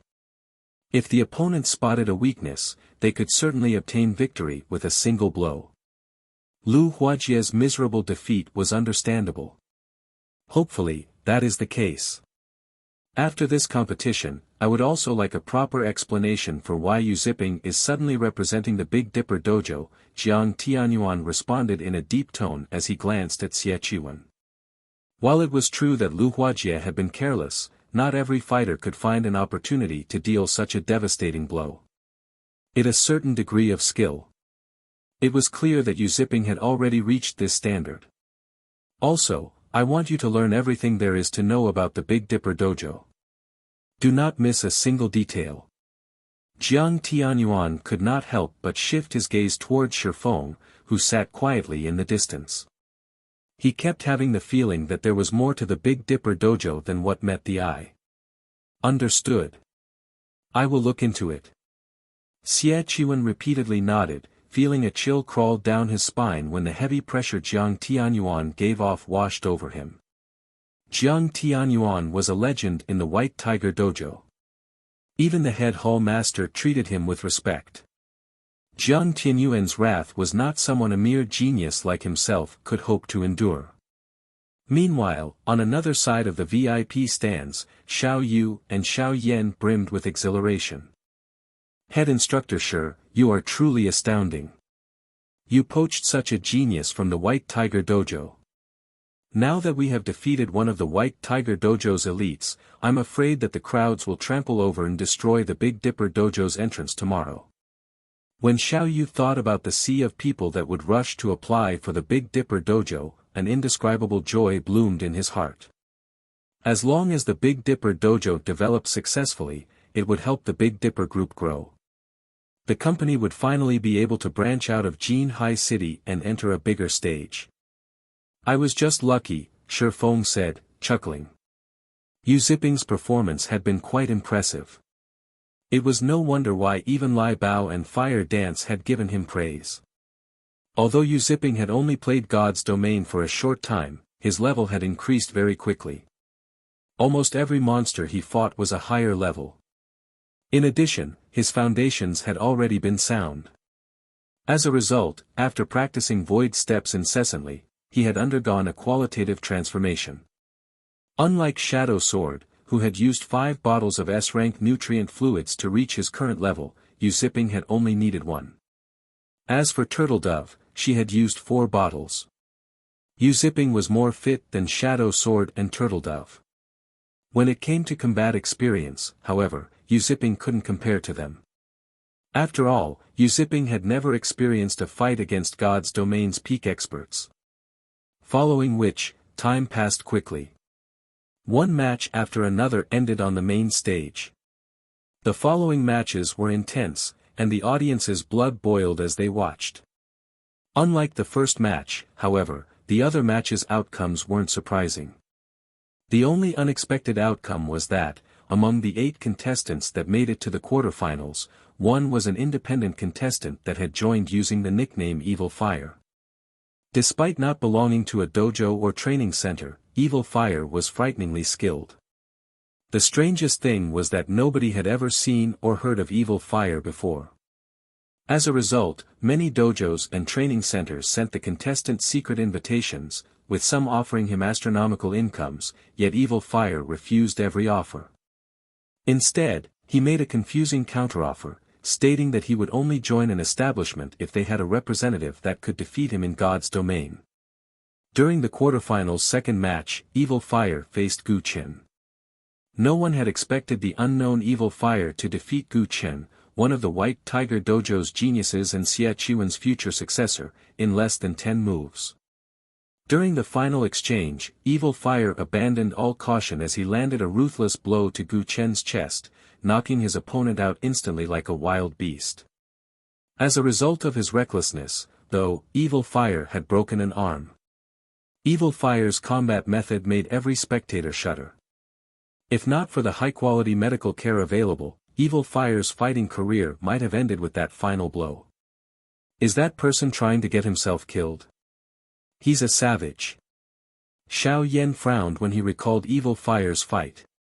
It was very obvious that Evil Fire had deliberately sacrificed an arm to finish Gu Qin. No normal martial artist would have fought so desperately, especially not in a friendly competition. Trying to get himself killed? Shi Feng did not voice his opinion. Although the fight seemed desperate, in reality, he had made the wisest decision. The match's outcome wouldn't have been so clear otherwise. After all, Gu Qin clearly had the advantage regarding physique. Evil Fire had only defeated his opponent due to having more combat experience. Based on the way Evil Fire fought, Shi Feng could tell that the teen had experienced plenty of life-or-death battles. Otherwise, the teen wouldn't have been able to maintain his calm in such an intense fight. As everyone discussed Evil Fire's match, Xia Qiwen wore a grim expression. He couldn't understand what was happening. This was simply a friendly competition between 6 third-tier cities, yet one unknown expert had shown up after another. Now, even Gu Chen had been defeated. How was this a city-level competition? This could practically be considered a national-level competition already. During the third match, Shadow Sword defeated his opponent from the White Cloud Dojo, advancing to the semi-finals. The crowd cheered as the quarterfinals' last match began. Yu Qiao vs. Yi Yuqing. Chapter 1297, Limit Removal. Although Yu Qiao and Yi Yuqing had just approached the stage and were waiting for the match to start, the various upper echelons in the VIP stands were exceptionally excited. Nobody had expected that this friendly competition would reach this point. This should have been a stage for the White Tiger Dojo to display its overwhelming might. Now, however, just getting into the semi-finals was a problem. Meanwhile, Xia Qiwen wore a twisted expression. He had never thought that Gu Chen would be so useless as to lose to some unknown fighter. With this, the White Tiger Dojo's reputation was soiled. Meanwhile, as the person responsible for handling this competition, he couldn't escape blame. Xingteng, contact Big Dipper immediately. If they are willing to forsake the competition, I will give them the Green God Company's invitation. We can both still benefit. If they refuse and Yi Yuqing takes the championship, they'll get nothing, Xia Qiwen quietly instructed Gan Xingteng, who sat beside him. The current situation wasn't in his favor. Although Yi Yuqing was very strong, at the end of the day, she was no match for Gu Chen. Gu Chen had only lost to Evil Fire because he hadn't dared to go all out. It was difficult to guarantee that Yi Yuqing would not make the same mistake. Xie Qiwen did not want to take this risk. In any case, the dojo's and training center's main goal in this competition was the Green God Company's invitation card. If the Big Dipper Dojo accepted his offer, not only would they do the White Tiger Dojo a favor, but they'd also receive the invitation card. This was a heaven-sent opportunity to a small dojo like Big Dipper. Gan Xingting immediately left the VIP stands and contacted Xiaoyu, notifying the man of Xie Qiwen's offer. "Big brother, did something happen?" Xiao Yan asked curiously when he noticed Xiaoyu's hesitant expression while he was on a call. The Big Dipper Dojo had already garnered quite a bit of fame during this friendly competition. It wouldn't have any issues expanding past Jinhai City in the future. This should be cause for celebration, not concern. It's the White Tiger Dojo. They've offered a deal. If we forfeit, they will compensate us with the Green God Company's invitation, Xiaoyu explained. At the end of the day, the White Tiger Dojo was still one of the best dojos in the country. If Big Dipper won the championship, while it would indeed help to further its reputation, but it would also provoke the White Tiger Dojo. The Big Dipper Dojo would have some trouble expanding into other cities, particularly first and second tier cities. However, if Big Dipper conceded this competition, it would benefit their expansion. Even Xiao Yan hesitated for a moment. However, he shifted his gaze to Shifeng and said, "Big brother, rather than deciding ourselves, why don't we let Shifeng make the decision? After all, Shifeng is the dojo's manager. The dojo's development should be left to him." "I guess that's true." Xiao Yu smiled bitterly. After all, he wasn't responsible for the Big Dipper Dojo's management. Rather than having a headache over this matter, it was better to leave it to Shifeng. While Shifeng looked young and immature, his mind was anything but. The only reason the Big Dipper Dojo had come this far was Shifeng. If he decided on his own, and Shifeng disagreed, it would sour their working relationship. Following which, Xiao Yu passed Xie Qiwen's message to Shifeng. "Head instructor Shi, what do you think?" Xiao Yu looked at Shifeng, curious as to what decision the youth would make. The White Tiger Dojo's favor wasn't easy to earn. If the Big Dipper Dojo tried to expand to first and second tier cities, it would run into the White Tiger Dojo. Moreover, it was not a guarantee that they would win the championship. If they rejected this offer, they might lose the opportunity to obtain the Green God Company's invitation. The White Tiger Dojo's offer didn't particularly surprise Shifeng. Straightforwardly, he responded, "Chairman Xiao, tell them that we can get the Green God Company's invitation by ourselves. We don't need their charity." The White Tiger Dojo was a frightening organization. As one of the best dojos in the country, it had branch dojos in practically every first and second tier city. Shifeng understood Xiao Yu's thoughts. If he hadn't been reincarnated, he really would have been tempted to accept this offer as well. After all, getting in the good graces of a top dojo would make things easier when the Big Dipper Dojo expanded into first and second tier cities. Unfortunately, the future was in God's domain. The Big Dipper Dojo had only recently established. If he wanted to recruit talented players and quickly increase the dojo's fame, this friendly competition was the best stepping stone available. He could not let this opportunity get away. If he waited a few more months, the other dojos and training centers would monopolize many talented players. He was in a race against time. Did he have enough to waste with the White Tiger Dojo? If we do this, Xiao Yu was stupefied. He had never expected such a clear-cut response from Shifeng. This was the White Tiger Dojo they were talking about. If they humiliated the White Tiger Dojo today, the Big Dipper Dojo would suffer from its wrath later. However, seeing Shifeng's determination in taking into account that the youth had full management rights for the Big Dipper Dojo, Xiao Yu would not offer a differing opinion. He sighed as he had no choice but to relay the decision to Gan Xingting. What? They refused?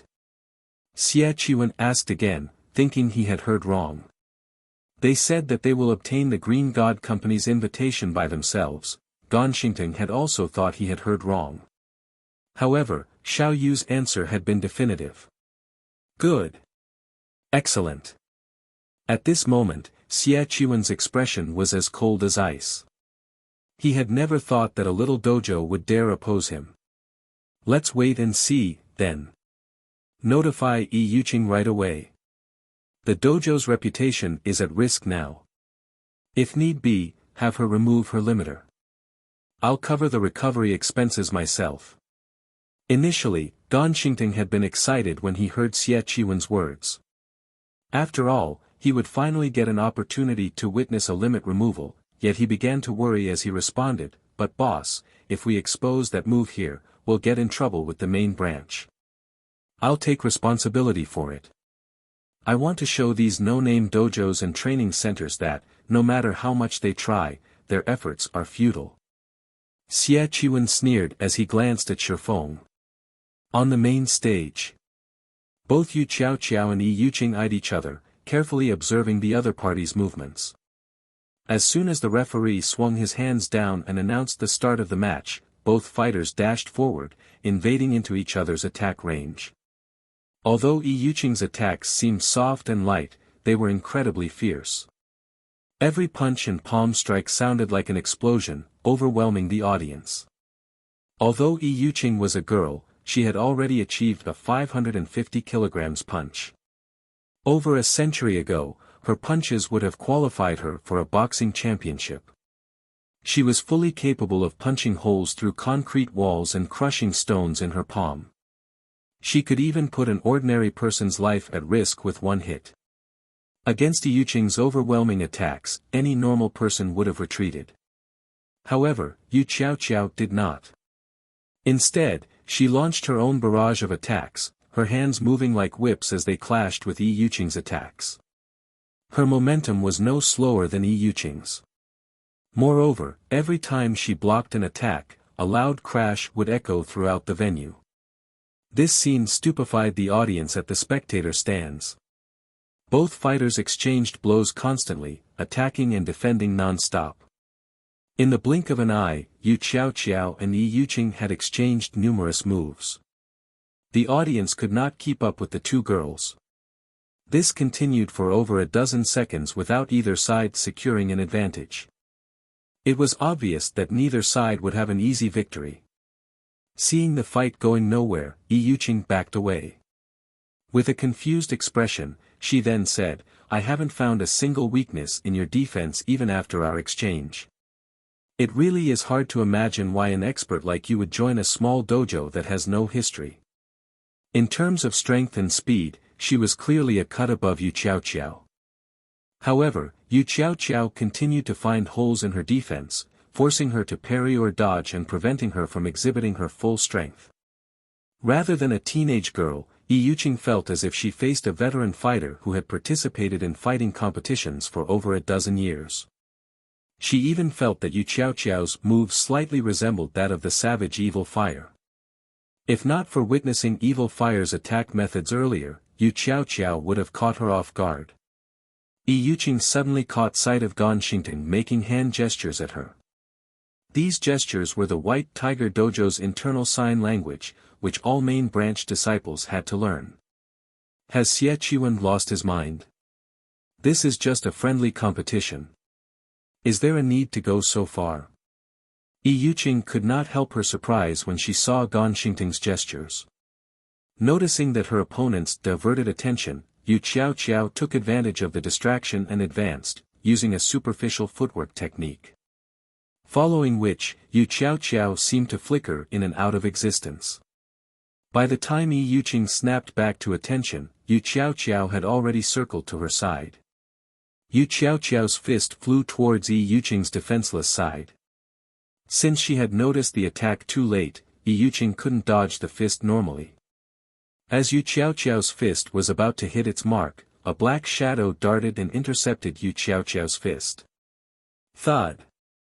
Even the referee, who stood over 8 meters away, heard the dull sound. How?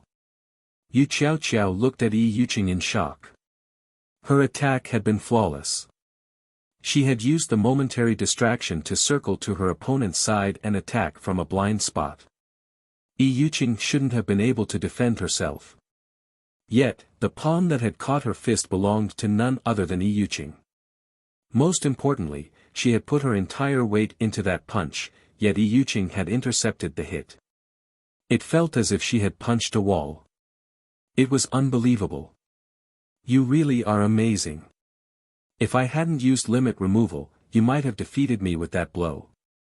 At this moment, Yuqing sighed ruefully as she gripped Yu Xiaoqiao's fist. Originally, I had planned to save this move for the national competition. I never thought that I would be forced to use it so soon. However, since I have, this match is over. Saying so, Yuqing squeezed Yu Xiaoqiao's fist.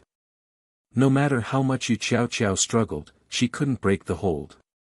At this time, Yuqing clenched her free hand into a fist and punched her trapped opponent. The instant she threw her punch, a loud explosion rang throughout the arena. She was both faster and stronger than before. Chapter 1298, You're Not the Only One Who Knows.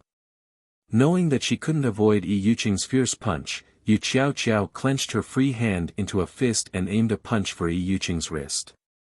The instant her fist met the young woman's wrist, however, she felt as if she had punched a steel wall.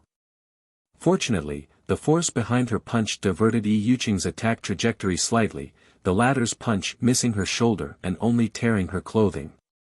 When Yuqing saw that her first hit had failed, she followed up with another, giving Yu Xiaoqiao no time to breathe. Limit removal was a double-edged sword. Ordinary people could only exert up to 20% of their muscle strength, with their mind suppressing the remaining 80%. However, the White Tiger Dojo had a secret technique that allowed one to loosen this suppression with breathing techniques and mental training. Although this technique only removed a small portion of the limiter, it increased one's strength, speed, and reaction speed tremendously. However, in return, one would damage their own muscles and weaken their internal organs. The limit removal technique was the equivalent of trading one's life force for strength temporarily. If one used this technique for too long, they could die. After all, humans' minds suppressed their strength to protect the body. Even though Yuqing had trained constantly as a professional fighter, which made her much tougher than ordinary people, it was very risky to use limit removal. She wouldn't use it unless absolutely necessary. If not for Xie Qiwen's promise to pay for her recovery and the White Tiger Dojo's reputation being at risk, she wouldn't have even considered using the trump card. Yuqing launched a series of rapid punches. Meanwhile, Yu Xiaoqiao tried her best to block while struggling to break free from Yuqing's hold. However, Yuqing's control grew more precise, which made it increasingly difficult for Yu Xiaoqiao to block her attacks. Yuqing's punches were like bullets from a machine gun. They were both fierce and powerful. The strong wind from her punches stirred the dirt and dust on the stage. The audience was stupefied. So strong. Is this the genius that will succeed Tang Jingyao in the White Tiger Dojo in the future? Why do I have the feeling that Yuqing is even stronger than Gu Chen? In Gu Chen's fight against that evil fire fellow, his punches only caused some sound. Yuqing's punches are sending dirt into the air. Just how strong is she? Is this the White Tiger Dojo's true strength? She's inhuman. Compared to the audience in the spectator stands, however, the fighters below stage were truly shocked. After all, nobody knew just how strong Yuqing was. A monster. Thank goodness I wasn't matched with her. She'd knock me out with a single punch. As expected of one of the White Tiger Dojo's geniuses. She can contend with national fighters. It seems the White Tiger Dojo will be this competition's champion. The fighters below stage felt their skin grow cold as they watched Yuqing's violent display. Meanwhile, in the VIP stands, Jiang Tianyuan watched the battle in silence. Although he didn't express joy, he didn't seem dissatisfied either. Seeing this, Xie Qiwen breathed a sigh of relief. Ha ha ha. Good. As expected of Tang Jingyao's future successor. Her limit removal's efficiency should be at around 30% or so. Although she is still slightly weaker than Gu Chen, only experts from the other top dojos should be any match for her now. Xie Qiwen sneered as he watched Yu Qiaoqiao's defense crumble. One of the reasons that the White Tiger Dojo had become one of the best dojos in the country was this limit removal secret technique.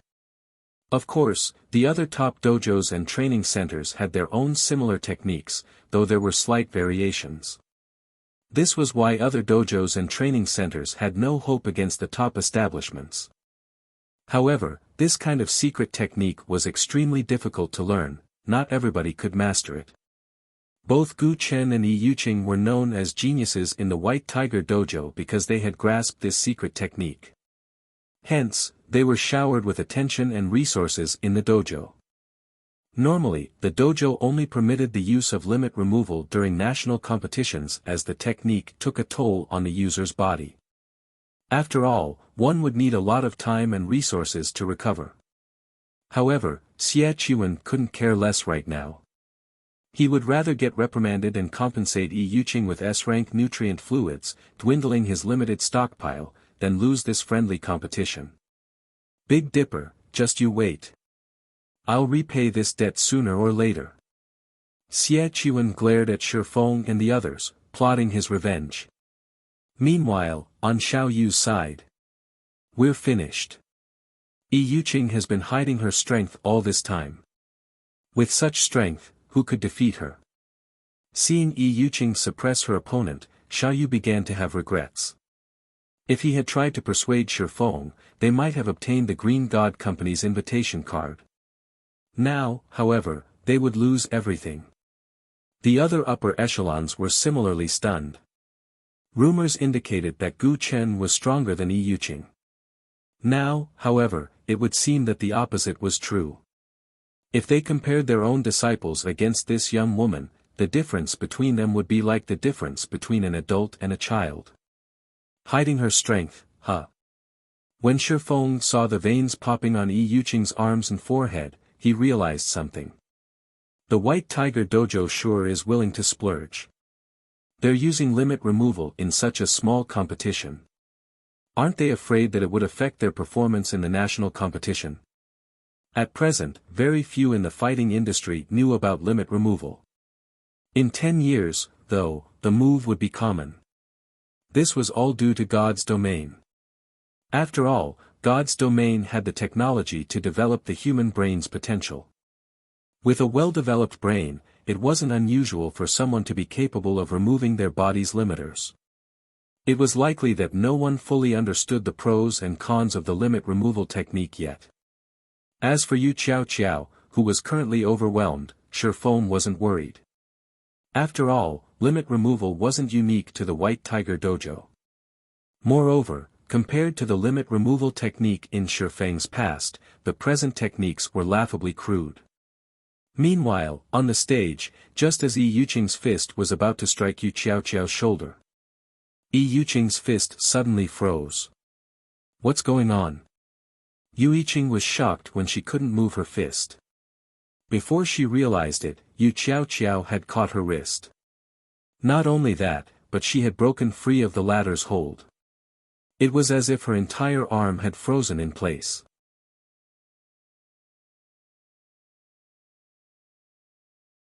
Chapter 1299, Do You Dare Fight? What is she trying to do? Xie Qiwen frowned when he saw Yi Yuqing's fist stop suddenly. Yi Yuqing could have ended Yu Qiaoqiao right there and then, yet she had frozen. Xie Qiwen wasn't the only person confused. The others in the VIP stands were also baffled. Why had Yi Yuqing held back?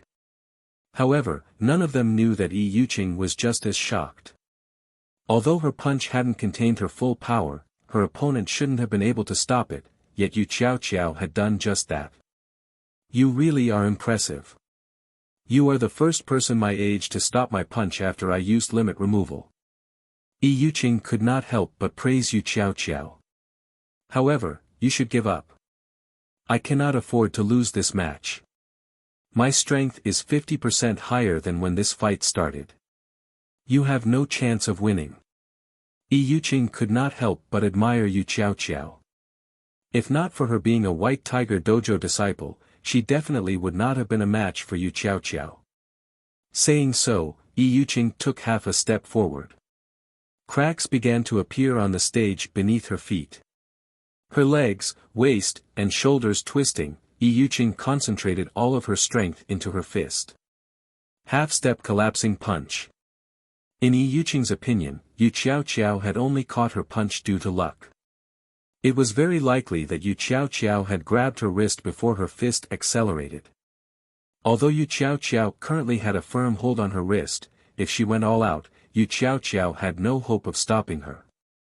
Moreover, her fist was less than 10 centimeters away from Yu Qiao Qiao. At this distance, Yu Qiao Qiao wouldn't be able to dodge the hit. Even diverting her attack trajectory would not be possible. Pang! Immediately, Yu Qiao Qiao took a step back, the stone floor beneath her feet cracking. Unexpectedly, however, Yu Qiao Qiao's firm on her opponent's fist was firm. She did not let Yi Yuqing's fist get close to her shoulder. Yi Yuqing was shocked. The young woman blocked her full-powered punch. As expected of a genius from the White Tiger Dojo. It was a tough fight without limit removal. Let's continue our earlier fight. Yu Qiao Qiao smiled slightly, a hint of excitement flashing in her eyes. Yi Yuqing was momentarily stunned.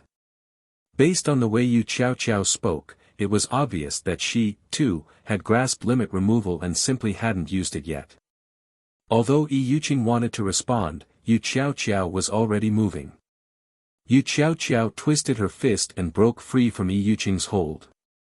Immediately after, her body spun as she sent a spiral kick at Yi Yuqing's head, her leg cutting through the air like a menacing scythe. Suddenly, Yi Yuqing felt death loom over her. Not daring to be careless, she used her full strength to break free from Yu Qiao Qiao's hold and used both arms to block the incoming kick. Thud! The instant Yu Qiao Qiao's foot met her arms, Yi Yuqing felt a stinging pain deep into her bones. Afterward, her arms grew numb. She felt as if she had been hit by a car as she flew backward. However, reacting quickly, Yi Yuqing adjusted her posture so that she would land on her feet. In the end, Yi Yuqing only stabilized herself after retreating another 8 steps. Impossible. Yi Yuqing wore an incredulous look as she stared at Yu Qiao Qiao, who now stood over 10 meters away. Just by blocking one kick, both her arms were numb. She couldn't even move them. Just how strong was Yu Qiao Qiao? Meanwhile, the audience stared with wide eyes, their gaze fixed on Yu Qiao Qiao. Just who is that girl? Xie Qiwen nearly shouted when he saw Yi Yuqing fly through the air. Xie Qiwen could also see the blood vessels on Yu Qiao Qiao's forehead surface slightly. After factoring in Yu Qiao Qiao's sudden burst of strength, even a fool could tell that Yu Qiao Qiao had used limit removal. However, limit removal was one of the top dojos and training centers' secret techniques. How could Yu Qiao Qiao have learned and grasped it? Yi Yuqing had trained arduously for 2 years under countless masters' guidance to grasp limit removal. Yet, not only had Yu Qiao Qiao grasped the technique, but it was also obvious that she could suppress her limiters far more than Yi Yuqing. Even Jiang Tianyuan was surprised. What an amazing little girl. Just who is her master? She can control her strength so freely despite removing her limiter to such a degree. Jiang Tianyuan was curious as he watched Yu Qiao Qiao launch a relentless assault against Yi Yuqing. Although grasping limit removal was difficult, trying to exert the additional strength one received to its full potential was even more so.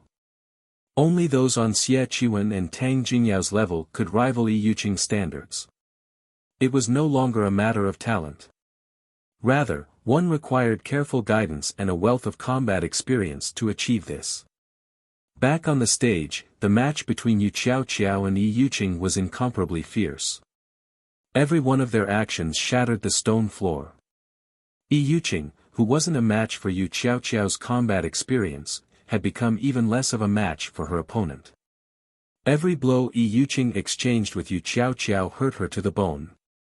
In the end, Yu Xiao found a massive weakness in Yi Yuqing's defense as she launched a palm strike at the woman's shoulder, shoving Yi Yuqing off the stage. Yi Yuqing realized that this was Yu Xiao's way of showing mercy.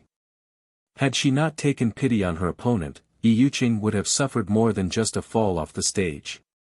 A genius? Yi Yuqing looked up at Yu Xiao. Suddenly, she found that all of the praise she had received from others, calling her a genius, truly laughable. Ignoring all other aspects, Yu Xiao was leaps and bounds above her regarding her strength after executing limit removal. Her defeat was only a matter of course. After Yi Yuqing fell off the stage, the referee announced the match's winner. Yu Xiao. As the referee announced the outcome, the arena fell silent for a moment. Then, loud cheering filled the venue. This breathtaking match had truly surprised every spectator. The Big Dipper Dojo's name etched itself deeply into everyone's mind. After all, among the 4 people taking part in the semi-finals, 3 belonged to the Big Dipper Dojo. There were dozens of dojos and training centers from the 6 cities participating in this competition. Among them were the White Tiger Dojo and a large number of independent contestants. Sending all 3 representatives to the semi-finals was a miracle. The Big Dipper Dojo? I am definitely going to apply to join it tomorrow. Many among the audience had already decided to join the Big Dipper Dojo no matter what. Even the contestants consider the option. Among those in the VIP stands, some celebrated while others worried. Xiao Yu was naturally ecstatic. With this, the Big Dipper Dojo's fame would spread throughout the 6 cities. Xie Qiwen, on the other hand, felt both rage and helplessness. He had never thought that his first attempt of benefiting the dojo would end so miserably. However, Xie Qiwen hadn't given up yet. There was still the savage Evil Fire. It was still possible that Evil Fire could secure the championship. This would be much better than letting the Big Dipper Dojo win. Now that the 4 semi-finalists had been decided, due to this being a friendly match, as long as Yu Zipping defeated Evil Fire, the Big Dipper Dojo would win the competition. Everyone very much looked forward to the first match of the semi-finals between Yu Zipping and Evil Fire. It took roughly 20 minutes to repair the stage. Once the repairs were complete, Yu Zipping and Evil Fire approached the stage. However, as the referee was about to announce the start of the competition, Evil Fire stopped him and said, "Wait. Contestant Evil Fire, is there an issue?" the referee asked curiously. "Before the match, I have something to say," Evil Fire, who looked like a brown bear, said, grinning. "Alright, but I can only give you 1 minute." The referee nodded. 10 seconds will be enough. Evil Fire laughed. He then received the microphone and shifted his gaze to Shifeng in the VIP stands. Emanating a dominant aura, he proudly proclaimed, "Head Instructor Shi, I have come here today for one reason and one reason only. I have heard that you are one of Zero Wing's upper echelons, so I hope that you can convey a message to Black Flame for me. Tell him that I, Evil Fire, want to challenge him in God's domain. Does he dare fight me?"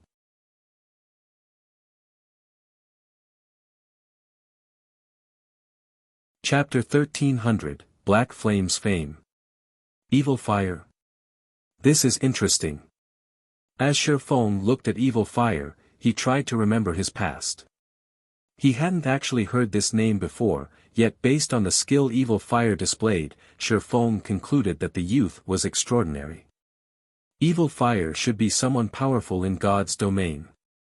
Otherwise, the youth wouldn't have here to challenge him so confidently. Evil Fire's words echoed throughout the sports arena. Meanwhile, everyone else in the venue had fallen silent. Everyone was stunned. Nobody could have imagined that Evil Fire's goal in this competition was to challenge someone.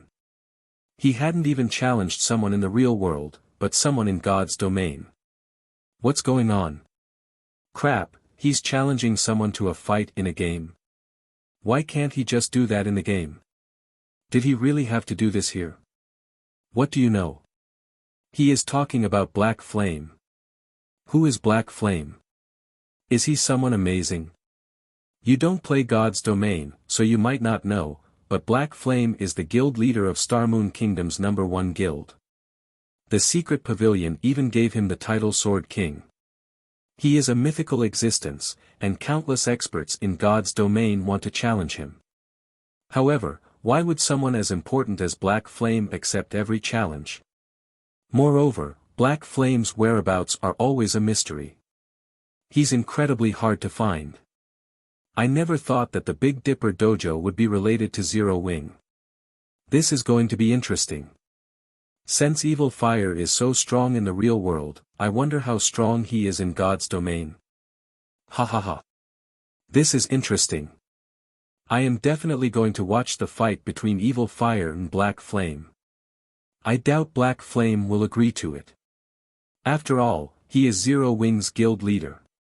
This is where Evil Fire is smart. Big Dipper's head instructor is one of Zero Wing's upper echelons, so Big Dipper and Zero Wing must have a close relationship. Meanwhile, Evil Fire put his strength on display for everyone to see. Now that he has challenged Black Flame in front of so many people, he'd be hard to ignore. If Black Flame refuses the fight, not only will this smear Zero Wing's reputation, but it might also affect Big Dipper's reputation. Although many among the audience had no idea who Black Flame was, those who did promptly explained. Very quickly, everyone became familiar with the name. At the same time, they grew curious about how strong this Black Flame was. After all, someone as strong as Evil Fire had issued this dramatic request. For some time, this unexpected announcement boosted Big Dipper and Zero Wing's fame for some time. This little bastard. He used my friendly competition to challenge someone in a game. Xie Chuan glared at Evil Fire, rage burning in his eyes. He wanted nothing more than to murder the youth with his own hands. Had Evil Fire simply challenged Black Flame, he would not have minded it as much. The issue was that Evil Fire had defeated Gu Chen. Gu Chen was one of the White Tiger Dojo's geniuses, yet Evil Fire used the fame of his victory as a stepping stone to challenge Black Flame. This was a slap in the face for the White Tiger Dojo. Meanwhile, Shadow Sword and Turtle Dove, standing beside the main stage, were furious. This bastard overestimates himself. He dares to challenge the guild leader. Jinghong, make sure that you take care of him later. Turtle Dove's gaze burned with rage. If she didn't have to recuperate after using limit removal, she'd take care of the brat herself. Leave it to me. I'll make sure this kid spends several months in the hospital after the competition.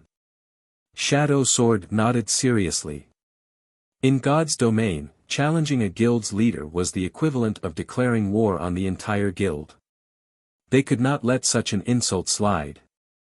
Head instructor sure. 2 days. I'll give you all 2 days to prepare. When the time comes, I'll head to White River City's Divine Coliseum for the challenge.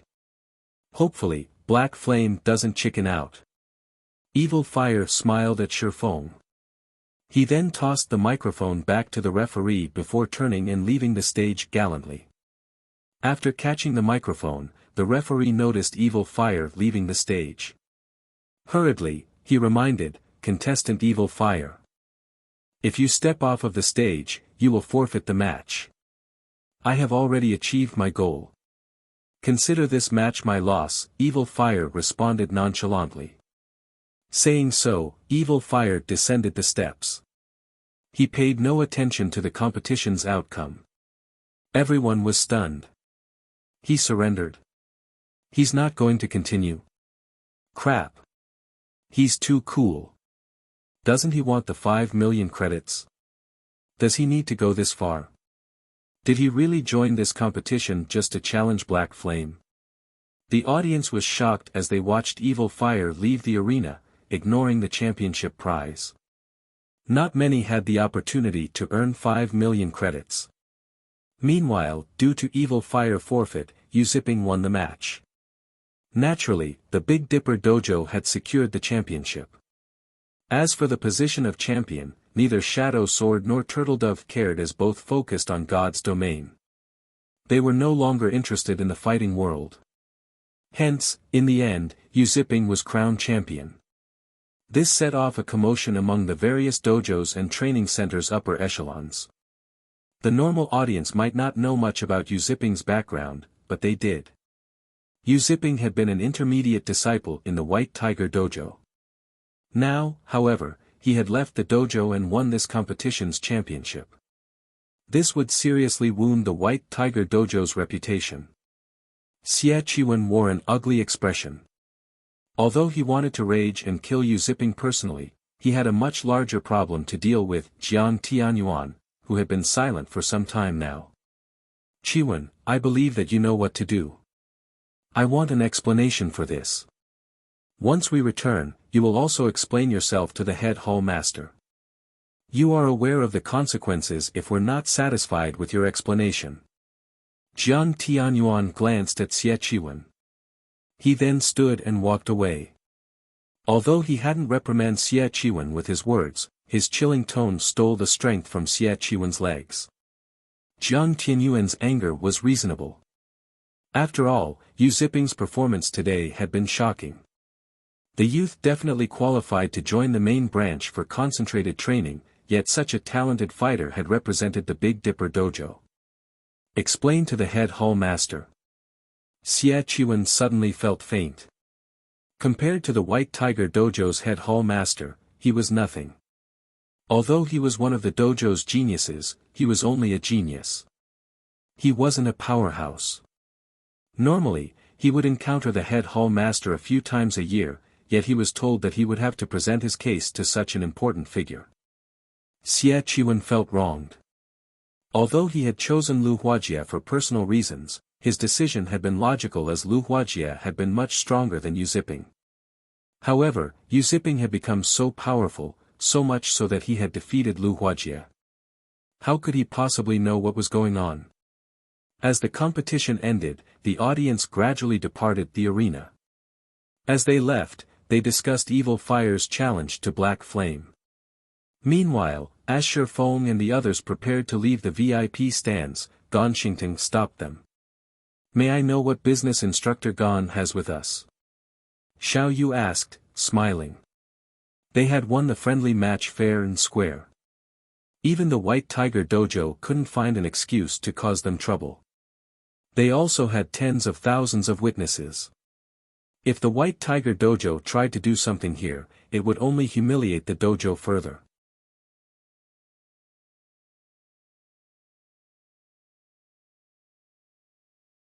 Chapter 1301, Competition. Seeing Gan Xingting block Shifeng's group, the various upper echelons stopped to watch, curious to see what the White Tiger Dojo intended to do. The White Tiger Dojo had hosted this friendly competition to spread its fame throughout the 6 cities. Yet, the Big Dipper Dojo had benefited. It would be a lie to say that the White Tiger Dojo was not furious. Ignoring the stares, Gan Xingting glanced at Shifeng before turning to Xiao Yu. Displeased, he said, Hall Master Jiang would like to invite Head Instructor Shi for tea. May I know if Head Instructor Shi is free? An invite from Hall Master Jiang. Everyone who heard this was momentarily stunned. Jiang Tianyuan stood at the peak of the fighting industry. He was practically a living legend. Jiang Tianyuan had also played a large part in lifting the White Tiger Dojo to its current status. Moreover, Jiang Tianyuan's disciples were all extraordinary. He also had influence in various other industries. Countless people dreamed of forming a connection with the man. Unfortunately, very few ever had the opportunity. And yet Jiang Tianyuan had sent an invitation. Moreover, by the looks of it, he only wished to speak with Shifeng, not the others from Big Dipper. This, I'm afraid you'll have to ask Head Instructor Shi himself. Xiao Yu frowned before turning to Shifeng. He wasn't afraid of the White Tiger Dojo as a business rival. However, he was afraid of the White Tiger Dojo using other methods to deal with them. One such example was poaching Shifeng. In fact, these situations were common. The Big Dipper Dojo's achievements were all thanks to Shifeng. Now that Jiang Tianyuan wanted to meet with the man, Xiao Yu felt threatened. If Jiang Tianyuan poached Shifeng, developing the Big Dipper Dojo and the Big Dipper group further would be out of the question. The White Tiger Dojo possessed wealth and influence. Even if Shifeng became one of its branch hall masters, he would enjoy far more benefits than the Big Dipper group could ever hope to offer. However, it also would not do to refuse Jiang Tianyuan. After all, Jiang Tianyuan had taken the initiative to invite Shifeng. If they refused to meet with him, Jiang Tianyuan would consider it disrespect. If that happened, even if Jiang Tianyuan didn't act personally, his followers would be more than enough to make the Big Dipper group suffer. Hence, Xiao Yu could only leave the decision to Shifeng.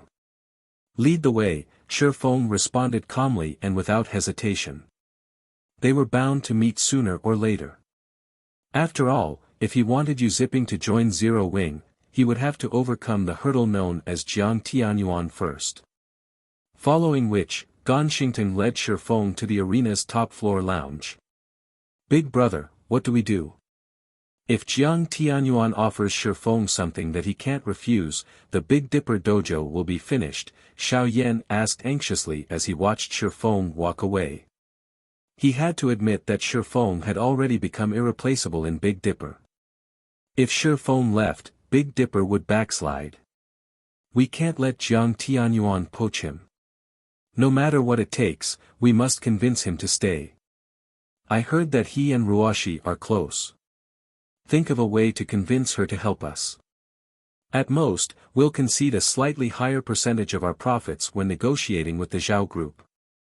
Xiao Yu was determined to compete with the White Tiger Dojo. In the top-floor lounge. As soon as Shifeng entered the room, he sensed 4 piercing gazes locking onto him. The origins of these ominous looks stood beside Jiang Tianyuan. 3 of these people were men, and 1 was a woman. All 4 wore black suits and appeared to be Jiang Tianyuan's bodyguards. Although they only stood there, they radiated a chilling aura. It was very obvious that they weren't like the pampered children, Gu Chen and Yi Yuqing. These people must have experienced many trials and tribulations. Moreover, their auras were even more intense than Lei Bao's. Of course, that was not to say that these 4 people were stronger than Lei Bao. It was simply because Lei Bao kept his aura hidden. Shifeng didn't doubt that, if he showed the slightest hint of a threat, these 4 would immediately move to kill him. The White Tiger Dojo really is impressive. They've even hired such extraordinary bodyguards. Shifeng swept his gaze across these 4 people, noticing that they all had falcon tattoos on the back of the hands. This mark belonged to none other than the Black Falcon Alliance. The Black Falcon Alliance was a globally renowned mercenary alliance. Anyone who wanted this tattoo had to earn the Black Falcon Alliance's acknowledgement first. The organization's ordinary members simply weren't worthy. As Shifeng entered the room, Jiang Tianyuan smiled as he gestured to the sofa before him and said, "Sit." Only then did the 4 Black Falcon bodyguards relax a little. However, their gazes never once left Shifeng. Shifeng ignored the gazes as he approached Jiang Tianyuan. Seeing Shifeng's reaction, Jiang Tianyuan inwardly praised his guest. He was very familiar with his 4 bodyguard strength. If all 4 worked together, even an internal force expert wouldn't walk away unscathed. Very few youngsters like Shifeng could remain unperturbed under their attention. After emptying the teacup placed before him, Shifeng smiled and asked, "Hall Master Jiang, may I know what business you wish to discuss?" "Young man, you are quite impatient. This isn't your average tea. This is the Green God Company's Harmony Tea. Savoring it properly will aid in one's mental recovery and help expand one's mind," Jiang Tianyuan said, his heart aching as Shifeng downed the tea. Shifeng couldn't help his surprise. "So, this is the rumored Harmony Tea." Shifeng looked at the teapot on the table incredulously. The taste had been unique. However, he had not paid much attention to it. Although he had considered the possibility that it might be poisoned, it was highly unlikely.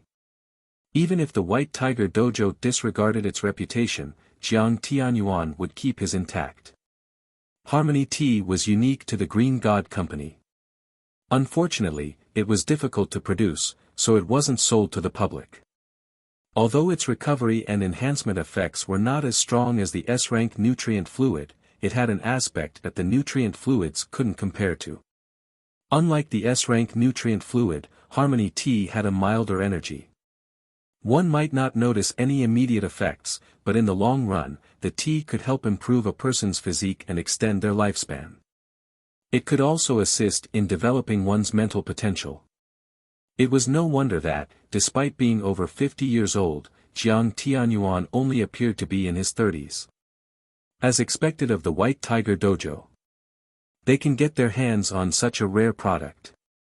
Shifeng was a little jealous. If he could obtain a large amount of Harmony Tea, he would have a much easier time nurturing Zero Wings experts. He had to admit that, no matter what he wanted to do, resources were very important. Alright, I'll cut to the chase.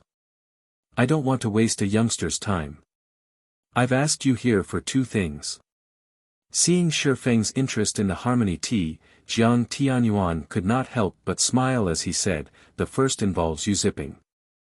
I hope that you will allow him to return to the White Tiger Dojo. He has a lot of potential. He will have a better future if he develops in the White Tiger Dojo. That is up to him. I cannot choose for him. Shifeng waved his hand, showing that he had no interest in this issue. In reality, he did not care which dojo Yu Zipping developed in. He only cared about Yu Zipping's choices in God's domain. You are quite the mysterious youth. Shifeng's reply stunned Jiang Tianyuan. He simply couldn't fathom why Shifeng would willingly let go of such a talent so easily. However, he didn't think that Shifeng had lied. He had prepared counter-arguments if Shifeng refused, but his efforts had been wasted. Since that is the case, I'll have to trouble you to pass the message on. Now that the first issue has been addressed, let's get to the second matter. Please speak. The second matter involves you. I'd like to invite you to join the White Tiger Dojo.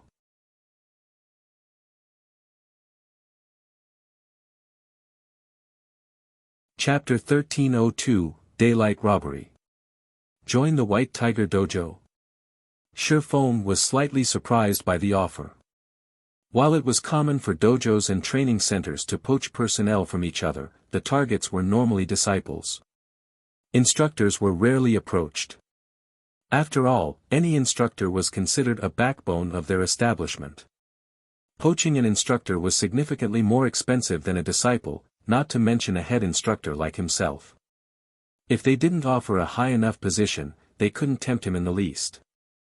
On the other hand, the White Tiger Dojo's upper echelons would never agree to offer him a position as high as head instructor. There were a limited number of head instructor positions available, and every head instructor was a part of the White Tiger Dojo's core. The influence they held was immense. Furthermore, he was only the head instructor of a recently established dojo. Trying to poach him by offering a head instructor position would be ludicrous. That's right. I'd like you to join us. However, rather than becoming one of the White Tiger Dojo's instructors, I'd like to invite you to become one of our combat instructors in God's domain, Jiang Tianyuan said. God's domain has become increasingly popular. The White Tiger Dojo intends to secure a piece of that pie. However, at the end of the day, there are some differences between combat in God's domain and combat in the real world. Hence, we wish to recruit some God's domain experts to train our disciples. I heard that Zero Wing is quite capable in this aspect. Hence, I wish to hire you as one of our God's domain instructors. Of course, you will receive the benefits of a White Tiger Dojo advanced instructor. Although the White Tiger Dojo had many instructors, there were extremely few advanced instructors. Every advanced instructor was also an internal force expert. Even hall masters such as himself treated these individuals with respect. Countless experts envied them for the benefits they received. Jiang Tianyuan's offer stunned his 4 bodyguards. Although they were bodyguards, they were also Black Falcon Alliance experts. Their understanding of the White Tiger Dojo was more acute than ordinary people.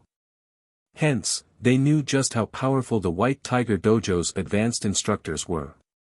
Even the Black Falcon Alliance's mainstays had to treat them with respect.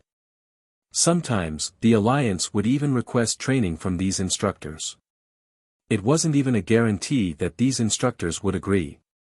It was very difficult to imagine that a youngster in his early 20s would have the opportunity to become an advanced instructor in the White Tiger Dojo.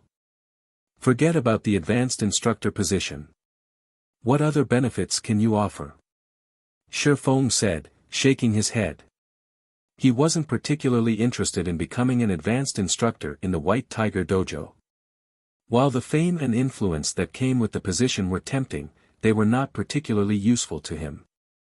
Other benefits? Jiang Tianyuan gave Shi Feng an odd look. Curiously, he asked, "What do you have in mind?" The position was a good opportunity to gain some renown in the fighting industry. Countless people coveted the position, yet Shi Feng didn't seem interested. S-rank nutrient fluid or harmony tea, both are acceptable, Shi Feng said after giving the matter some thought. As for the exact amount, that depends on how many players you'd like me to train. My price is roughly 20 people per bottle. I can guarantee that they will reach the trial tower's 5th floor within a short time. Both S-rank nutrient fluid and harmony tea would significantly help his guild's experts. They were far more practical than the position of advanced instructor.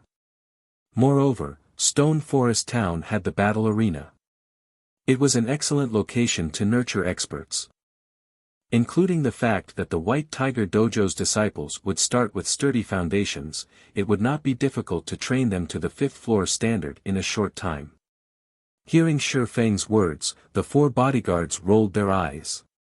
Each bottle of S-rank nutrient fluid sold for 1 million credits on the market, yet Shi Feng wanted 1 bottle for training 20 experts. Even when the Black Falcon Alliance hired advanced instructors from the White Tiger Dojo to teach 300 of their elite members, it didn't pay 1 million credits per month. Shi Feng's demand was simply daylight robbery. Your request is too expensive. Jiang Tianyuan frowned. He more or less understood God's domain. Hence, he knew just what kind of standards a 5th floor expert in God's domain possessed. Furthermore, the White Tiger Dojo's disciples were already combat experts. Even if they simply experimented themselves, they could easily reach the 5th floor. I am willing to offer 1 bottle for 100 players. The first session will include 500 players. At the very least, I want them to reach the trial tower's 6th floor within 1 month. Reaching the 6th floor within 1 month is too difficult. If you want all 500 to reach that standard, I'll take no less than 50 bottles. Otherwise, you'll have to find someone else, Hall Master Jiang. Shi Feng hadn't expected Jiang Tianyuan to be so familiar with God's domain. Unfortunately, his understanding wasn't sufficiently thorough. Reaching the trial tower's 6th floor was the equivalent of being an expert in a first-rate guild. Even with strong foundations, it would take a lot of training to reach such a standard. Of course, some players with extraordinary talent could do it in a short time. However, not everyone was so gifted. Moreover, nurturing 500 people would cost a frightening amount of resources. The Blackwater Corporation had invested an astronomical amount of manpower and resources to nurture their experts, yet the White Tiger Dojo wanted to offer a few bottles of S-rank nutrient fluids to achieve the same. If he only charged 1 bottle per 100 people, he would very quickly go bankrupt. Seeing Shi Feng unwilling to yield, Jiang Tianyuan fell silent for a moment. We can't possibly part with so many bottles. I can offer 10 at most. We can pay for the rest with credits, Jiang Tianyuan said, yielding slightly. S-rank nutrient fluids were extremely precious, even to the White Tiger Dojo. They used a large number during every national competition, not to mention international competitions. They did not have a lot to spare. I will only accept S-rank nutrient fluids and harmony tea. If Hall Master Jiang cannot make this decision at the moment, I can wait until you return and discuss it with your colleagues, Shi Feng said resolutely. He had other ways to obtain credits. Moreover, he had already begun constructing his city. Once it was complete, the potential of virtual property would see explosive growth. At that time, he could easily rake in tons of credits. Alright, then. I'll discuss it with the others once I return. However, I doubt that I'll receive a positive response, Jiang Tianyuan said, sighing. Following which, Shi Feng left the lounge. After Shi Feng left, someone else entered the lounge from a connected room. This man wore black and white martial artist robes. He felt indescribably approachable. The instant he entered this room, it felt as if the world revolved around him. Hall Master, this kid simply doesn't know how to appreciate a favor. Not only wasn't he grateful for your personal invitation, but his demands were also exorbitant. Should I stir up some trouble for the Big Dipper dojo? The man asked angrily. Forget it. I had only asked on a whim. Even if he agrees to my offer, the final decision rests with the head Hall Master. After all, the other Hall Masters have other recommendations, Jiang Tianyuan said as he waved off the angry man's concern. Jinhai City is our problem now. With today's outcome, our plans have been interrupted. Tianji, you'll replace Chiwen as the branch manager here. Think of a way to restore the White Tiger Dojo's reputation here. Also, lead the first batch of disciples in God's domain and introduce them to the game. Help them acclimate to the game's mechanics. At the very least, make sure they aren't completely clueless when their training begins. Hall Master, rest assured, I have already seen to the necessary preparations. Every disciple has already been given an advanced virtual gaming helmet, while advanced disciples have access to virtual gaming cabins. By the time the other Hall Masters make their move, we will have gained a stable foothold in God's domain, the man named Tianji said, laughing. As soon as Shi Feng returned to the Greenwater Villa, he logged back into God's domain. He had just discovered some clues on how to proceed with his Tier 2 promotion quest. Meanwhile, Evil Fire's challenge posed too much of a threat. If he did not deal with it properly, he would become a laughingstock in White River City. It might even affect the Big Dipper Dojo's reputation. He had no intentions of wasting today's results. You're tuning into the Han Li's Wuxia Chronicles YouTube channel. We're so grateful for your support and don't forget to subscribe to join us on this incredible journey through captivating stories.